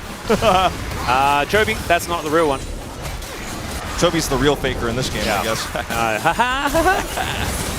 They are starting the Drake, and I mean, you could trade this for half a turret if you're Gen G and be very happy. This is sole point for Cloud, and I mean, Peanut is a Kha'Zix, so he's only done a third of the health bar. Now T1 have cut Gen G off on the rotation in. Well, they're just going to say thank you very much for the leash, I guess. They look to get this one started. Faker with his stun ready. That is going to be Cloud going to T1. Gen G wanting to get them on the rotation as Chovy Pop Blossom. He's going to find them all, and there goes the jungler and Gumayusi. Can't cash in another one. Oh, it's a disaster, and Gen G are now going to be able to find this turret. That's why we see them Nico bans all the time. I mean, I didn't even see that he was over there. I was just focusing on T1's retreat. I wasn't looking at the minimap. I didn't realize he had that flank angle. I was thinking to myself, well, you know, there's not much Gen G could do here. If Chovy doesn't have flash, they can't actually engage on T1 for the punish, but he's actually unseen there. We'll see exactly how it happened in the replay, but he sets up a huge ultimate there. Tons of gold in the pockets of Gen G now. They do end up losing half their turret and the Drake. But Chovy faking him out here. He's like, I'm in a good spot to engage this. Let's go, go, go. Goes in right past the Malphite and Holtz there. Just on the long con flank. They did not see it coming. 미드. 조비. Chovy. Didn't need to translate that one. And that's the look of a man very happy to have Chovy in his mid lane right there. As Pays also has been the benefactor of a few of these moments as well. 3-2 and 2 now on this Lucian. And he's going to be big as this game continues. Gumyushi does have 2 items complete, and at least did, before his second death, was able to actually get a little bit of a cash in, so has a little bit of extra gold, but it's not really some of the Dravens that we've been used to seeing that have been taking over games entirely. Much like our first series. But it's also, you know, a Lucian, right, who went Gale Force, and there's no sustained mid damage here. This game is really just all about burst and who gets the first, like whoever fires first. It's almost like a Cowboys pull and draw. Like whoever actually engages solo first. lane presses R button the goodest. Yeah, I mean, that's what I assume it's going to come down to. You can pretty much just see the tumbleweed rolling across the rift right now with how this one is going to go, because it's just about who pulls the trigger first, who sets up that engage better. Is it the Malphite? Is it going to be the Nico? Is it going to be the Annie? And then the follow-up damage on these glass cannon 80 carries that are low range. They have a lot of follow-up burst in both the Draven ultimate, obviously, and the Gale Force all in with the culling from Pays. And it's just, I thought it was going to be a higher kill game, honestly, than it already has been. 13 kills at 20 minutes. But it's really just about, like, not sustained damage. The opposite of this meta. Normally, for most teams, it's about, okay, scaling 80 carry, front to back, tank top lane. In this game, nope, just burst them down. Win the fight in less than 2 seconds. That's what you got to do. Press the R buttons and then everything's gonna be fine style of game. And if you do have initiation advantage, we've seen how it can work for both teams, right? Around the Herald, Faker manages to find the key tibbers. And then you get the follow-up from everyone and it looks ridiculous. And it's fantastic. But then you see what happens if Chovy gets someone in a Pop Blossom, and that's another thing that can be devastating. So we'll just have to see which one is going to reign supreme. You know the follow-up is going to be there. He can also now eat a stun because he has this Banshee's Veil. Guma should be fine here. His stand aside has been pretty good at the spacing. Got to check the spacing. And look, it's actually not too bad, except the melee minions catching up. Okay, that's a fake minion. Let's see if Chovy actually capitalizes. The answer is yes! Oh, he looks for it, and it just does not work at all. Sometimes you got to work on that spacing, as he's just going to get obliterated. Wow. Yeah. I say he capitalized on it. I'm like, the answer is yes, but the real answer was he tried. Yeah. And this is actually a test that we saw passed extraordinarily well in Challenger. Sometimes you got to make sure that you get that. I mean, that's a T1 Baron at 21 minutes. Yeah. We'll see whether Peanut can get in here, because it will be a flip. As there it is, the Unstoppable Force. They just go right on top of the Gnar, and he is well and truly dead. They're going surfing as well, and I think T1 are kind of happy about it, as Carrier takes a lot of damage. And look, Owner isn't very tanky at this point in time, and so tanking the Baron isn't exactly the easiest thing. So no Barons. However, they do manage to get Chovy for free, and then a follow-up Doran. Yeah, follow-up Doran. Doran's trying his best to try to close that gap there and trap them in the pit, but they engage on him, and Zeus has had a phenomenal game, frankly, on this... not Maokai, on this Rock Don't Die Malphite, yes. I'm like, which M champion is he playing? Malphite. It's an R champion. Oh, thank you. R for Rock and R for Old Button, which is the gameplay button for what he's done this game. It's the only button he needs, and also the only letter you need to think about. It's perfect. He's not really pressing the other ones. He's just pressing R. You sometimes press E afterwards when you land. He's not really pressing F this game either. I mean, he has just set up so many of these engages, and Chovy, he messed up the spacing, unfortunately, there for the engage and really tried to hard force, and he pays for it in a big way. Now, T1 trying to set up to contest this Drake. Gen G have Prio.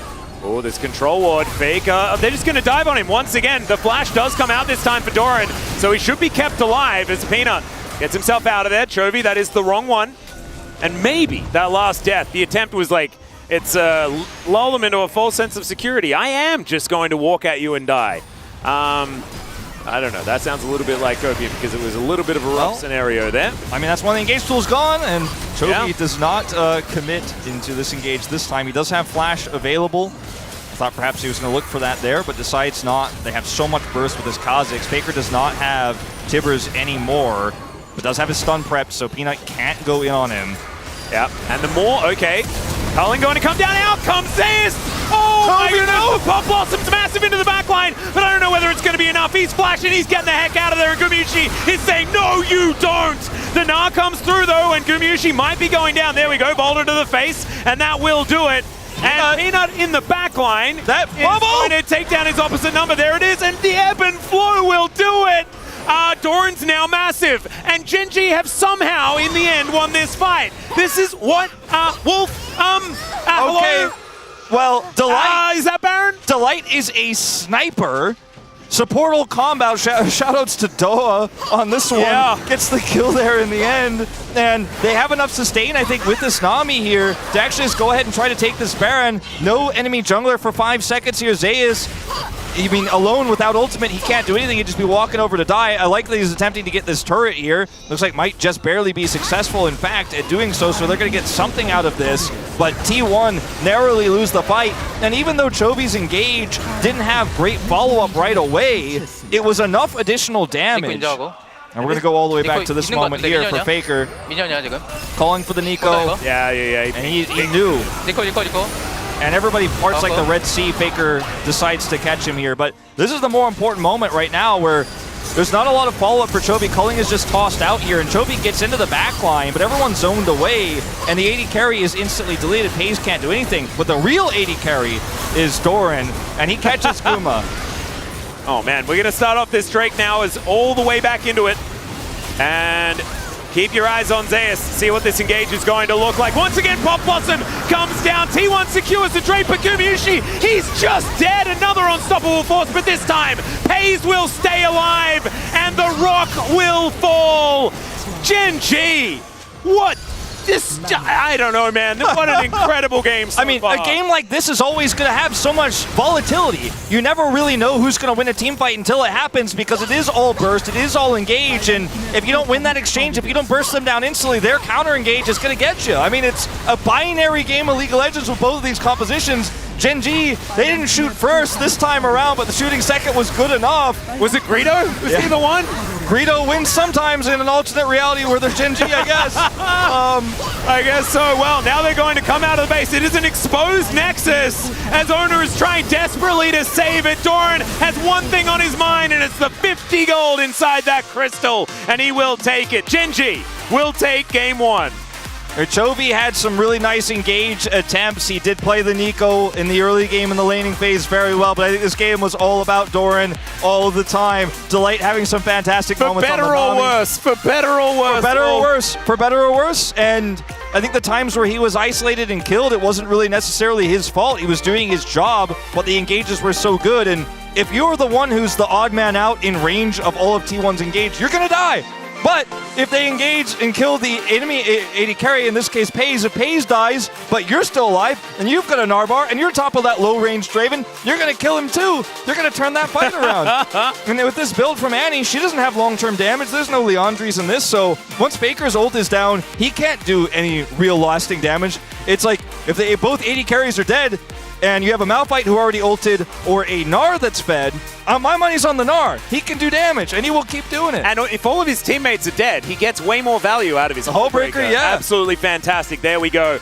Chovy doing a fair bit of damage here. Gumushi, even though he got denied a whole bunch of his stacks and didn't have the greatest of times, still did the most damage in the game. If I had a vote, which I don't, but it's going to Chovy 800% of the time. I'm stealing other people's cards. I'm writing my MVP vote down onto theirs as well. I think that especially in that river, spotting the unstoppable force engage and landing that re-engage in that split second, absolutely chef's kiss. Beautiful stuff here, and I don't think we're going to see Nico until she's nerfed to the ground. Yeah, I think there's just too much power. She does engage as well. She does a lot of damage. She's great in lane. It's a little bit unfair. But, I said I wanted a clean best of three. I don't think we got that yet. I don't think we got that yet. No, we're not going to get one. Not today. And I want to keep the theme running, Wolf. We've seen the series that happened prior to this. It set the tone for today's video games, and expect another one to come through after this. We're going to go to a short break, then the space, then game 2.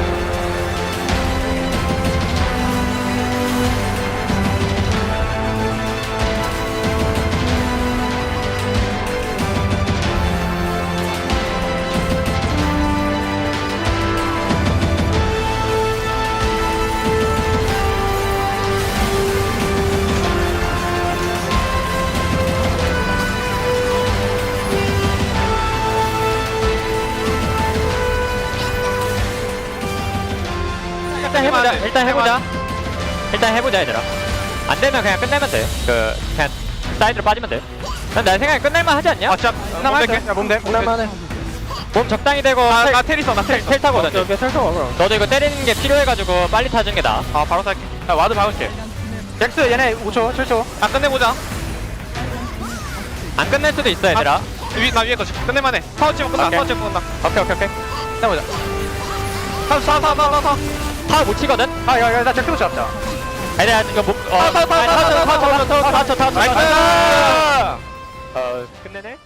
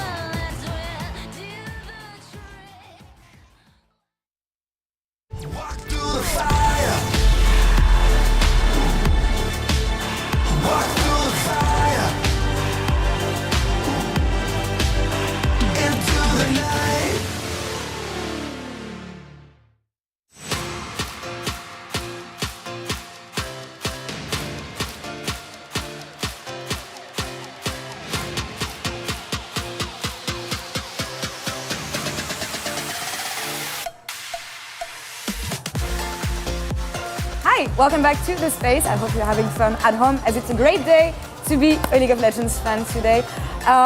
We're gonna go quick here because we have a lot of content to go through, guys. First thing first, the draft.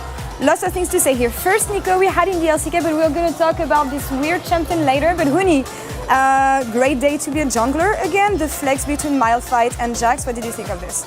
Yeah, I mean, the Jax, they pick it up. I don't think it was like really, powerful as much as before compared to before the series. And I think the 5-pick Mildfight was doing all right.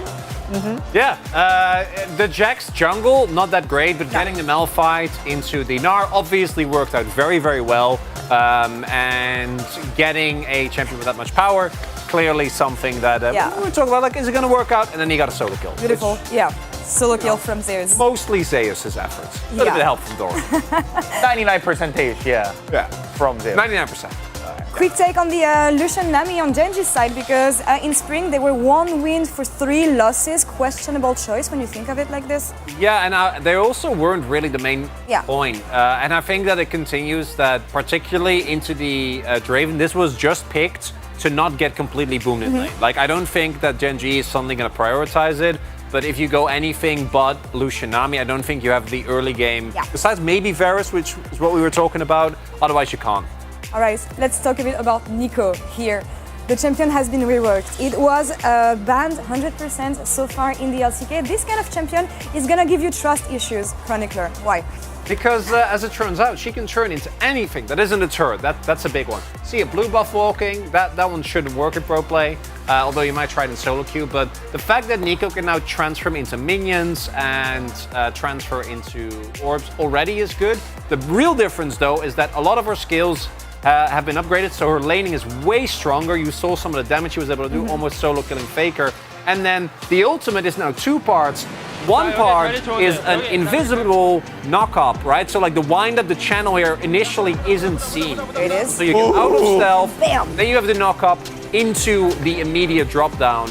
And you can't even Milio because it's a knock-up, right? The first half, so her team fighting is nuts. Yeah, I mean, honestly, Zeus was way too fat, and Genji was a little bit bad shape, I would say. But there was just some Nico moment that it was be able to keep going longer, and they found an opportunity to come back the window. Definitely harder to flash the ultimate now, I would say. And we saw Chovy pop off in some fights. But guys, tell me the story about this game, from the early dive to how they closed out the game.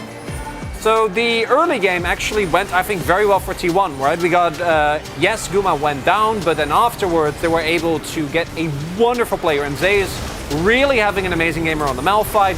Amazing teleport. 10 minutes in, by the way, as well. We see the changes to teleport really coming up huge here.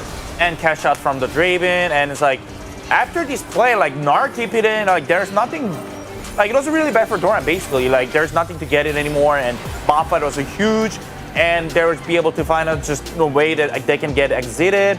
It's just like, everything turns well for T1. And this is where we thought, okay, T1 obviously have a lot of power, right? The Draven got a kill, you have Malphite, you have a really strong team fighting with Annie as well. Like that 1-2 can be really devastating.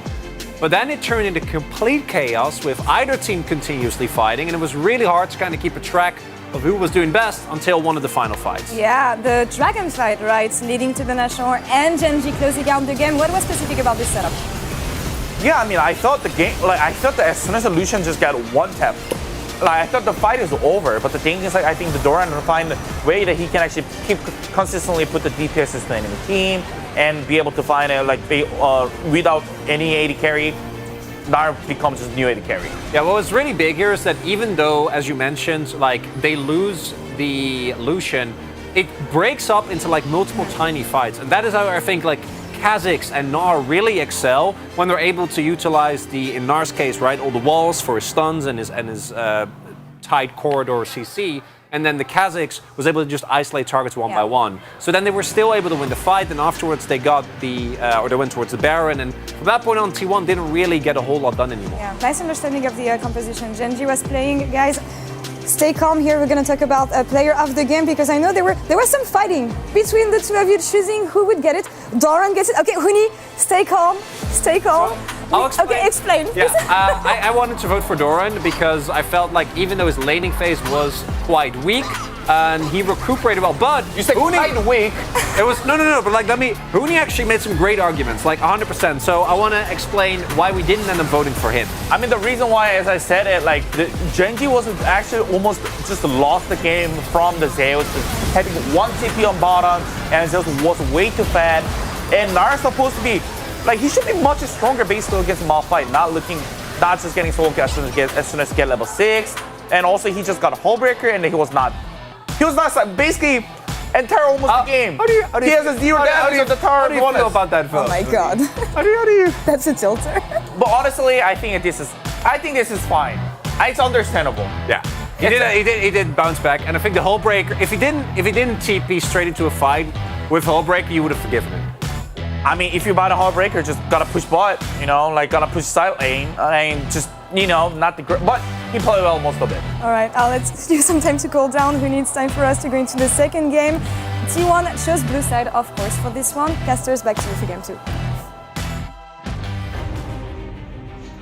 Thank you so much, guys. Sorry, Huni. Yeah, it was me. It was, well, it wasn't you. It was you and the other people, the other 5 people that also voted for Doran. If I had a vote, just so everyone knows, Chovy wouldn't be robbed again this day because he's not going to be allowed to play Nico ever again, and so he deserves the POG for the one Nico game that he or anybody else is allowed to play this season. I get it. Like, Chovy had only the one botched engage when he was a minion, which was in part due to T1 reacting very well, but he was more consistent than Doran. But I think even though Doran was the reason why Genji were losing, he also saved it. He was also the reason why they won. You're exactly right. And the thing is, it's just so hard when you get solo killed by the oldest trick in the book. Remember, Malphite is as old as League of Legends, basically. He's actually a mountain.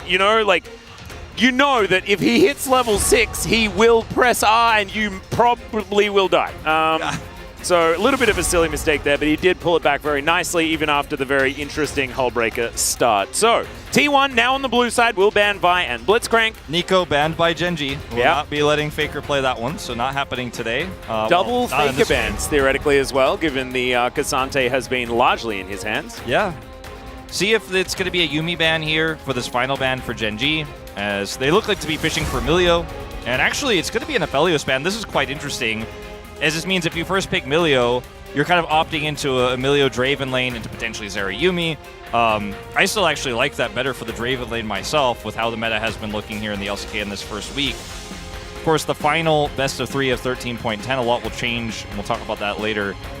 Look for the Yuumi first pick here instead, but this allows Genji to now flip to the other side if they want to. And go for what I was talking about, the Draven and the Milio lock-ins. And also gives Zeri an opportunity for Pays if he'd like to pick that one up. I believe Zeri was just completely, it just fell through. I think it was just through the whole draft, of course. We had T1 opting into the Draven, picking Zeri into Draven, doesn't feel great. Get a jungle pick here too, you don't have to lock in the Draven right now, as Draven Yuumi's not really a thing, so Peanut gets his pick of the litter here if he'd like to, for example, grab a Wukong early on in this draft. Milio Yuumi also isn't a thing, so... Annie, also a strong pickup here. Look for the Gragas, actually. And this is where you have now a lot of engage options here as Genji if they're going to actually lock in the Zeri at long range. This is another thing you could do with Yuumi. Yuumi Draven, not a thing, but Yuumi Nila, something you could try to pull off. No, I'm glad that we're not. Jiwoo isn't here. Jiwoo isn't here, so Nila isn't here either. That's how it goes. If you're a Challenger fan, you would understand. Nongshim games are very fun. As Ari going to be picked up there for Faker, and like you were saying, the Draven angle, the Draven angle here for Genji though, very good.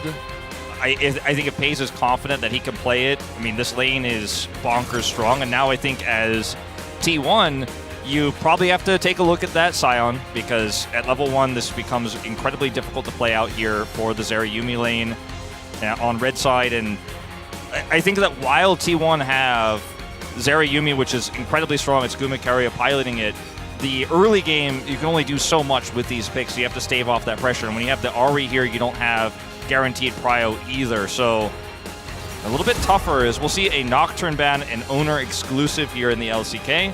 This ban, very strong with the Ahri. Crazy that the Maokai is just still all the way through. We see the Poppy being banned away. Might be as a Jax insurance policy, which could be coming through here. See what Gen G decide to ban away next. I like that. If you ban the Jax, it gives you the ability to just pick Maokai if you would like to, although that does give you a fair bit of magic damage, especially in the 2v2 top lane, if that's where the Gragas is going to go, which you'd expect given the fact that it is Doran. If Jax is coming through too, it's definitely going to be the Gragas top, right? So yeah, we'll find out shortly here. Is Sejuani's bad now, and this is another long-range engage you can't have for this Ahri pick, but if you let the Scion through here, I mean, I'm not saying that Gen G have to commit to this, but you certainly could play the Gragas into the Ahri mid and then have that really strong level 1. So T1, see if they decide to allow it through. The Korean caster's talking about the Scion as well, I can hear, but it will actually be the Kha'Zix banned instead. And now Gen G have to make a tough call. Gonna walk in the Wukong first. Great follow-up for the Gragas, great follow-up for the Draven. Ooh, a lot of animals. I like this a lot. Get a bear in there, you got a cat, you got a fox. Oh, it's a blind dude. And Ahri, dead guy. Viego is a very strong mid-jungle duo, but tough to pull off in the early game, and you don't. And the Ahri is essentially blind right now. You don't really know what your opponent is going to be just yet if you're going to have that agency. And to pick the Scion away here, I think would be a bit of a questionable decision. I like the Ornn a lot more myself. If it is going to be on, then they had so many animal opportunities. Never mind though, Scion going to be considered here. And of course has been a pretty consistent fallback for a lot of teams. Gwen is up and available. Man, imagine if Doran played Gwen here. I mean, would you imagine it? I can imagine it. In fact, I think there's a pretty good chance that it is in fact going to happen right before your eyes. Surely not, Wolf. It is hard to pull it off, obviously, against Zeri Ahri to get the Gwen in there. Oh, okay! Kayle is actually legit really good here because you have a free laning phase. You're going to be able to match a lot of that scaling later on in terms of what the Zeri's going to do. But Draven, low-range champion, right? Doesn't scale as well as Zeri because of Zeri's mobility, right? But if suddenly the Draven has Kayle ult and actually doesn't care about his low range and he's running at people doing massive damage, if he can close that gap with the great engage to have a Wukong Gragas, then Paige is going to have great time in the late game. Kayle's going to do a ton of damage. And I like both of these drafts, honestly, a lot for both of these teams. I think it is going to come down to execution of how well Doran plays this early game, because if he has a few mess-ups like he did in Game 1, it's not going to cut it with the Kayle. You really need to have a stable laning phase. You've been given a free lane by your team here. Score said, all right, we're putting you up against this Scion. Don't mess it up. And I think that it's really just going to be about when does the Draven get a cash in and how well does Doran do on this Kayle. Yeah. You imagine T1 are going to look to try to punish a lot in this early mid. You'd hope so. We saw this picked up by KT. It was the Melio Kayle combination, right? You've got the invincibility to come through from the Kayle. You've got the CC immunity. It all makes sense. It fell so flat on its face, Wolf. I felt silly for even talking about the fact that these two champions could be good. It was not a great time. You and I were casting out together. We were very sad. I felt embarrassed afterwards. I had to call someone to help with my confidence, and I'm gonna do it again because it looks really fun. I love the gauntlet that's been thrown here. Pays and Delight playing exactly what they just beat in Game 1. Oh man, see what happens here as we hop into Game 2.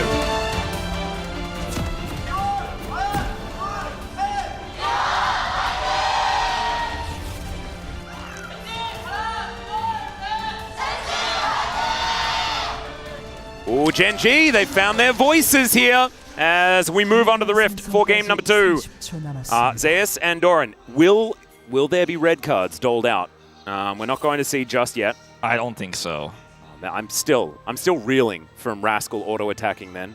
It would actually, I think, even be more BM for a Kayle to walk into Scion melee range. Yeah, true. I'm like, well, that's actually just messed up. Like, you're not supposed to do that. Yeah, nah.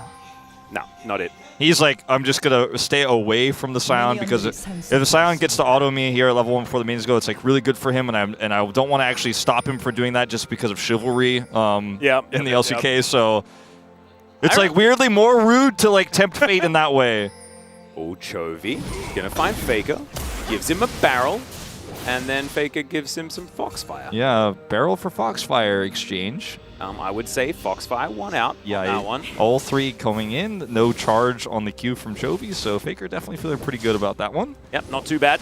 As we adjudicate very early trades as Chovy takes 50% of his health bar. So interesting. Faker doing well. Rune here from Faker, by the way, going fleet footwork. And look at the follow-up, obviously, with the additional mana he's going to get back when he pokes here, and the coup de grace. Lots of damage, actually. Lots of burst here. So he really wants to put the pressure on early in this lane, have that additional movement speeds, and stay away from Chovy's body slam, stuff like that. But it's going to be a way to empower this Viego pick as well. We're on a 5-game winning streak here, Ari, and see if Faker can make it 6. He's one of the 5. So far, laning phase looking pretty good. Yeah. And I do really like this auto-attack trading style that he's got going on here. He's been throwing a heck of a lot of autos into Chovy, making sure that he keeps up the lane pressure. Orbit Deception going slightly wide. As you can see, Peanut already dealt with his bottom side jungle. We'll move towards the top side. We'll see whether he avoids that ward or not. As Ona slinking on over, we'll pay a bit of a visit towards... Look at this. I mean, Faker is absolutely running this lane. Owner now with that extra prio, as you say, going to come over here and push Peanut off of his red buff. And this is pretty disastrous. Owner, with already starting red here, going cross-map, has the ability to slow this Wukong, so it's not a fight that Peanut can take here. Not even going to get the chance to smite fight. Yeah, almost gets in there. Tries to get in range to take that one away. The ward, of course, helping out there as Peanut. Now could help out Doran if he's in trouble. As you can see, 50% health bar for both of these top laners. Yeah, you go red to red here as Owner, man. This is what I'm talking about. You punish the Kayle early. Owner is looking for it. Peanut wrapping around the long way. Okay, let's see whether they can kill Doran before this one happens. Zeus already tanking up the turret. He's going to die first. As Doran, they do manage to take him down. Ona going to get on him as... Oh man, the Zombie Zion a little bit scary there as Peanut wants to keep himself alive. As teleport to come forward, Doran immediately coming back to lane. Yeah. Peanut getting back into his jungle. So a 1-for-1 in the end, and I believe first blood went to Peanut? I think so, yeah. I'm pretty sure you're right about that. With the turret shot coming through, just barely gets the extra gold there. But still, I mean, Zeus, yeah, he was further away from the minions when he teleported back, but he doesn't actually care because he has a massive lead. He's going to come over here and continue to put the pressure on Doran. So I love this red to red from Owner because you know you can win against the Wukong if he doesn't have red buff. You come over here, you steal the red buff away, you get both reds, then you make a play. Chovy, if he gets charmed, he's dead, and so he's going to flash pretty early on. So, I mean, now flash is down here for Chovy. Faker playing this fleet footwork Ari very well. Already teleported back, grabbed boots and the mana crystal, so he's just going to continue to put that pressure on here and have perma-prio so that Owner can do a lot, have a lot of agency here on the top side of the map. It's unusual to see teams play around topside, especially when there's a Draven involved in the game. But we haven't looked at the Draven at all here because it's been all about shutting this Kayle down here for T1. Oh, Peanut waiting in the wings. He's only level 3. Owner is also here. Yeah. And there are wards everywhere, littering the map right now. As he will walk into one of them. There's the flash forward. Peanut is going to come out. Let's see whether they can keep Doran alive. He's sprinting away as fast as he can. Zeus might be the one to fall down, though, as Ona has to turn. Alcove Gaming to come through here as Ona taking so much damage. They're just trying to buy space to get him out, but Peanut's going to die, and Doran was baited. It's a T1 victory in the top lane. I mean, this might just be game ending, to be totally frank. I mean, I'm not even going to sugarcoat this because Doran, he buys a Cull and a longsword here. He's like, well, that's it for me. I guess I'm just not going to exist. My turret's not going to exist. I'm never going to get minions. And this is the initial exchange where we will see confirm Peanut does, in fact, get the first blood here. But even though a lot of time is wasted and Zeus is killed here and summoners are expended, you still end up getting the better hand of this because now Doran doesn't have flash. Follow-up comes through here. And I think staying here as Peanut is actually incorrect because you're now just giving a further lead here. You're wasting more time. Owner's already ahead of you. In the bottom side of the map, by the way, as we do see this end up being additional kills going over, Doran also dies here. It's a whole disaster. Like, everything is wrong about this. On the bottom side of the map, Draven doesn't have prio. Pays is not actually controlling this lane. He's been given no resources. He's half a cull completed here, and he's sitting on a Dirk. So that aspect of your game and your early game power, where you're trying to create this dichotomy between weak top and strong bottom, because Peanut's trying to help Doran and failing. You didn't get anything out of your Draven. Your Kayle is 15 CS behind here, and Doran, yeah, he hits level 6, but it is going to be a long and hard road to come back in this one, and Viego could just keep camping. We'll see whether he's going to do that. Has cleared out his bottom side yet again. The red buff going to be spawning pretty soon, but does have some puppies and a Krog to take down. Sorry, a Gromp. As Chovy has just been through his health bar as much as he possibly can. Faker ahead by just a little bit in that lane. We can see the Pays is ahead. There is at least that, but like you say, it's no notable lead. And if Zerayumi are just allowed to chill out, that is a loss. Any campers on the top lane? Owner's got his tent. He's just got a brand new one. He's going for a journey as well, as you can see. He's backpacking. Then he's going to pitch the tent when he gets to the summit, which is Doran up here. He's climbing, keeping his footwork. Well, Doran does have his ultimate. He's going to use it extraordinarily early, and I have a feeling, guys, that it's not going to be enough to keep him alive, as Owner misses the stun. And Doran is still super dead. There he goes. Viego gets himself another kill. Peanut not going to be there. Just pretty happy to have some time to get some camps, I'm pretty sure. As I know Huni is molding right now over on the desk. Oh, yeah. And Peanut might just be dead. As he, Warrior Trickster, but now that's on cooldown. He's got 6, so maybe he lives this? We'll see. There's the Cyclone. Zayas going to get knocked up. Another Cyclone is available as Peanut is able to flash away. And so Zayas staying alive, very tanky. And this is what is it about today, Wolf? We've just had real wacky games. Yeah, we really have, but especially in this series, okay? Like, you know, I was really excited for Gen G versus T1. I thought it was going to be some, you know, great gameplay, standardized. Like, we're going to learn from the best of the best today, like what their take on the meta is when they play against each other, right? But no, it's just going to be down and dirty. Oh, yeah. And unfortunately, the 2,000 gold lead, I think, understates the current scenario, as 4 kills for Owner here. Rift Herald picked up. He is sitting on so much money right now. And just goes back and buys Sunder, and he's like, yep, well, I'm just going to keep staying topside. And Doran is a level down right now. That will continue to be a problem, and the lead will compound. Now, will he get punished? Yeah, Peanut is here. Owner is just dead. All right, Caster Curse. Look at his flash. You're welcome. His flash is a couple of seconds. That is about as perfect timing as you can get. And it's Peanut that gets the kill. So a little bit of a shame there for the Kale, who probably wants as much money as she can get. But yeah, Doran now worth maybe a little bit more money given the extra assist that he gets there, so that could be good news for T1 fans. Yeah, I mean, it's certainly, you know, I feel like better than if it went over to the Kale, but still a small victory here. As mentioned, the Sunder is still picked up for Viego. Yeah. And his magical footwear is online, has been early because of the amount of kills he's picked up super early in this game. And you're just looking at a situation where, like, that's a small consolation price, but it's not the experience that Doran needs because he needs levels more than he needs gold. He needs gold too, don't get me wrong, but I mean, this is a great play from Peanut. They are able to capitalize, they're able to pick up some money, but he's just taken a little bit of money back here himself versus a Viego that will still continue to push him off of the map every time they encounter each other. And the real story, the hidden story here, the secret story that the observers aren't showing is that this Draven lane just hasn't accomplished anything, even though it's got that extra Milio range. Guma and Keria are laning really well here. Keria must be blocking a lot of the damage. No summoners expanded or anything like that. It's just a natural lane where they're doing well. Faker is also dominating this lane with the fleet footwork. And T1 are winning all across the map. And the top side is the place where you expected T1 to be winning the hardest, but they're also just winning everywhere else, even without Owner's help. He's just camping top side. Yeah, what we have to wait for is to see whether Pays dies or gets a cash out, because that is still a story of this game. Great Charm is going to connect. There is Chovy in trouble. Spirit Rush going to be invested. The flash has to come through. And Chovy, can he stay alive? Faker is still, he's still going to die. And it's a 1-for-1 in the mid lane, but I think if you're Faker, you're the one typing Worth. Yeah, I think so. No flash expended here from Faker, and he's still able to secure the kill. A little bit of a miscalculation there from Faker, though. If he is able to get that without dying there, it feels amazing, but good reaction there from Chovy. Great flash. Of course, down his flash is going to hurt quite a bit. I mean, Chovy is just unfortunately not having a good time in this one. It's just straight up a charm. He connects here, and he barely lives. Cask also does not connect. Yeah. The flash buys him just enough time. Tries to get that extra durability with his W once again.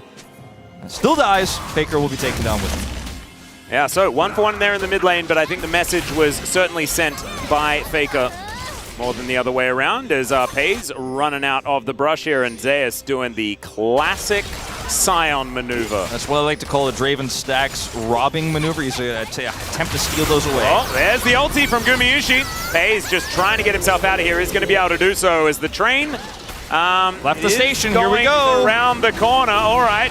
Delight not going to go for any block or anything like that. It's Pays just barely. He flashes forward. He flashes forward, and that is going to be Zeus grabbing the kill. Peanut looking to try and get in here as Zeus with his pet cat are in position, and Peanut's just going to try and get out. Delight and Chovy might just be dead as well, as it's a great stun from Ona. Heartbreaker comes out. Chovy is going to find a decent barrel, survives for a long time, but Zeus is going to line it up yet again. The Melio gets a kill somewhere, somehow, and Peanut's flashing away. He will survive, but I don't know whether Delight is going to be so lucky. There are bad guys everywhere, and this Melio is not on an adventure that he really chose. So sometimes the robbers rob the train, sometimes the train robs the robbers. Yeah, okay, we're going to stop some backs there with the whirling death, but the death was actually Pays, and he lost so many He lost so much, and now you're Cashin, you were talking about, like, one of our big win conditions. Is it going to come through? Oh, no.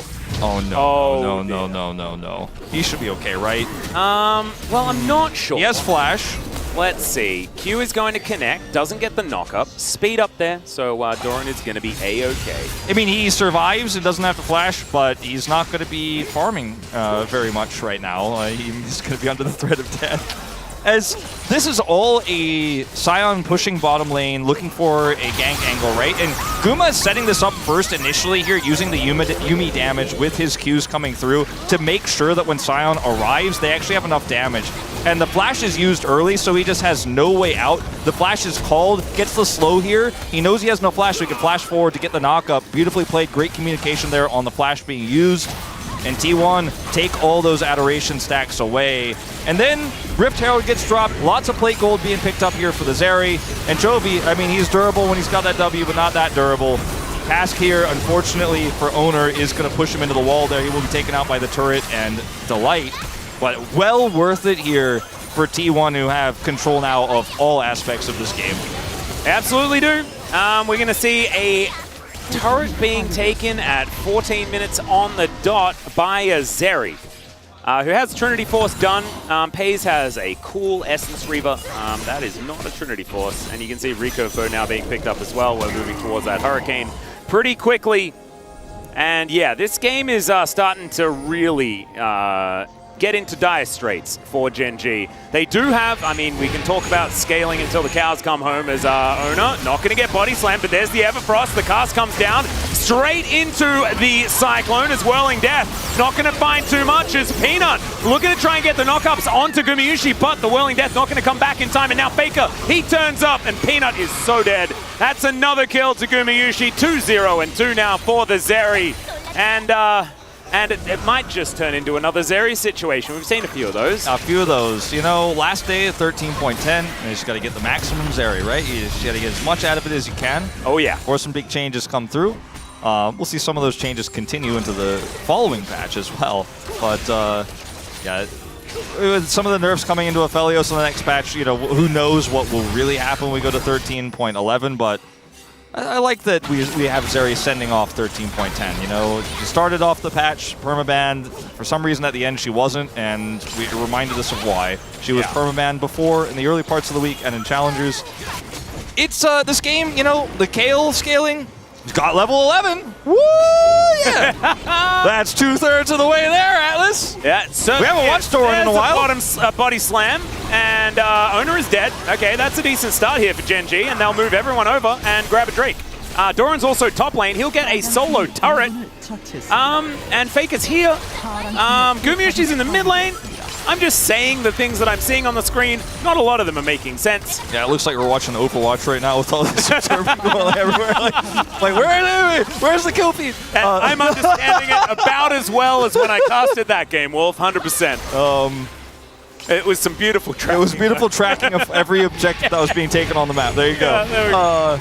cool kids will get the reference. Now, Owner, this is the first time where he was caught and he has Flash Heartbreaker gets away. The second time he's caught to start off the bit of a kerfuffle we're going to see next, he does not have those mobility options, so will not get away. But this ends up being a great capitalization from T1. This time he's coming over here just trying to suss out like where the Drake's health bar is at. They don't have any vision here. And then Chovy turns on him, has the Everfrost, he's cast away. And without those summoners and ultimate, he is going to die this time around. Genji turned this into a win. Doran gets top turret. 나 등골 빼먹어서 잘 성장 중.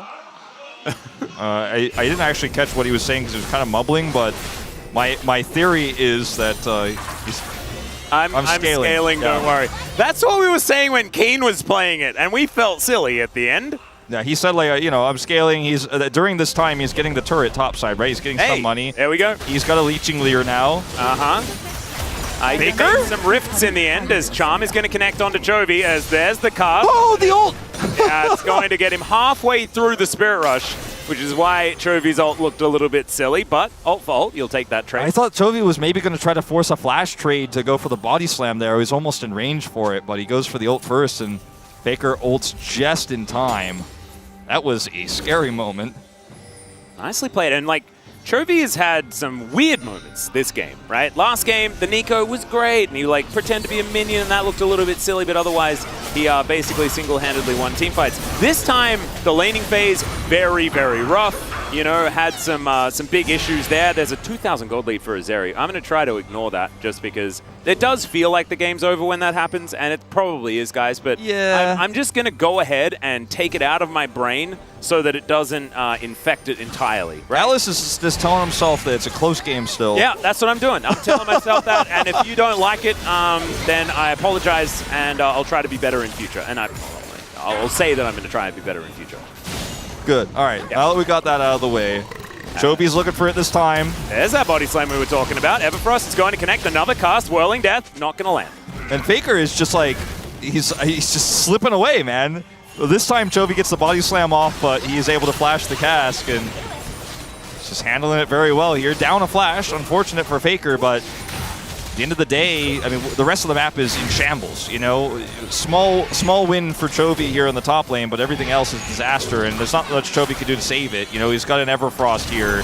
Who's he picking? Who's he flanking? The Zeri is impossible to kill at this point. Runen is done. Yeah, and I hope that we actually get to see some of this Melio Kale value that can happen.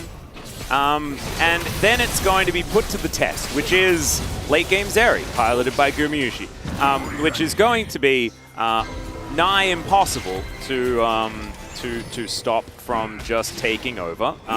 We saw in the series prior, there was a Zeri in that game as well, and she did a lot of things. But, I mean, the lead that Deft had in that game wasn't like this, nor was it into a comp like this. So, you know, I think Guma's going to have a lot more agency. Now, will he get 15 kills? I don't know if the game goes that long. Will he get 520 CS? I don't think so. Maybe not. I don't think so. But maybe.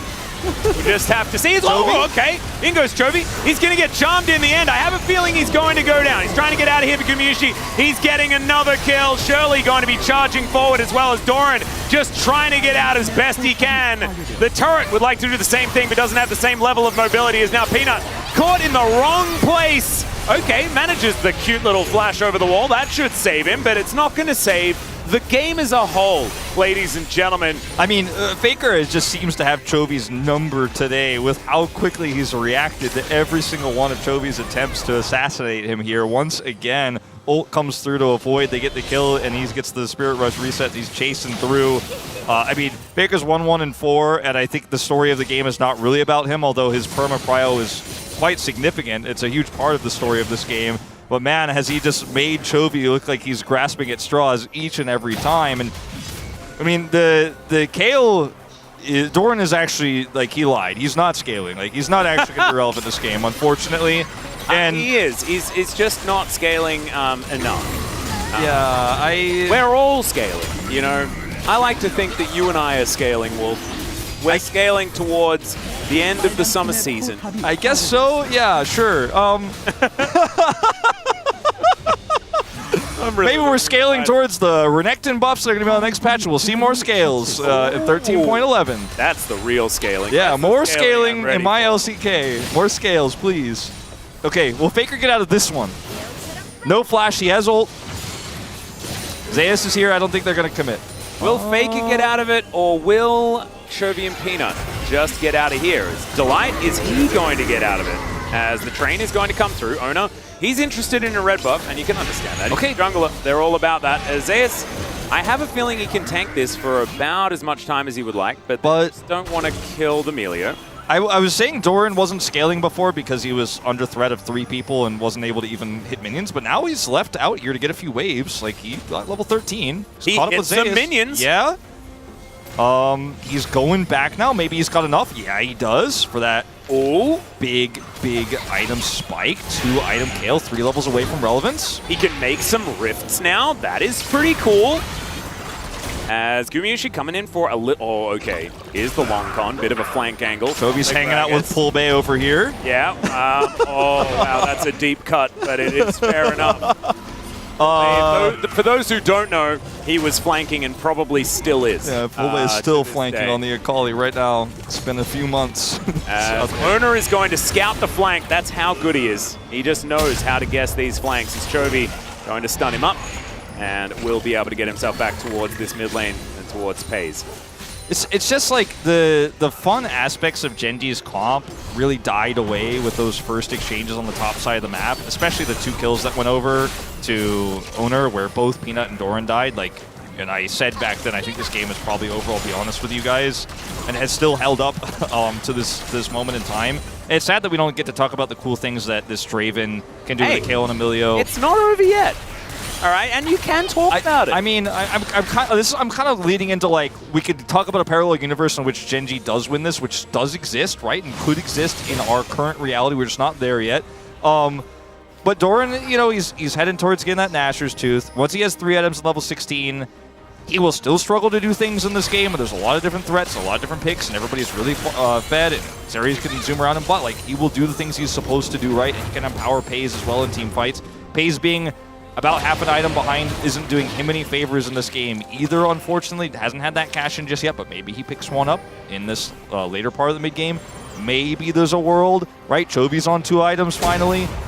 But otherwise, it's just kind of really sad to see Genji trying their best to kind of stave off the pressure, and I think they are, considering how doomed this game was. The recovery has been pretty nice, but we're still looking at a 5,000 gold lead here at 24 minutes.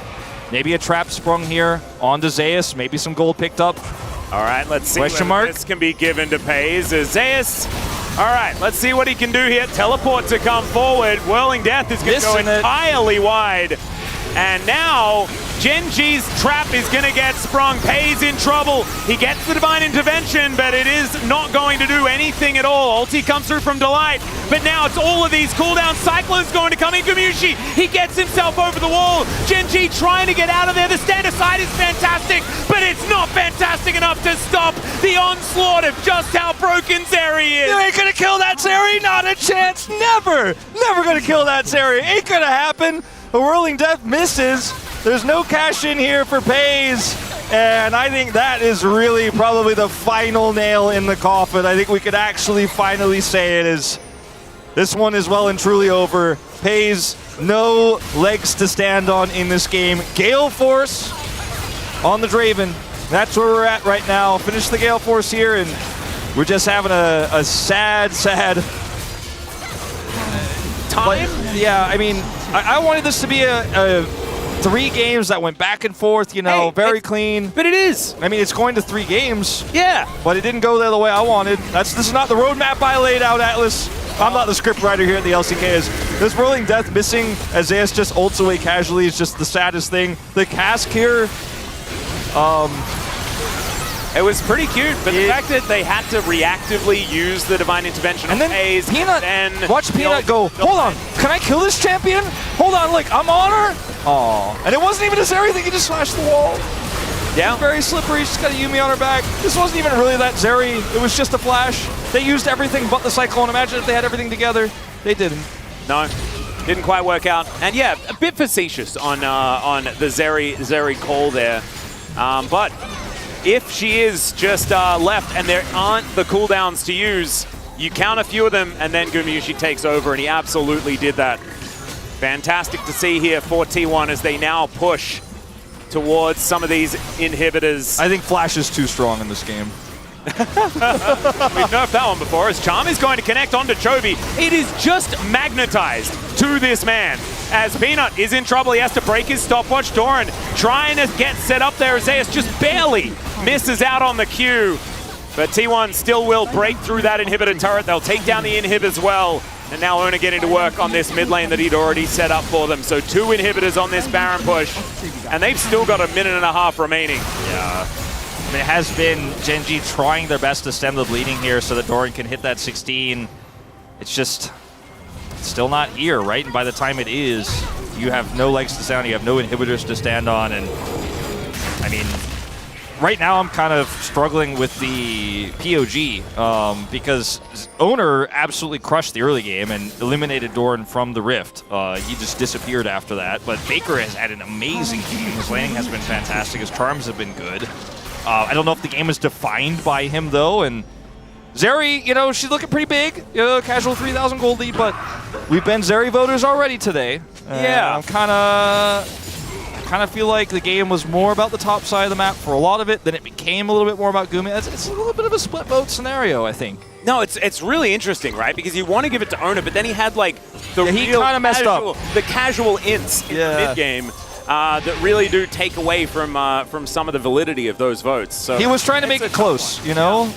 Yeah, and it's still up in the air in my mind. I think Faker's charms have certainly helped me out as far as Faker voting, but I don't do that anymore. Voting, that is. No. 4 items, Zeri. Sitting on 4. Titanic Hydra is pretty big. Faker on the flank. I really want to see... Level 16. Okay, yeah, he is just going to fly forward, Pays, going to avoid the charm. Maybe it is the Owner angle. It could be. Nah, I'm teasing. Well, we'll just have to see. As Faker diving on in once again. Doran is scaling in the mid lane, by the way, trying to make sure the Nexus doesn't die to Super Minions. Level 16! Oh, there he is! He loves that. That's what we want to see. If you're a Gen.G fan, this is the dream. The minions, you never need to go that far, and you can farm 2 lanes at once. I think this was all part of the game plan from the beginning. And he clocks in the chat. Oh yeah, well, Jovi's going to go for an engagement. He immediately gets charmed, and that is going to be that. The turret falls down as well. And without any sort of front line to speak of, there is nothing Gen.G can do about this. Doran trying to get some autos in, and you mentioned the level 16. Well, the relevance just does not really exist. The last inhibitor will go down. He's scaling! He got his 3rd item! Oh no! Well, Gen.G just going to try and defend these Nexus turrets, but otherwise I think they're going to think about what they're going to do with the blue side in game number 3. Because I have a feeling this is all just a matter of T1 moving towards these Nexus turrets and finding their opportunity. The charm is just gorgeous! Delight going to be able to flash away as Doran going to press his R button trying to stay alive, but Zeus just ignores the Kale entirely. Peanut will turn up again, and there is a Nexus here to defend at least. Chovy, he'll turn up as well. And will they be able to actually stave them off? There is going to be Zeus falling down. It's a kill for Doran, his 2nd of the game somehow, as the Zombie Scion's going to buy some space. And I have a feeling that is going to be the end of the Nexus as they're trying to get these autos in there, and there it is. That will take it down. Couple of kills for Gumushi in the end. Courier with the detach, you know, for a little bit of extra damage there on the Nexus. And blocking the Nexus. There you go. You know, it's a tough one, man. It's a tough one for me, but I think the game is still defined by those early plays from Owner, and I'm going to give him the vote, even though he had a little bit of a whoopsie in the mid game and was caught a few times trying to identify vision. He's playing against a comp that has a lot of lockdown, a lot of pick potential, so while you're checking, sometimes you get caught. I think Faker looked the cleanest, but I don't think the game was as defined by him, and it's a tough vote. Zeri, I think, going to pick up a lot of votes too because Guma had a lead. He did great things with it. He was set up for success. He didn't drop the ball. And for Gen.G, you played a risky comp. You really fell behind early, and the Draven, if we had seen Doran just left on an island and you played around the Draven and we got a cash in early, could have seen a different world. Will that find success? But I think if you put the resources on the Kayle, you know, Draven can't do much. You put the resources on the Draven, the Kayle gets even, like, bodied even harder. So, you know, it's kind of a loser situation. You're split between these two things. When Owner has the performance we saw from him in this early game, the great pathing, the red-to-red start to take Peanut's red buff away and guarantee they have that topside play. Yeah, it was played it was very clean. well. It was played very well by Owner in the early game. The bottom lane as well, like, Draven Milio, I think it's time to give it up. It's lost twice in a row here in this particular series. I think Zeri's way too strong. If we're not banning that, we're doing something wrong. And we have a deciding game to see who's going to get that memo. Let's go to a short break. When we get back, the space and game 3.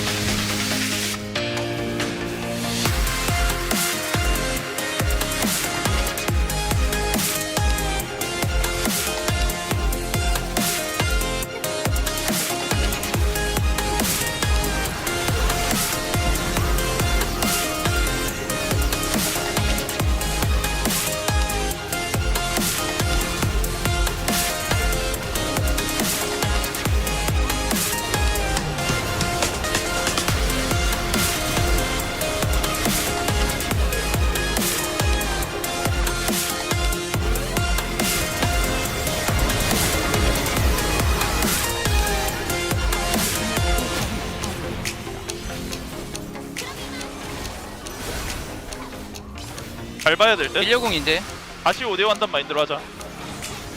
밀려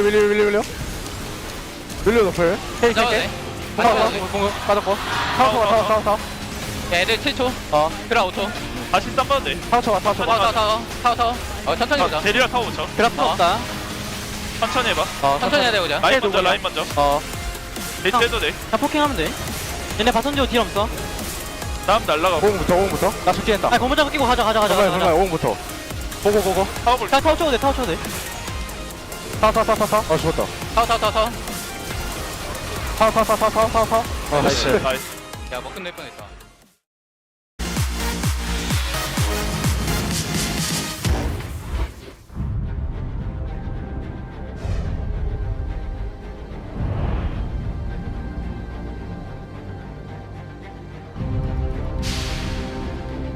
젠지랑 또 만나는 거에는 딱히 뭐 부담감은 없고 또 이겨야겠다. MSI 때도 이겼으니까. 제 개인적인 기량도 아셨던 것 같고 MSI에서 T1한테 졌을 때 딱 한 판 이기면 이기는 거였는데 져서 더 아쉬웠던 것 같아요. 스프링 정규 시즌에서는 한 번도 이긴 적이 없었어서 정규 시즌에도 한번 이겨보고 싶습니다. 서머 때는 아무래도 저희 팀이 지금 그렇게 좋은 상황은 아니라고 생각하고 저희 어떻게 하느냐에 따라 달린 것 같아요. 원딜이 캐리 메타 느낌 그런 느낌인데 저한테 좀 잘 맞는 것 같고 자신 있는 것 같습니다. 저희 바텀 듀오랑은 짬의 차이가 난다고 생각해서 저희가 리드할 거라고 생각합니다. MSI 때 많이 져는 것 같던데 썸머 때는 어떤지 한번 볼게요. 아쉬웠던 건 저도 아는데 서머 때는 감당 안 되게 잘해줘서 그랬습니다. 우승하고 나서 기분이 아직도 잊혀지지가 않아서 디펜딩 챔피언 자리를 이번 서머 시즌에도 또 지킬 수 있도록 하겠습니다. 우승을 하기 위해서 계속 노력할 것이고요. 최선을 다하겠습니다. 월드를 위해서라도 서머 시즌 더 열심히 하겠습니다.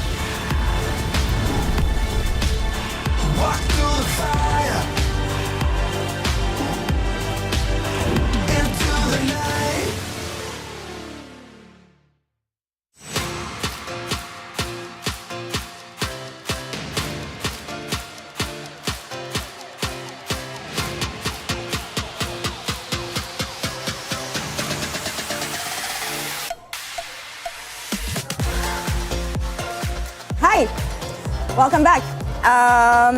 Lots of Twitch emotes could have been used to describe this game. Pick yours in chat, but that's the one I will go for. Guys, any quick hit on this game and what the hell was that? You know, sometimes chaos is the answer. And this was one of those games. You know, every player just says, what if I went for every all-in? And then they did.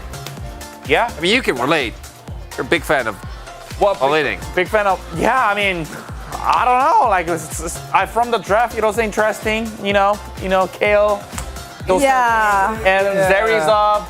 And just becomes Zeri Yumi game, another one. So. It's funny how you can go from being the player of the game to being a player in the game, maybe, but I'm not even sure that he was here. As the cast was saying, he's still scaling. Some say to this very day. What I want to highlight when looking at this draft is specifically that the Kale, as opposed to something like a Gwen, needs babysitting. And you have a Draven Milio bot lane. You have a bot lane whose goal is to punish early, right? And You have to like get a lead early, or at the very least once you get Dirk. And yes, Owner paid a lot of attention towards the top side of the map. But with how mid lane was going and Faker having a ton of prio, I think that Pace and Delight obviously didn't have the best time in the 2v2. That's also up to them. But ideally, they'd have a Wukong that at the very least would be hovering towards bot side. But because of the kill, Genji invested like the first 15 minutes of jungle, it was 5. Yeah. Like 5 minutes of jungle resources toward trying to make this work. And I think that if you pick either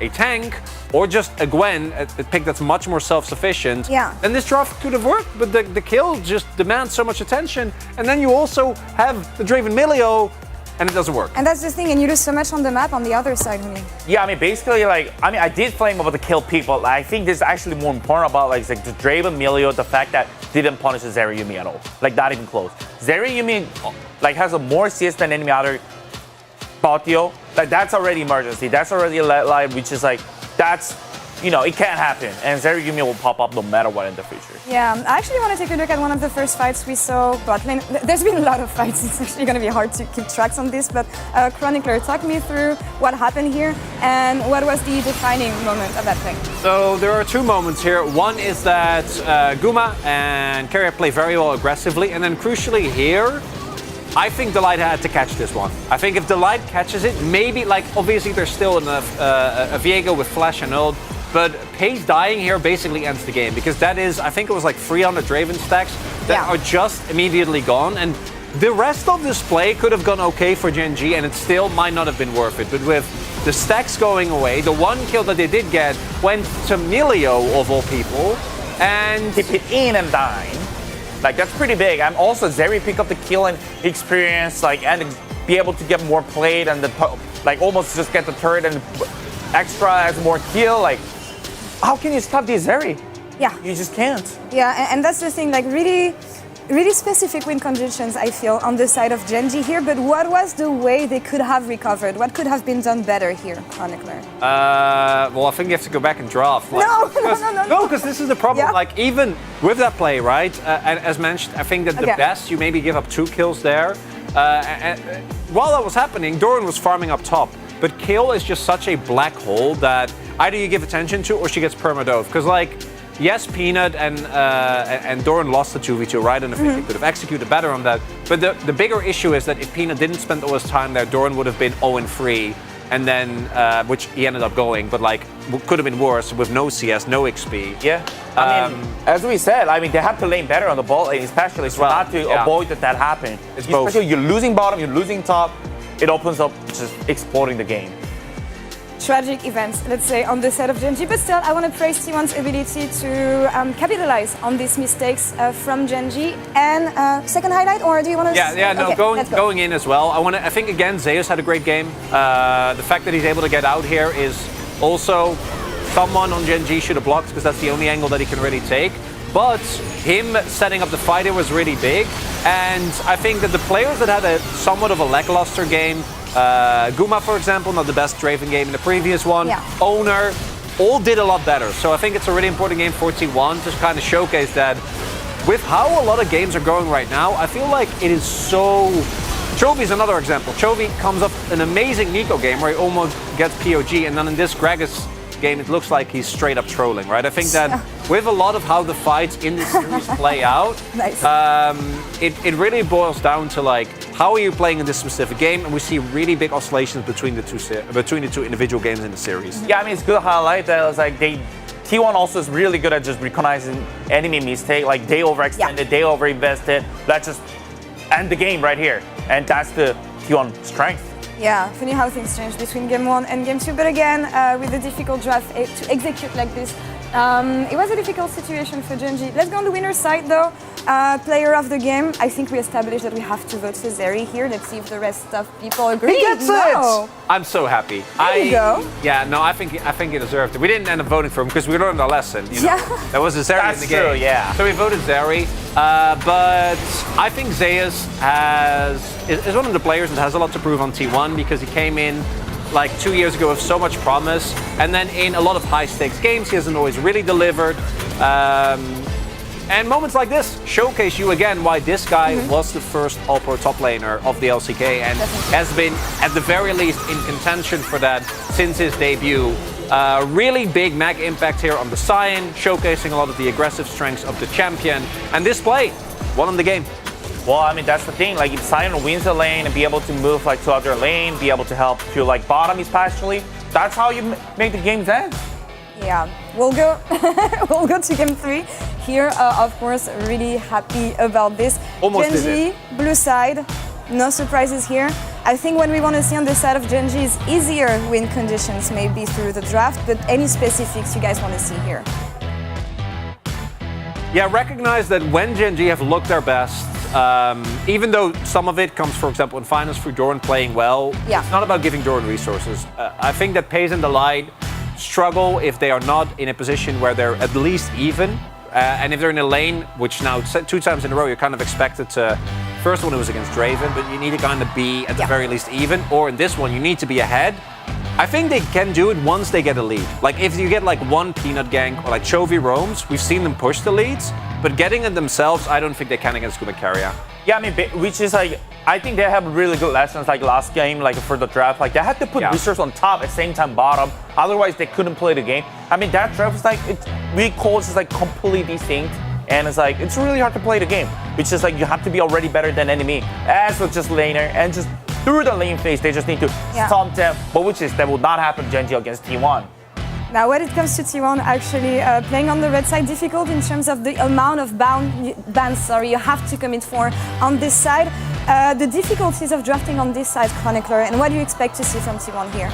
Just make sure you don't let Nico open. We have actually seen teams be able to draft well on red side, right? There are some developments. You can actually leave open Milio and go for aggressive drafts. As long as you don't let Nico or Cassante through, I think you can, you get it. But on red side, you're probably not getting it.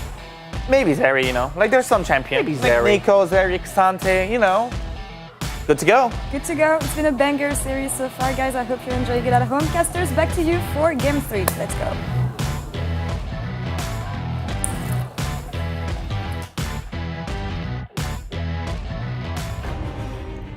Thank you so much, guys, for the breakdown of the second game of this, exactly right, banger series. I have a feeling Faker was a little bit robbed. I think more than a couple of votes would have been better. I'm surprised Owner only picked up the 1 for me. I was like, I don't know, game defined by him in the early parts of it. I mean, I think a vote for Zeus is a vote for Owner. Yeah, because they were pretty much the same champion at the beginning of the game. Pretty much. Outside of that one train ride that Zeus went for that I think, was pretty game defining. I mean, I think Owner did more things as Kale than Dord did that game. Kind of true. Kind of true. The one thing that did come out of it, though, was I think even media are done with Zeri. It's actually brilliant. We're all just coming together to not want that champion to be in the game anymore. Let's see if T1 are also on the same page and will ban it, as the Aphelios ban is going to come through. See the Lucian as well, so some opportunities to play that Draven again here as T1 if the Zeri does come through. See if they leave the Yuumi open. As Aphelios, is a pick right now in this meta that's ended up being a little bit more niche as the week has gone on. And was sub 50% win rate when we were looking at the matchups yesterday. And one that we haven't really seen today all too much. Genji here, see what that final ban is going to be. It will be the Vi. I think a wise choice. One of the strongest jungle picks right now. We've seen Maokai go through these drafts. Yeah, and Casante's already banned. The Zeri needs to be looked at. Yuumi also available, and Emilio up. I think out of those three, it's probably the Zeri, in my opinion, that is the one that you really need to ban away. I mean, they're happy to play Draven into, I think, either the Emilio or the Yuumi lane. Especially if it's a Zeri that's Yuumi-less, you feel even better about that. So I think that's why we see once again the Yuumi ban coming through. Genji here, a lot of different options. I wouldn't be disappointed if they prioritize the Maokai here and do a more reactionary draft, but not the S-tier pick that you're necessarily looking for in the B1 slot. Zeri without a Yuumi is still a strong pick because Lulu is a thing. They'll take the Emilio here instead, so weakening the potential Draven pick here for T1. They banned Lucian. So did T1 try to take away now that Zeri grab a jungle and then take the Lulu themselves is the question that we have to ask. I would assume that that is a likely outcome, Wolf. 8 seconds to go. See what T1 do decide to do with this one. I think, yeah, you could take Maokai. His stock is still quite high. Just going to play Draven anyways. Take the Draven. Yeah, I kind of like this. And now, Pei's going to have to dig a little bit deeper. I didn't really like Pei's Draven all that much, to be perfectly honest. So maybe on a Jinx, on a Kog'Maw even, on Twitch. I think teams should be more willing to play Jinx with Emilio into Draven. It's something I called for earlier today. We didn't see it. I think it's very strong. Faker going to pick up this Gragas. Well, likely to be Faker. We'll see what the matchup ends up looking like. But now you can grab Maokai. And the Jinx, I think, is a very strong option. But they want to go Zeri instead. Not a ton of synergy here, but you have a lot of power in the lane in terms of staving off that Draven pressure. You have a Maokai as well, so pushing the lane really hard is quite difficult. Now, will we see Pyke? I think Keria is considering it because Blitzcrank is another strong option here for T1. Anything that allows you to make aggressive picks happen. Yeah, the Blitzcrank it feels like a no-brainer. Absolutely. Keria will be locking that one in. We've seen what it can do. It really does deny Emilio from being able to get anything that he wants done, especially with the ultimate being able to interrupt, and you just get 100-0. No offer to the team that you can really get in there. And pulling Emilio away from the team as well just means that he just can't do anything. He's so fragile, so difficult for him to actually ward correctly when you fall behind, especially if it's going to be Red Smite Maokai coming through here and we don't see any tank Maokai, which is the expectation at this moment in time. That's why Peanut will not disappoint us. He's been a tank Maokai guy. We'll see. We'll see, Atlas. Because, I mean, if you look at this, like, he's very squishy, too. If he gets caught by a Blitzcrank Draven, there's a lot of ways this can go very sour. I do like this Scion ban, weakening the all-ins we talked about, the ability to come over there and push the Zeri and the Emilio out of the lane. Yeah. Will we see, like, a Renekton or Jace ban here? I mean, T1 are clearly focused on AD mids. Tristana, okay, it's the same vein here of actually utilizing that AP jungler to get aggressive power here in the mid lane. I wonder whether Faker just leans back towards something like an Annie. A lot of people do dislike Annie with Maokai there just because you can set up sort of Jace-style compositions that can keep her at arm's length and stuff like that. I think Kha'Zix's so free here. It's like one of the best Kha'Zix angles we've seen this whole week. Because you have a squishy enemy jungler, you could try to out-farm the enemy jungler, you can match him very well. You've got a squishy Emilio that's already going to have a lot of problems here with dealing with the Blitzcrank. Like, they just walked face first into this one, I feel. That being said, Owner had a great game of Viego, and they will actually swap it at the last moment here to the Viego. They agree with you, Wolf. They were like, he deserves a POG. Let's give him another shot. Well, I mean, I think that it might lead towards the Faker Ahri that you were talking about coming through here with the Gragas going topside. And they can flex it. This is a really strong position here for T1. Wait and see what Chovy is going to play before you make that call. If we see something like a Jax come through to buy time for that Zeri to scale, you put the Gragas topside. Faker's got a lot of flexibility. I think it's either Na or Ornn, in my opinion, for Doran. I like the Ornn better, but now the Gragas is going top at this point. You have to imagine. Let's see what Faker's answer to this Annie is going to be. I don't think he's going to be playing something like a Syndra. Could just be Ari again. I think Ari is the best option considering they locked in the Viego. You have so much pick. You have so much setup for the Draven to get cash-ins. I like it myself as well. I mean, LeBlanc also not bad here, but I think the Ari is the safest option. And putting Zeus on Gragas is something that no one's surprised about, right? Around when he was debuting, of course, his first game was on the Gnar, but his next one was on the Gragas, and he looked absolutely amazing on that one. And Gragas has just been so good into Jax. Like, at the beginning, it was a pretty neutral matchup. We saw it go both ways, but as Gragas players got better at dealing with Jax, as Jax became more meta, it feels like Gragas is kind of crushing this now. It's just so easy to body slam the Counter-Strike away if you know the timing, you know how to utilize it, as long as you don't waste that cooldown. You can start to get a little bit of an edge there. It's not a pressure point for the Jax very much until much later on in the game. And I think if there wasn't a Gragas on the table here, if they had a Gragas ban instead of, you know, letting that one through, I think that maybe you like the Jax a lot more here, but the Gragas priority was so high. And this is something T1 started in the LCK in spring. They were like, no, Gragas is our thing. We flex it. We play it mid. It started to become a thing all over the world. We saw it LEC even moving into the jungle and stuff like that. But you know, T1 prioritized the Gragas early so that picks like this Jax feel a little bit weaker. Yeah. And you can just never counter-strike him, right? Like, the body slam is so incredibly powerful in that regard. So, some T1 fans here. And we'll see whether they can actually get their wish. It's going to require a T1 victory on the red side, but the team colors are red. Their side of LoL Park is red. And it would make sense if they were able to pick up a win on their side, or at least the color of it. They have to beat a Zeri, though. A Zeri that does have Annie and Tibbers available as well. There is a tree that has been pretty high priority as well, and Jax, in other games, has looked good, but I think the answers here from T1 are very, very strong. Let's hop into the Rift and see how it's going to go.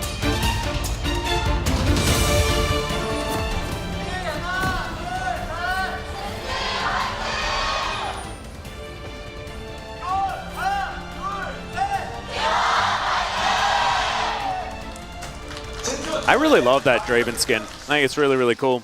It's like Chainsaw Man and Borderlands all at the same time. Yeah. I'm really about it. I am currently playing through Resident Evil 4, so lots of chainsaws in my life. The remake is very, very fun. Nice. Yeah, and as you say, the hook is not going to hit anything, but he checks. You know, you never know what you might get. Yep. And Alice, just to talk about how this series has gone so far, like we talked about I think we kind of tunneled on talking about Gragas and Jax and stuff like that, but ultimately what these two comps mean is T1 is basically playing a similar version to what both teams played in Game 1 of delete the enemy carry and blow them up and pick them.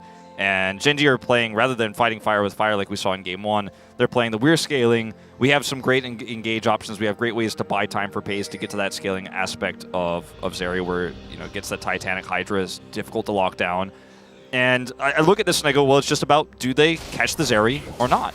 And so far, this week in the LCK, historically speaking, people aren't really catching the Zeri that much. He's kind of slipping away. So I think T1 is really going to have to get early advantages here, get that early cash in, and just lock pays down repeatedly. He did not take Cleanse, because there's a lot of different threats here. Wants to have the Ghost for some lane prowess here as well. But I think that it's really on Pays once again to prove that his positioning, his team fights, his ability to carry is why he was picked up to replace Ruler and is trying to live up to Ruler's name. Double two. We'll zoom in. There's the flash forward. The hook goes wide. As Delight takes a lot of damage. Gumayushi, though, also struggling here as Pays is at full health. And unfortunately, missing that hook. Kind of devastating here for the T1 bottom lane. Yeah, really not what you want. And a bit uncharacteristic here from Keria. Has the rocket punch first, but fortunately not able to get the grab. Oh, okay. Pays is now ghosting. They're looking for Keria, and he doesn't have his flash anymore. Should be free food here for Genji. And is it already a Zeri moment at 2.5 minutes, Wolf? I mean, it's a little early, but when your win condition here is trying to lock this Zeri down, it does feel painful. Doran. All right. Doran also struggling just a little as there's the stun, there's the body slam flash, and Doran should be going down here. Tries to get the boop onto Ona, but it's not going to be enough damage, and that is the second kill of the game. Really wanting to hold on to his flash there. You can see the frustration there on the player cam for Doran as he's in the death chamber. He flashes early, might be able to get out of that one or at least guarantee the follow-up flash. So he's down a flash now as well as his life is gone. Teleport used early, so Zeus holding teleport advantage, has that extra gold in his pocket. Once again, Owner's Viego finding value here against Doran on the top side of the map. But I think the bigger story is the Zeri.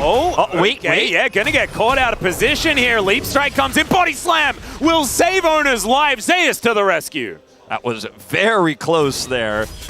And a good play from Doran conceptually, but even without a flash, the body slam is good enough. But yeah, I mean, this is an issue of what do you do now as T1 to try to set up a cash-in for Guma when he doesn't have lane control? He's backed early here. He's sitting on 2 long swords. Pays is just farming.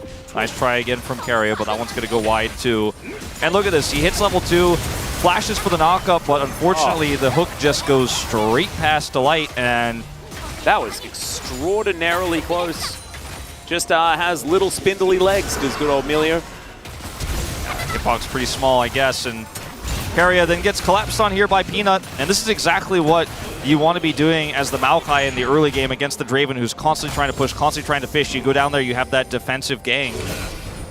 And an offensive gank up here on the top side is going to stop Doran. If he flashes that W from Owner, he might have had a good chance of living there. I think he was very close to being able to leap strike to that minion wave as well, but maybe the leap strike was on cooldown as Peanut going to move his way in. Zeus completely out of mana, no flash, remember, as the Bramble Smash does pull him back.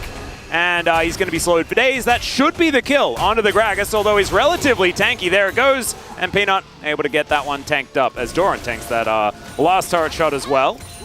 Carrier moving on in here. We'll be able to get yet another one. Let's see how well he does this time. This time the flash has to be used to get Delight to safety, but he is going to be all right this time as well. Carrier is just going to try too hard, make it work here. This time, as you say, successfully gets the flash. Yeah, then and you have to kind of force it, yeah, right? You really do. It's a Draven lane. Exactly, you've got to force this Draven lane. You've got to get those Adoration stacks cashed in.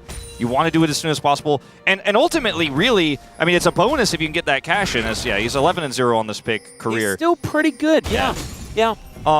But if your main goal is to actually deny Pei's farm and push him out of lane and actually start to get small edges there, so then you can go to the Rift Herald fight early, for example, and force a fight there that's on your terms and get that cash in that's bigger there where it matters, where you get an objective 2 or an early dragon, as Zeus is up 2 levels here for the moment.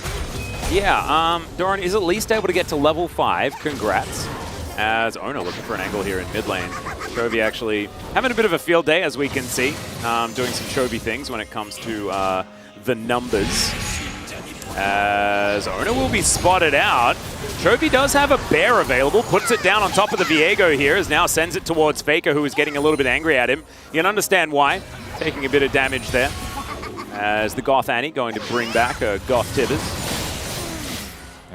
The amount of Annie skin variety that we've had here in the LCK it's very heartening. It is. It's fantastic. I feel like the only other pick we had that had that much variety in recent years was like the Veigar. I mean, we saw a lot of different Veigar skins. I feel like Scion was getting close, but then everybody just stopped doing Pacific Rim and went Lumberjack for some reason. And then it was like, well, now we have no variety. Yeah. It's a bit of a shame. Who do you think is like, which is the champion where we only ever see one skin and it's never base skin? I feel like it's like Super Galaxy Rumble. But yeah. It used to be Super Galaxy Rumble, and now it's not anymore. It was the Blitzcrank skin, not the one that Carrier is using, the one that has the cat in it that Hens was playing. Oh, last season that was the one. It was like everybody played that one, and that skin kind of freaks me out. I like this skin more, although this skin used to be banned in professional play for quite some time. It did. Although it's not anymore. That's why Carrier is playing it, and everything's fine. Yep. Don't panic, referees out there. It used to have like a considerably shorter amount of time that you could react. Yeah. Because I think the animation was quite weird. Yeah, because you use a different arm or something like that. Something about the skin. Anyway, I don't quite remember. And we digress. Yeah. Well, nothing is really happening in this game at this very moment. Time Carrier is able to control that or clear that control ward, which is very nice. And wants an angle here on Pays, but Pays is level 6, so I don't know if you necessarily want to be pulling him towards you. Owner coming down here now, and they can try to make a play on this Drake. And this is the kind of stuff I was talking about where you get some lane prio, you force these early objectives, you take Drake, you look for that cash-in potentially on the Rift Herald fight if you can have that prio. These are the things that T1 want to be having with this Draven pick, but they're behind. Doran? Yeah. I don't know about this. Not sure about that. He's just dead. I don't know. I don't even know what the thought was. There's the flash hook. Stand aside, Delight. You are going down. That is Gumyushi grabbing a cash in pretty early on, and all of a sudden, everything comes up T1. I feel like Doran kind of robbed us of the hype of that play on the bottom side a little bit with the play on the top side that happened right before it. It could get worse. It could be worse. It could be worse, Wolf, and it's happening right now. Although H's grasp coming in exactly. Is Zeri broken enough? He's flashing forward, looking for even more. Carry is very dead, and Pays now looking for an opportunity. Ona does move out of the way of the extendo beam. Okay, well, it gets better here for Gen G as they're now able to secure this Drake off of that pick because it looked really disastrous for them moments before. It's still not great. Well, they're going to be able to take this first dragon of the game, and this is why you take Ghost over Cleanse so that Pays can chase these kills down with these delayed engages. Peanut is there, hits level 6, and that is going to be the first dragon of the game going over to Gen G. That being said, this Jax is a problem, and not for T1. Yeah, Doran is so the Gragas is the problem. Yeah, the Gragas is the problem, but the fact that the Jax can't do anything, the Jax is very irrelevant in this game, is really the bigger issue because he's so far behind now that he won't be a side lane threat at any point. It's almost as bad as the situation we saw last game where you're like, well, he's Kayle and he will get experience and levels, but let's watch this once again as he's so low and decides to go in here and he just gets cast. And he's not in turret range. He tries to move up in order to avoid getting barreled, and then gets barreled. I think maybe he thought he was going to be in turret range for Counter-Strike. Either way, this is Karria's flash hook to get the first cash in. So a few wild hooks going a little bit wide early on. Karria not finding the success he was looking for, but this time makes it happen. Then, bit of an overextension here, as you can see T1 are getting the Rift Herald in live. Zeus is pushing Doran away. Ooh, stand aside actually making sure that it's not even more. As here on the bottom side, Peanut is paying another visit. And certainly a lot of action ensuing. With that Rift Herald going down though, you can see Pays actually looking to try and get some more plates as the Whirling Death comes in mainly to clear the minion wave. Is going to be successfully able to do that as Karria kind of gets controlled by the minions for a moment. Pays will be able to clear out this wave yet again, and they might be able to get even more plates. Yeah, and this is the angle here now for T1 to just give Gragas all the plate money, as Doran just cannot defend this alone, and they know that Peanut is bottom side. Oh, no way! No way! Yeah, stand aside does come in. Fake is going to come down as well. That is a guaranteed kill, and Pays nowhere to go. Doran is also so toast. Oh yes, he is largely dead, although there's the Heartbreaker. He tries to get him. It was an honest-to-goodness effort there, but it did not work out, and T1 really starting to pick up the pace now. Yeah, I mean, Pays picks up a second kill in this game, but ultimately, you now have 2 early kills here for Guma. Karria's looking happy with himself. I think he was feeling a little bit frustrated with how those early pick potentials went, or didn't go, rather, that is to say, and this game just doesn't let anybody breathe with how much intensity it has, as Chovy looking for a potential setup here for the Flash Tibbers. Karria's over here, they're trying to bait it. Yeah, wants to try and collect his former teammate here, charging the Hex Flash, and Chovy not going to give him the angle that he was looking for. And, I mean, the fact that we now have a Fed Gragas, a Fed Draven, and Ahri is doing fine, you know? I mean, she's not neither ahead nor behind, is exactly the pace that T1 wants to be on. He's on the edge of this ward. Oh, Pace, you watched him clear the ward. And once the ward's cleared, he doesn't know the angle he's taking. He just assumed he's safe. He's probably got the shop open.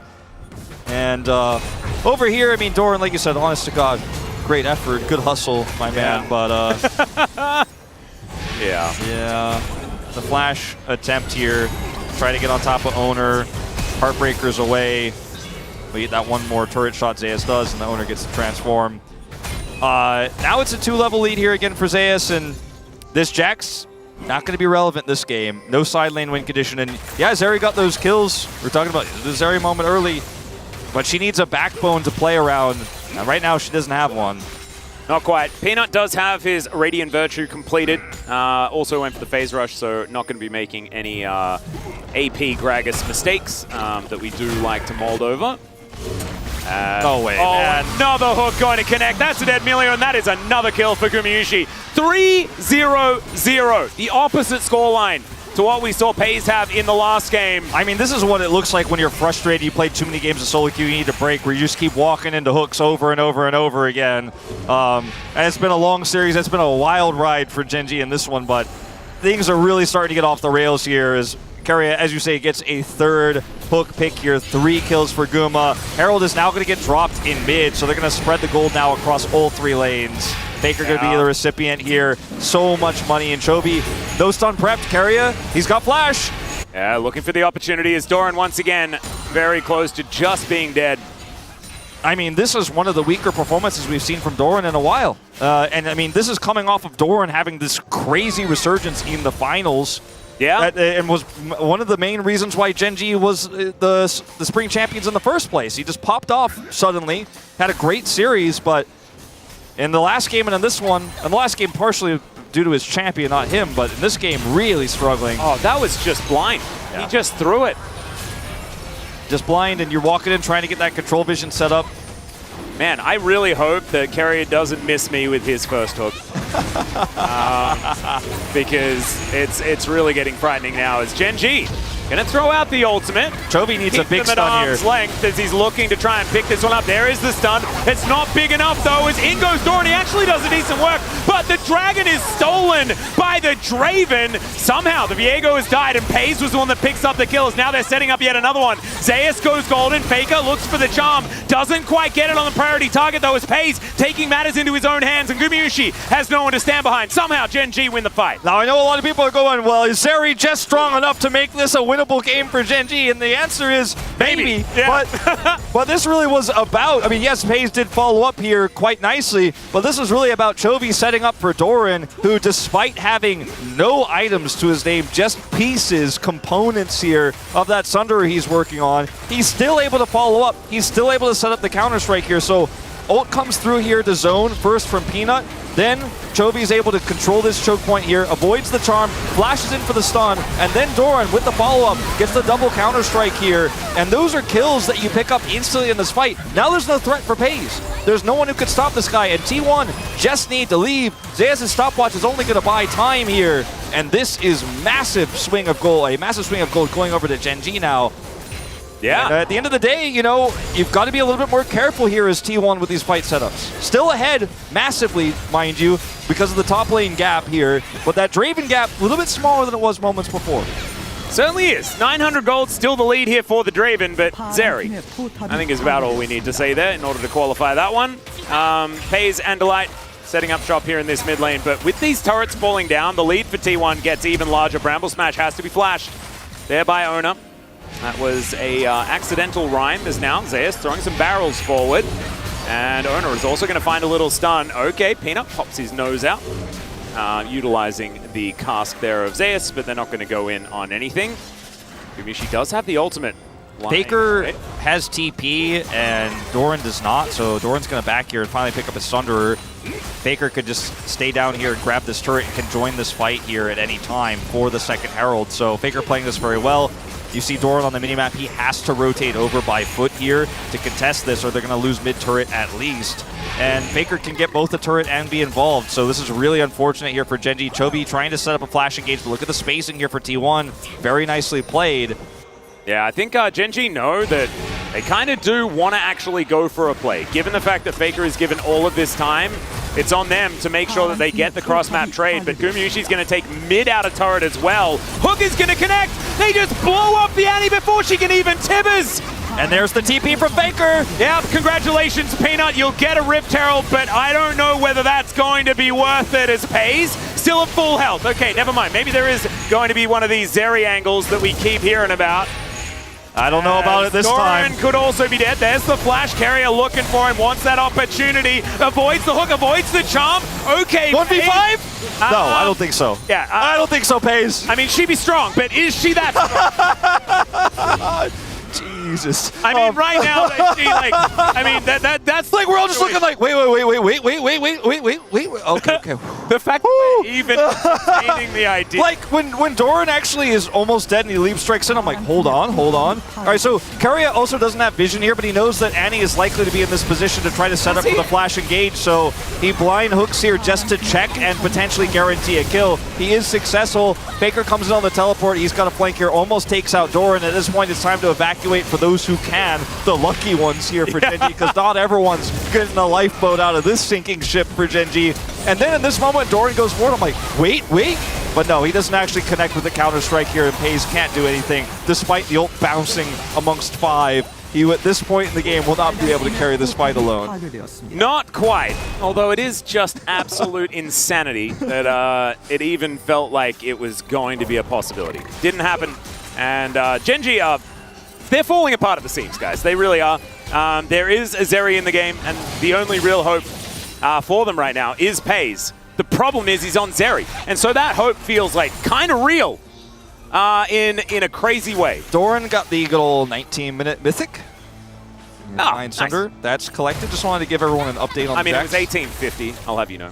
I just wanted to round up. Just wanted to round up a little bit. Or round down, whichever way your perspective is. Yep. Yeah, I mean, look, his Counter-Strike still works. And it worked out for them in that last fight.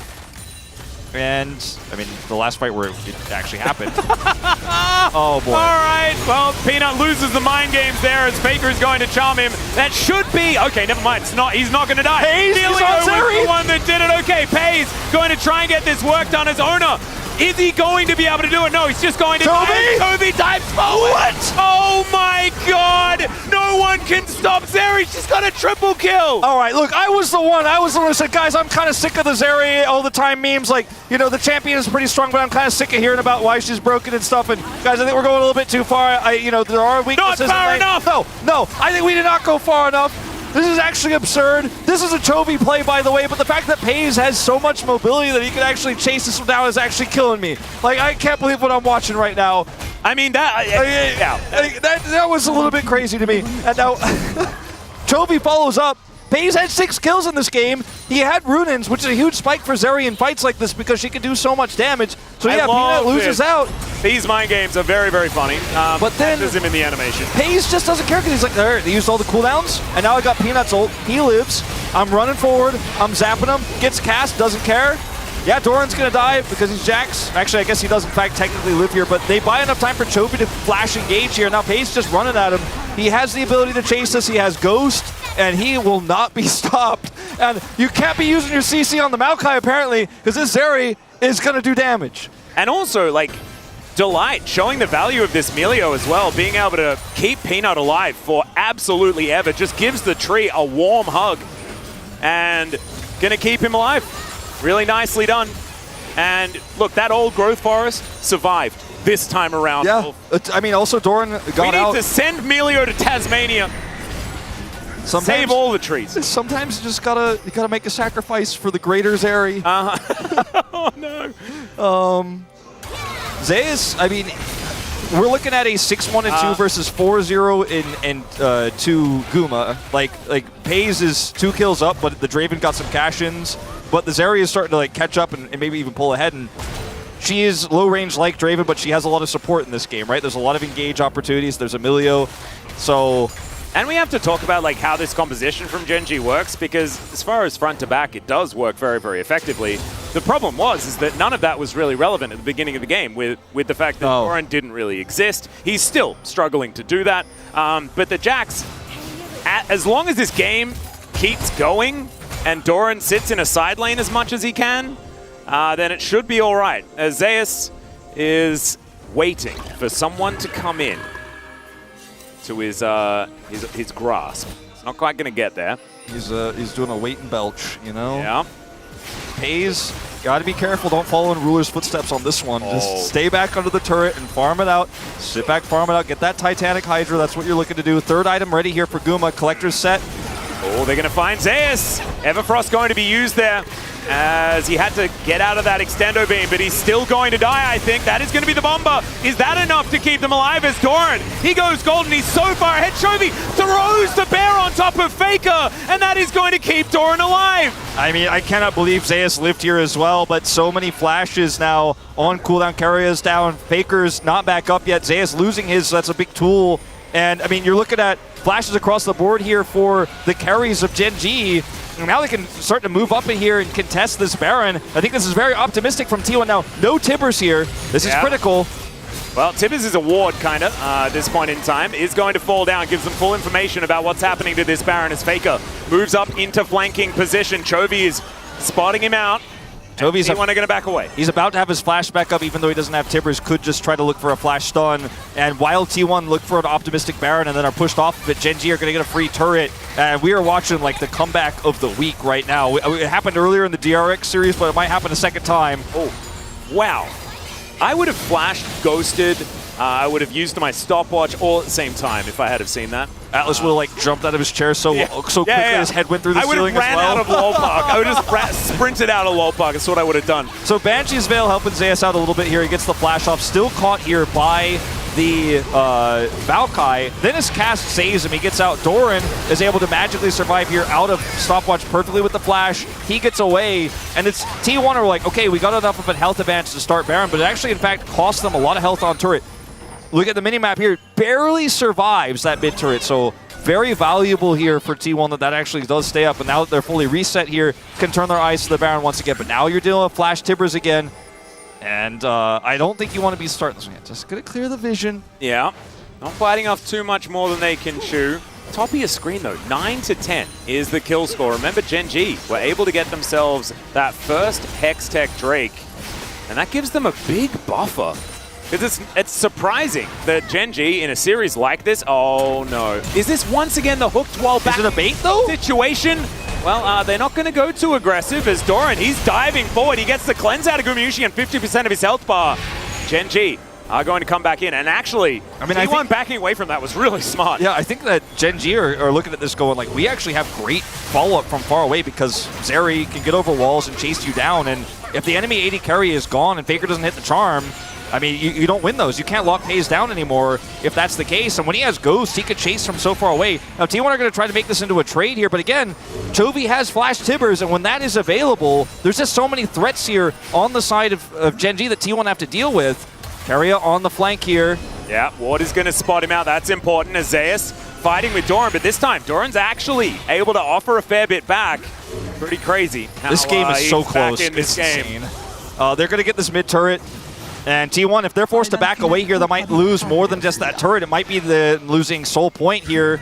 This is T1 kind of just milling about in this moment, though. You can see Gen G able to move down towards the Dragon. Exactly. They take the Drake, and somehow Gen G are the team that is exerting pressure. Yeah, it's wild. I mean, and a lot of this is down to the fact that Guma is so fragile. He's got no cleanse right now, lost a lot of his health from that last exchange, comes back in, he's far away from the fight, can't offer any damage, and when you have to respect that anti-engage and the Jax follow-up, even though Jax has no items, Doran will still press Counter-Strike on top of stunned people who can't kill him and get additional CC value for this area to do damage. When you consider that Peanut could set it all up with his ultimate too, it's really difficult for T1 to just hold this.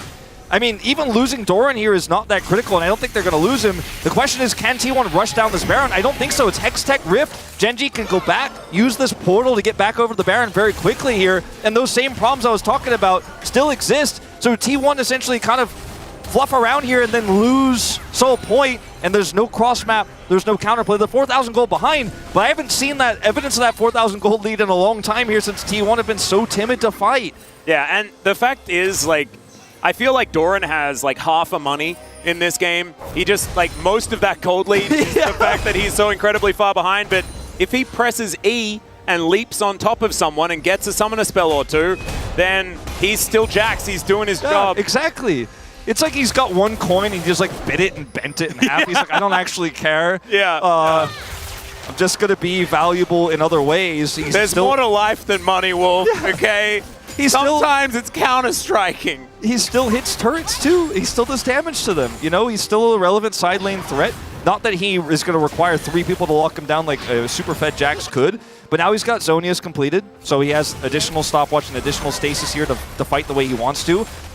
And Guma, I mean, he's got a lot of damage. He's 3 items here, but Zeri's caught up with him. Zeri's got a stopwatch. Paze is like, yeah, well, your move, man. I actually have a front line. I actually have a really strong engage setup. You have somewhat of one, but if Faker tries to engage, he dies to Chovy if Chovy stuns him. If he gets caught by Maokai, like Ari's ability to maneuver around Maokai in these fights is so limited. And also in this game, Paze is the front line now. Like, yeah, I mean, now he's got the Titanic Hydra. Yeah. It's becoming one of those situations where it's like, you kind of do too many things, Miss Zeri. As Gumayusi going to take a bit of damage there as the Nature's Grasp will land, but has to go a little bit too far forward in order to get his hands onto Gumayusi, as he does still have both of his summoner spells. The Draven will be okay. T1 now understanding that without Nature's Grasp, things become a lot easier for them. It's their turn to turn on the pressure. See if they do manage to be able to find any of it here as Chovy Molten Shields himself. They're looking for the angle, carry off to the side, but there is the bear! The hook is going to be blocked by Doran somehow! And now Paze untouched in this fight. Ona goes golden, it's the Whirling Death to connect onto the Jax, but that is not the main part of this story. As Faker is just going to get dashed on, the flash comes forward, and Paze. It's Baron time. Guma is still full health here, but I mean, it's hard to get over here and contest this now. Faker has teleport, but he has no flash, no ult. Is it all a bait, though? Because it was a 1-for-1. Yes, the jungler went down, but the Baron can be utilized. Yeah, the Baron, I mean, here is where T1 need to make a fantastic stand, but they have no vision whatsoever. I mean, Genji too scared to start this up right now without Tibbers, without Peanut's ultimate, which is coming back up right now. And everybody's like holding their breath. Still 2 minutes until Genji are competing for this Hextech Soul, which is arguably more valuable than the Baron. Not going to fight for this. But look at this hook. Yeah, the hook from Keria here is actually so wild. It catches the Jax, which prevents him from getting on top of Zeus in a weird way. But still the fight is won here by Genji. Yes, it's a trade 1-for-1 as Doran goes down, but the health bar advantage here for Genji is so massive. There's just no way, without those big tools, without Faker's ultimate, without Faker having flash, for them to do anything more with this. Now, I'm a little bit surprised Genji don't pull the trigger on the Baron and try to look for a turn, because Peanut's ultimate was coming back online. It is ready now, and this is a story of Zeri, but it's also a story of scaling. It was a pick-based, tempo-based Draven composition that now has lost its ability to control fights decisively, lost a lot of vision control. Now T1 have that on Baron here with the reset timing of Genji. Let's see if they're willing to try to set a trap here. And if team fights do break out, right, like Keria does not offer very much as Blitzcrank. The problem is that Blitzcrank in the late game, he is, if you can land the hook on someone who's out of position and cause a fight that's mismatched, he's like the strongest support in those moments, sure. Yeah. But if it's a straight up 5v5, you just don't offer as much as the Melio is going to be able to. Delight certainly able to give a lot here. Ardent Sensor now completed. Shirelli is there as well. Yeah, Keria is super binary, you know, and what he can accomplish, as you're saying. And T1 here, grouping now 20 seconds until this Hextech Drake spawns. It is Hextech Soul for Genji if they take this, and T1 absolutely cannot even afford to trade for Baron here with all of these inners up for Genji as well. I mean, look at the vision that Peanut's trying to obtain here. So hard to engage right now if you're T1, and Chovy is at the ready. No flash. Yeah, Sapling's so powerful in these moments to make sure that you can claw that vision back. As they do move down, this Drake going to be started. Genji. They do have Delight over the wall. Chovy. It's not necessarily a flanking Melio. It's not really a thing. That ward is huge. Spots out Chovy. Keria does not find a hook on him. That would have been massive. All right, Doran threatening the counter-strike. Here it is, just to guarantee the Drake. That is Hextech Soul, and the Nature's Grasp also doing a fair bit of work. Doran going down extraordinarily low, but Paze, he's the main character of this one. It's a hook. It's going to connect onto Paze somehow, but he stays alive. It's not enough. He flashes. It's a Quadra. Is it the penta? It could be the pentakill because of course. Give it to him. Oh, there it is, the pentakill for Paze. Nerf Zeri, but man, this guy is good. 7,000 damage in the fight, and T1 looked so indecisive in that moment, walking towards the Drake. The ult comes out from Peanut to zone him away. They don't fully evacuate. They know they can't give away the soul, but the ultimate connects basically to the entire team. Peanut just presses R, and Genji win the game. It's a penta for Paze, 11 kills. The comeback is real. and Genji are going to steal away this series. Doran, 0-5-8, doesn't even matter. Well, he's going to get one more. He's not, because it's carry. Doesn't do a lot of damage. That is going to be the Nexus falling. Some cheeky grins on the faces of Genji as they walk away with the stolen Nexus. I mean, unbelievable that they come back in this game with the deficit that Doran had, the early cash-ins there, Carrier picking up those 3 kills. T1 were all smiles. They had full control over the game.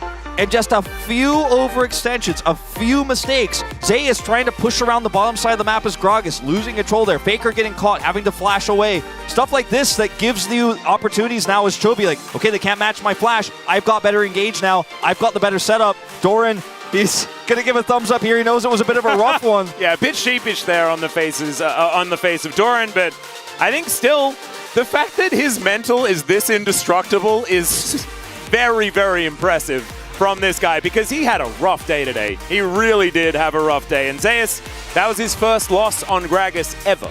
Like, ever in his he's career. Been playing it for a long time, as most of you know. Oh, man. So, on the 12th time of asking, he's not going to be able to find it.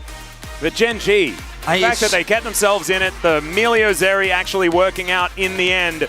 And I think, Chobi, this man on your screen right here, his Annie saved so many of these team fights. The flash tibbers at the right times.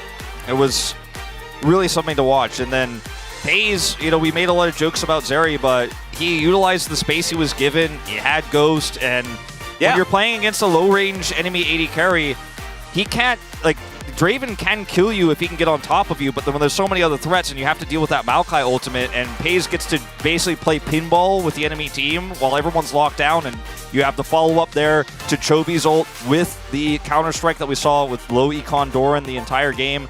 It was just, Genji, frankly, played the better game. They were more decisive, they had better team fights, they looked cleaner, and T1 in the most critical moments looked very indecisive, very nervous, and you could just have a feeling that something slipped away. Like, they watched this game slip through their fingers, and the longer the game went, I felt like the less clean the play was from T1 as well. And I think a lot of it comes down to your mindset as well, because you know that you're the one that is running the early game composition, right? You can't see the gold numbers, you can just sort of see the kills at the top of the screen, get a feel for how far ahead you are and things like that. Have a look at the turrets and stuff, but you don't necessarily know that you're super mega far ahead. And when there's a Zeri that's staring you down in the later stages of the game, it's so hard to keep yourself together. I mean, look at how much damage FaZe could do when the setup is there for him. You know, he's able to turn on that as well. He's able to turn on that first kill onto Keria, and then when the Chobi engage comes through, he's like, all right, well, cool, more people just sitting there for me to shoot at.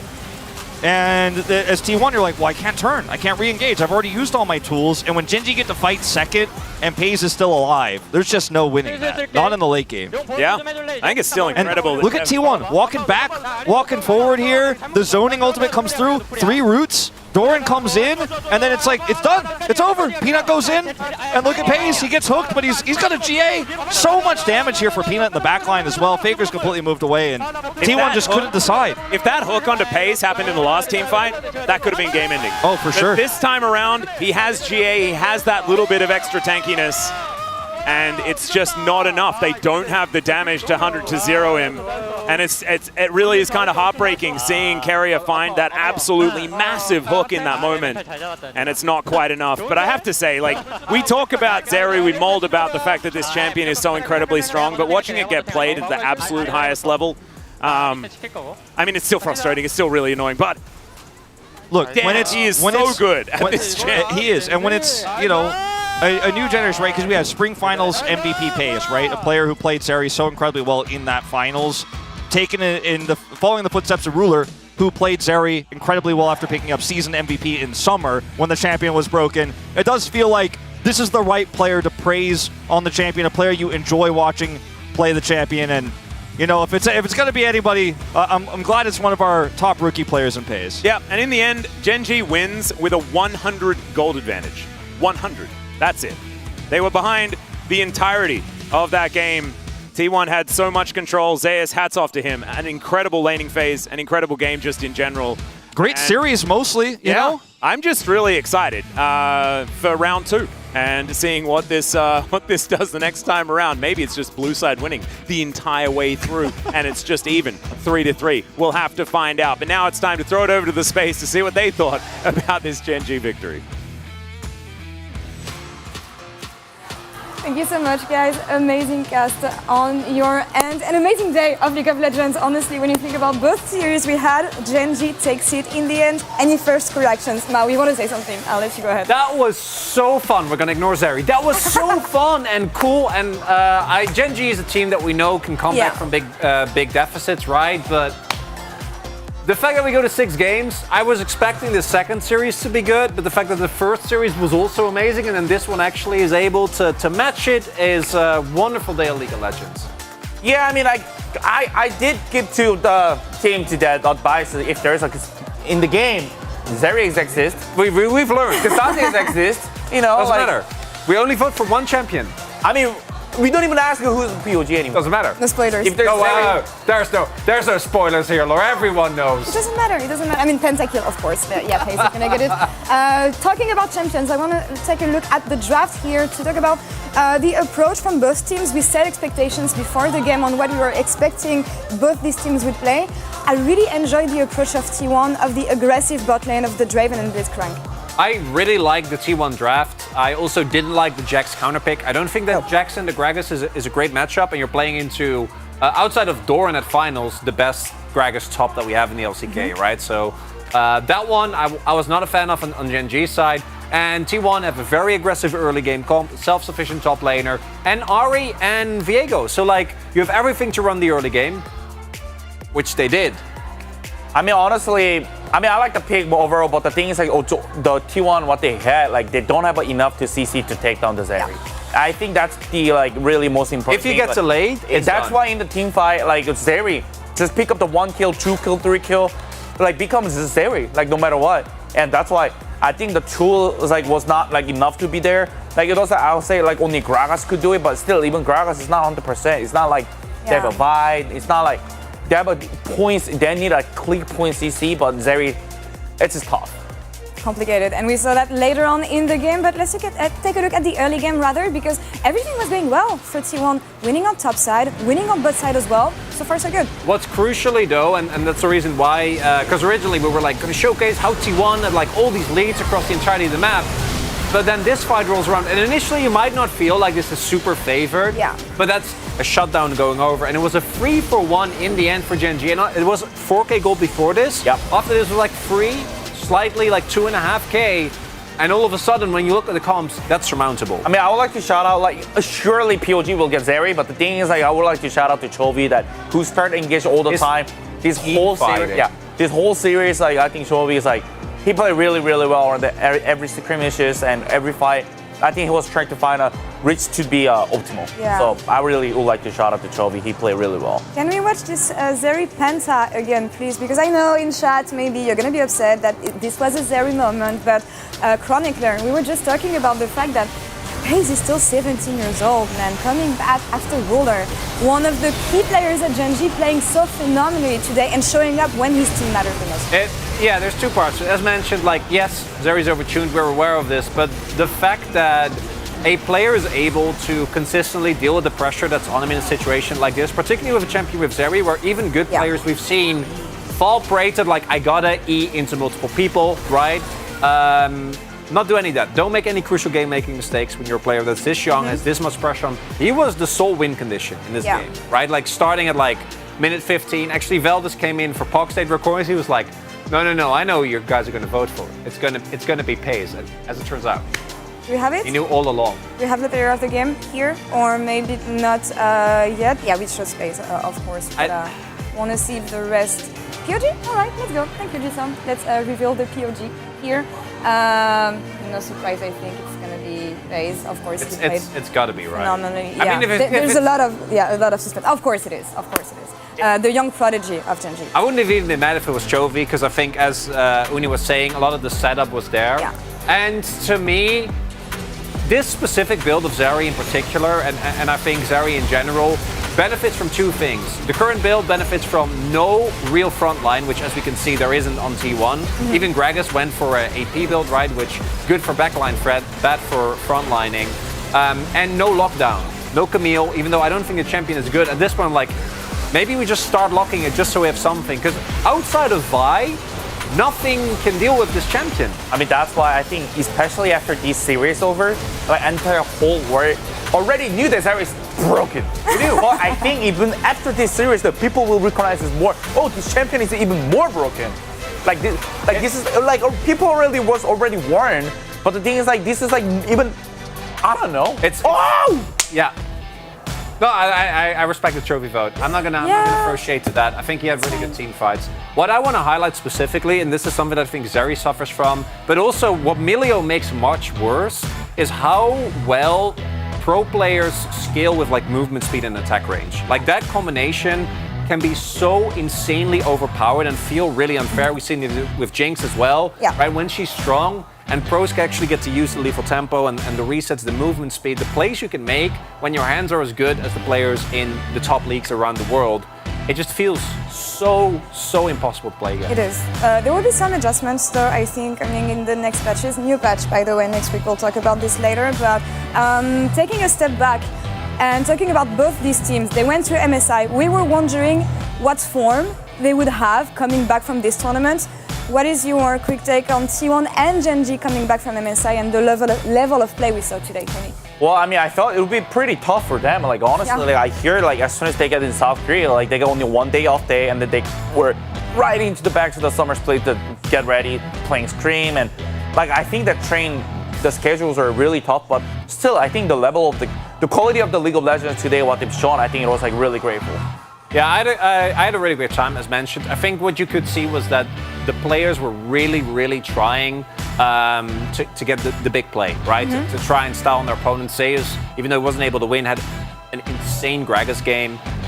Bit of payback for Doran, right? Yeah. Who was able to take him down in finals. But I do worry a little bit for both these two teams as we get towards the top hand or the first half of the split, like round robin 1.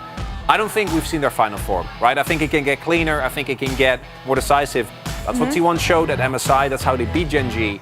And then for Gen.G, even a lot of their early game macro was not as clean as it normally. But that's the thing. Where do you want to see them go? What kind of improvements do you want to see from both these teams? I mean, of course, they're expected to be the top dogs of the LCK coming into summer. Yeah. But yeah, what kind of improvements do you want to see from both Gen.G and T1? Tony? Well, I mean, the game was clearly, we can see, like, it was really chaotic. I think that, like, the game was, like, more about, like, just, like, more smooth, and, like, whoever has the leads, like, they're keep being able to get the lead, and I think reading the meta right now currently, which is, like, I wouldn't want to say a game, it's Zeri, you know? Yeah. There's today, like, Nico was up, Zeri was up, so those kind of thing where, like, probably, like, the time goes longer, it would be better to get, like, it would be just much smoother, basically. Yeah, for me, it really comes down to knowing your game plan and playing accordingly. I think that both these two teams today, like, there were a lot of great moments, right? Like, we have, as mentioned, Zeus' laning phase. We had Pace's play. We had Chovy's team fighting, but then we also had moments like Chovy on the Gragas that didn't really work out. Doran and Peanut really not getting a great time, but being in the position in the first place because of how the draft played out. And I expect those to kind of be cleaned up, but it's also Gen.G and T1 go back so far, and like it always feels like it can go all the way, always feels like a back and forth, and I don't expect it to be any different this week. All right, well, we'll see how both these teams develop, but for now, we want to hear from the winners on stage. Phase interview. Oh, first time I'm going to see it live, actually. Jason, take it away with the translation. We'll get back after this. Thank you very much, guys. This is Jason for the POG interview translation, and we are here joined by Pace and Doran after beating T1 in the very last series of the week. Congratulations, guys. How do you feel? Doran, to start off the interview, how do you feel? We've been losing to T1 in regular season all throughout the spring split, and then like getting this win up against them in the first week feels like a great start. And Pace, it was a 2-1 win, but I got my first penta, so it's like the highlight of my life. It feels amazing. Yeah, Paige, you just got your first ever penta in the LCK. Congratulations on that as well. Doran, let's go all the way back to the first game. We had Nico actually let open for the first time this season. Did you see that coming? We thought it's gonna be banned, and then suddenly it was open. But still, we did, do some practice around Nico, so we knew how to kind of play with her, so it was fine. How did Chovy react to that situation, like being Nico available? He didn't really say much.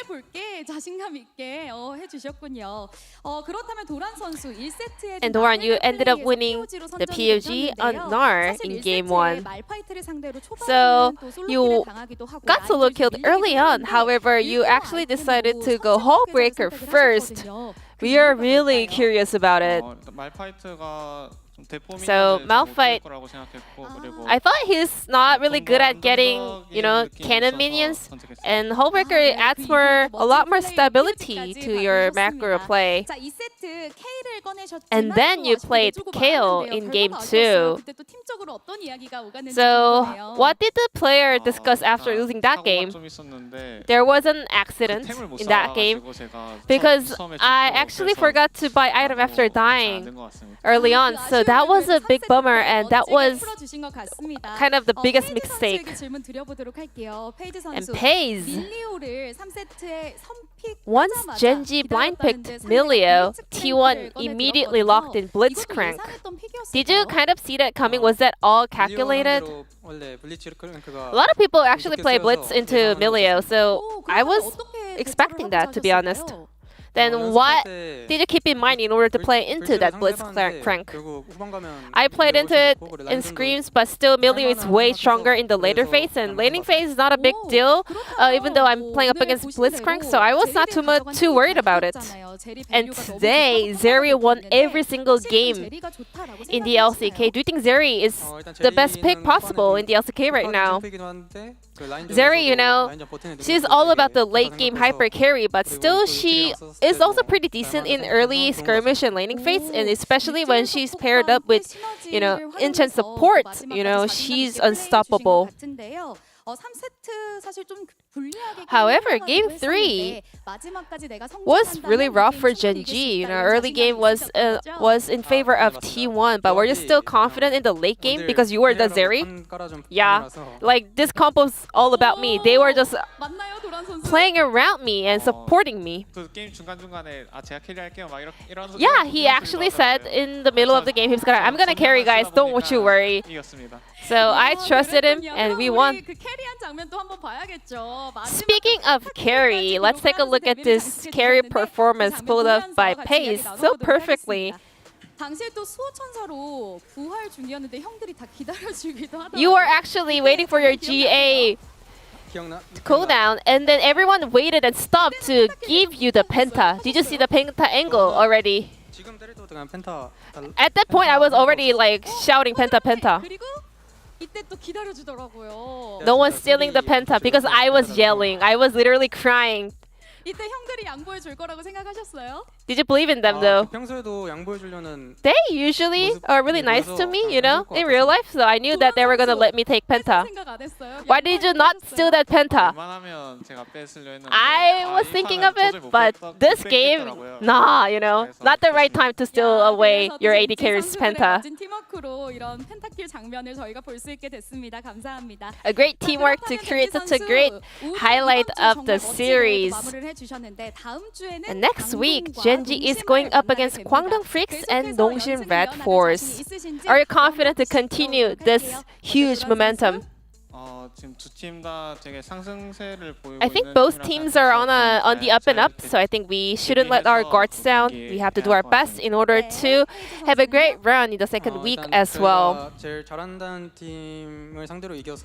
So we just won against one of the strongest teams in the LCK, which means I think we will be able to do a great job in the remaining series as well. Lastly, any words to all the fans out there? Get home safe, everyone. Thank you so much for coming, and have a wonderful day, everyone.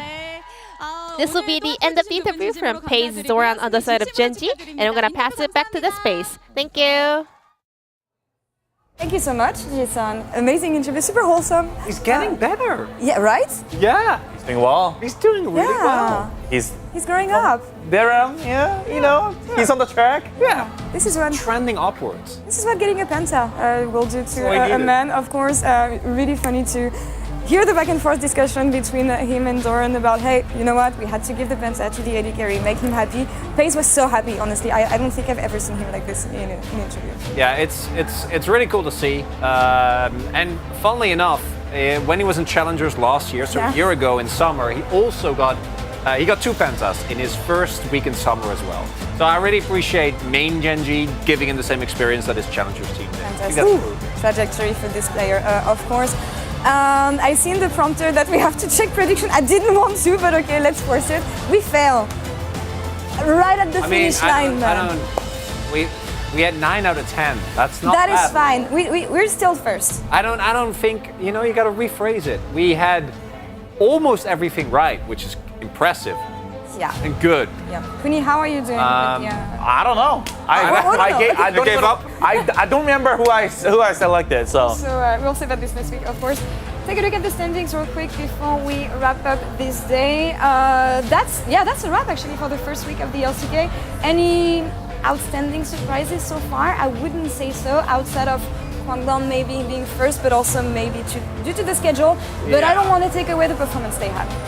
Yeah, Kwangdong definitely look good, but as we've had in the past, for them, it's how do they match up against the middle of the pack teams, right? Like I expected to struggle against like Genji or T1 or D+, but can they beat a Liv Sandbox, for example? Would be a big test for them, and if they are able to, can mean that they can stay in contest for a playoff spot. That's going to be a great challenge, of course. Can we take a look at next week's schedule? Lovely.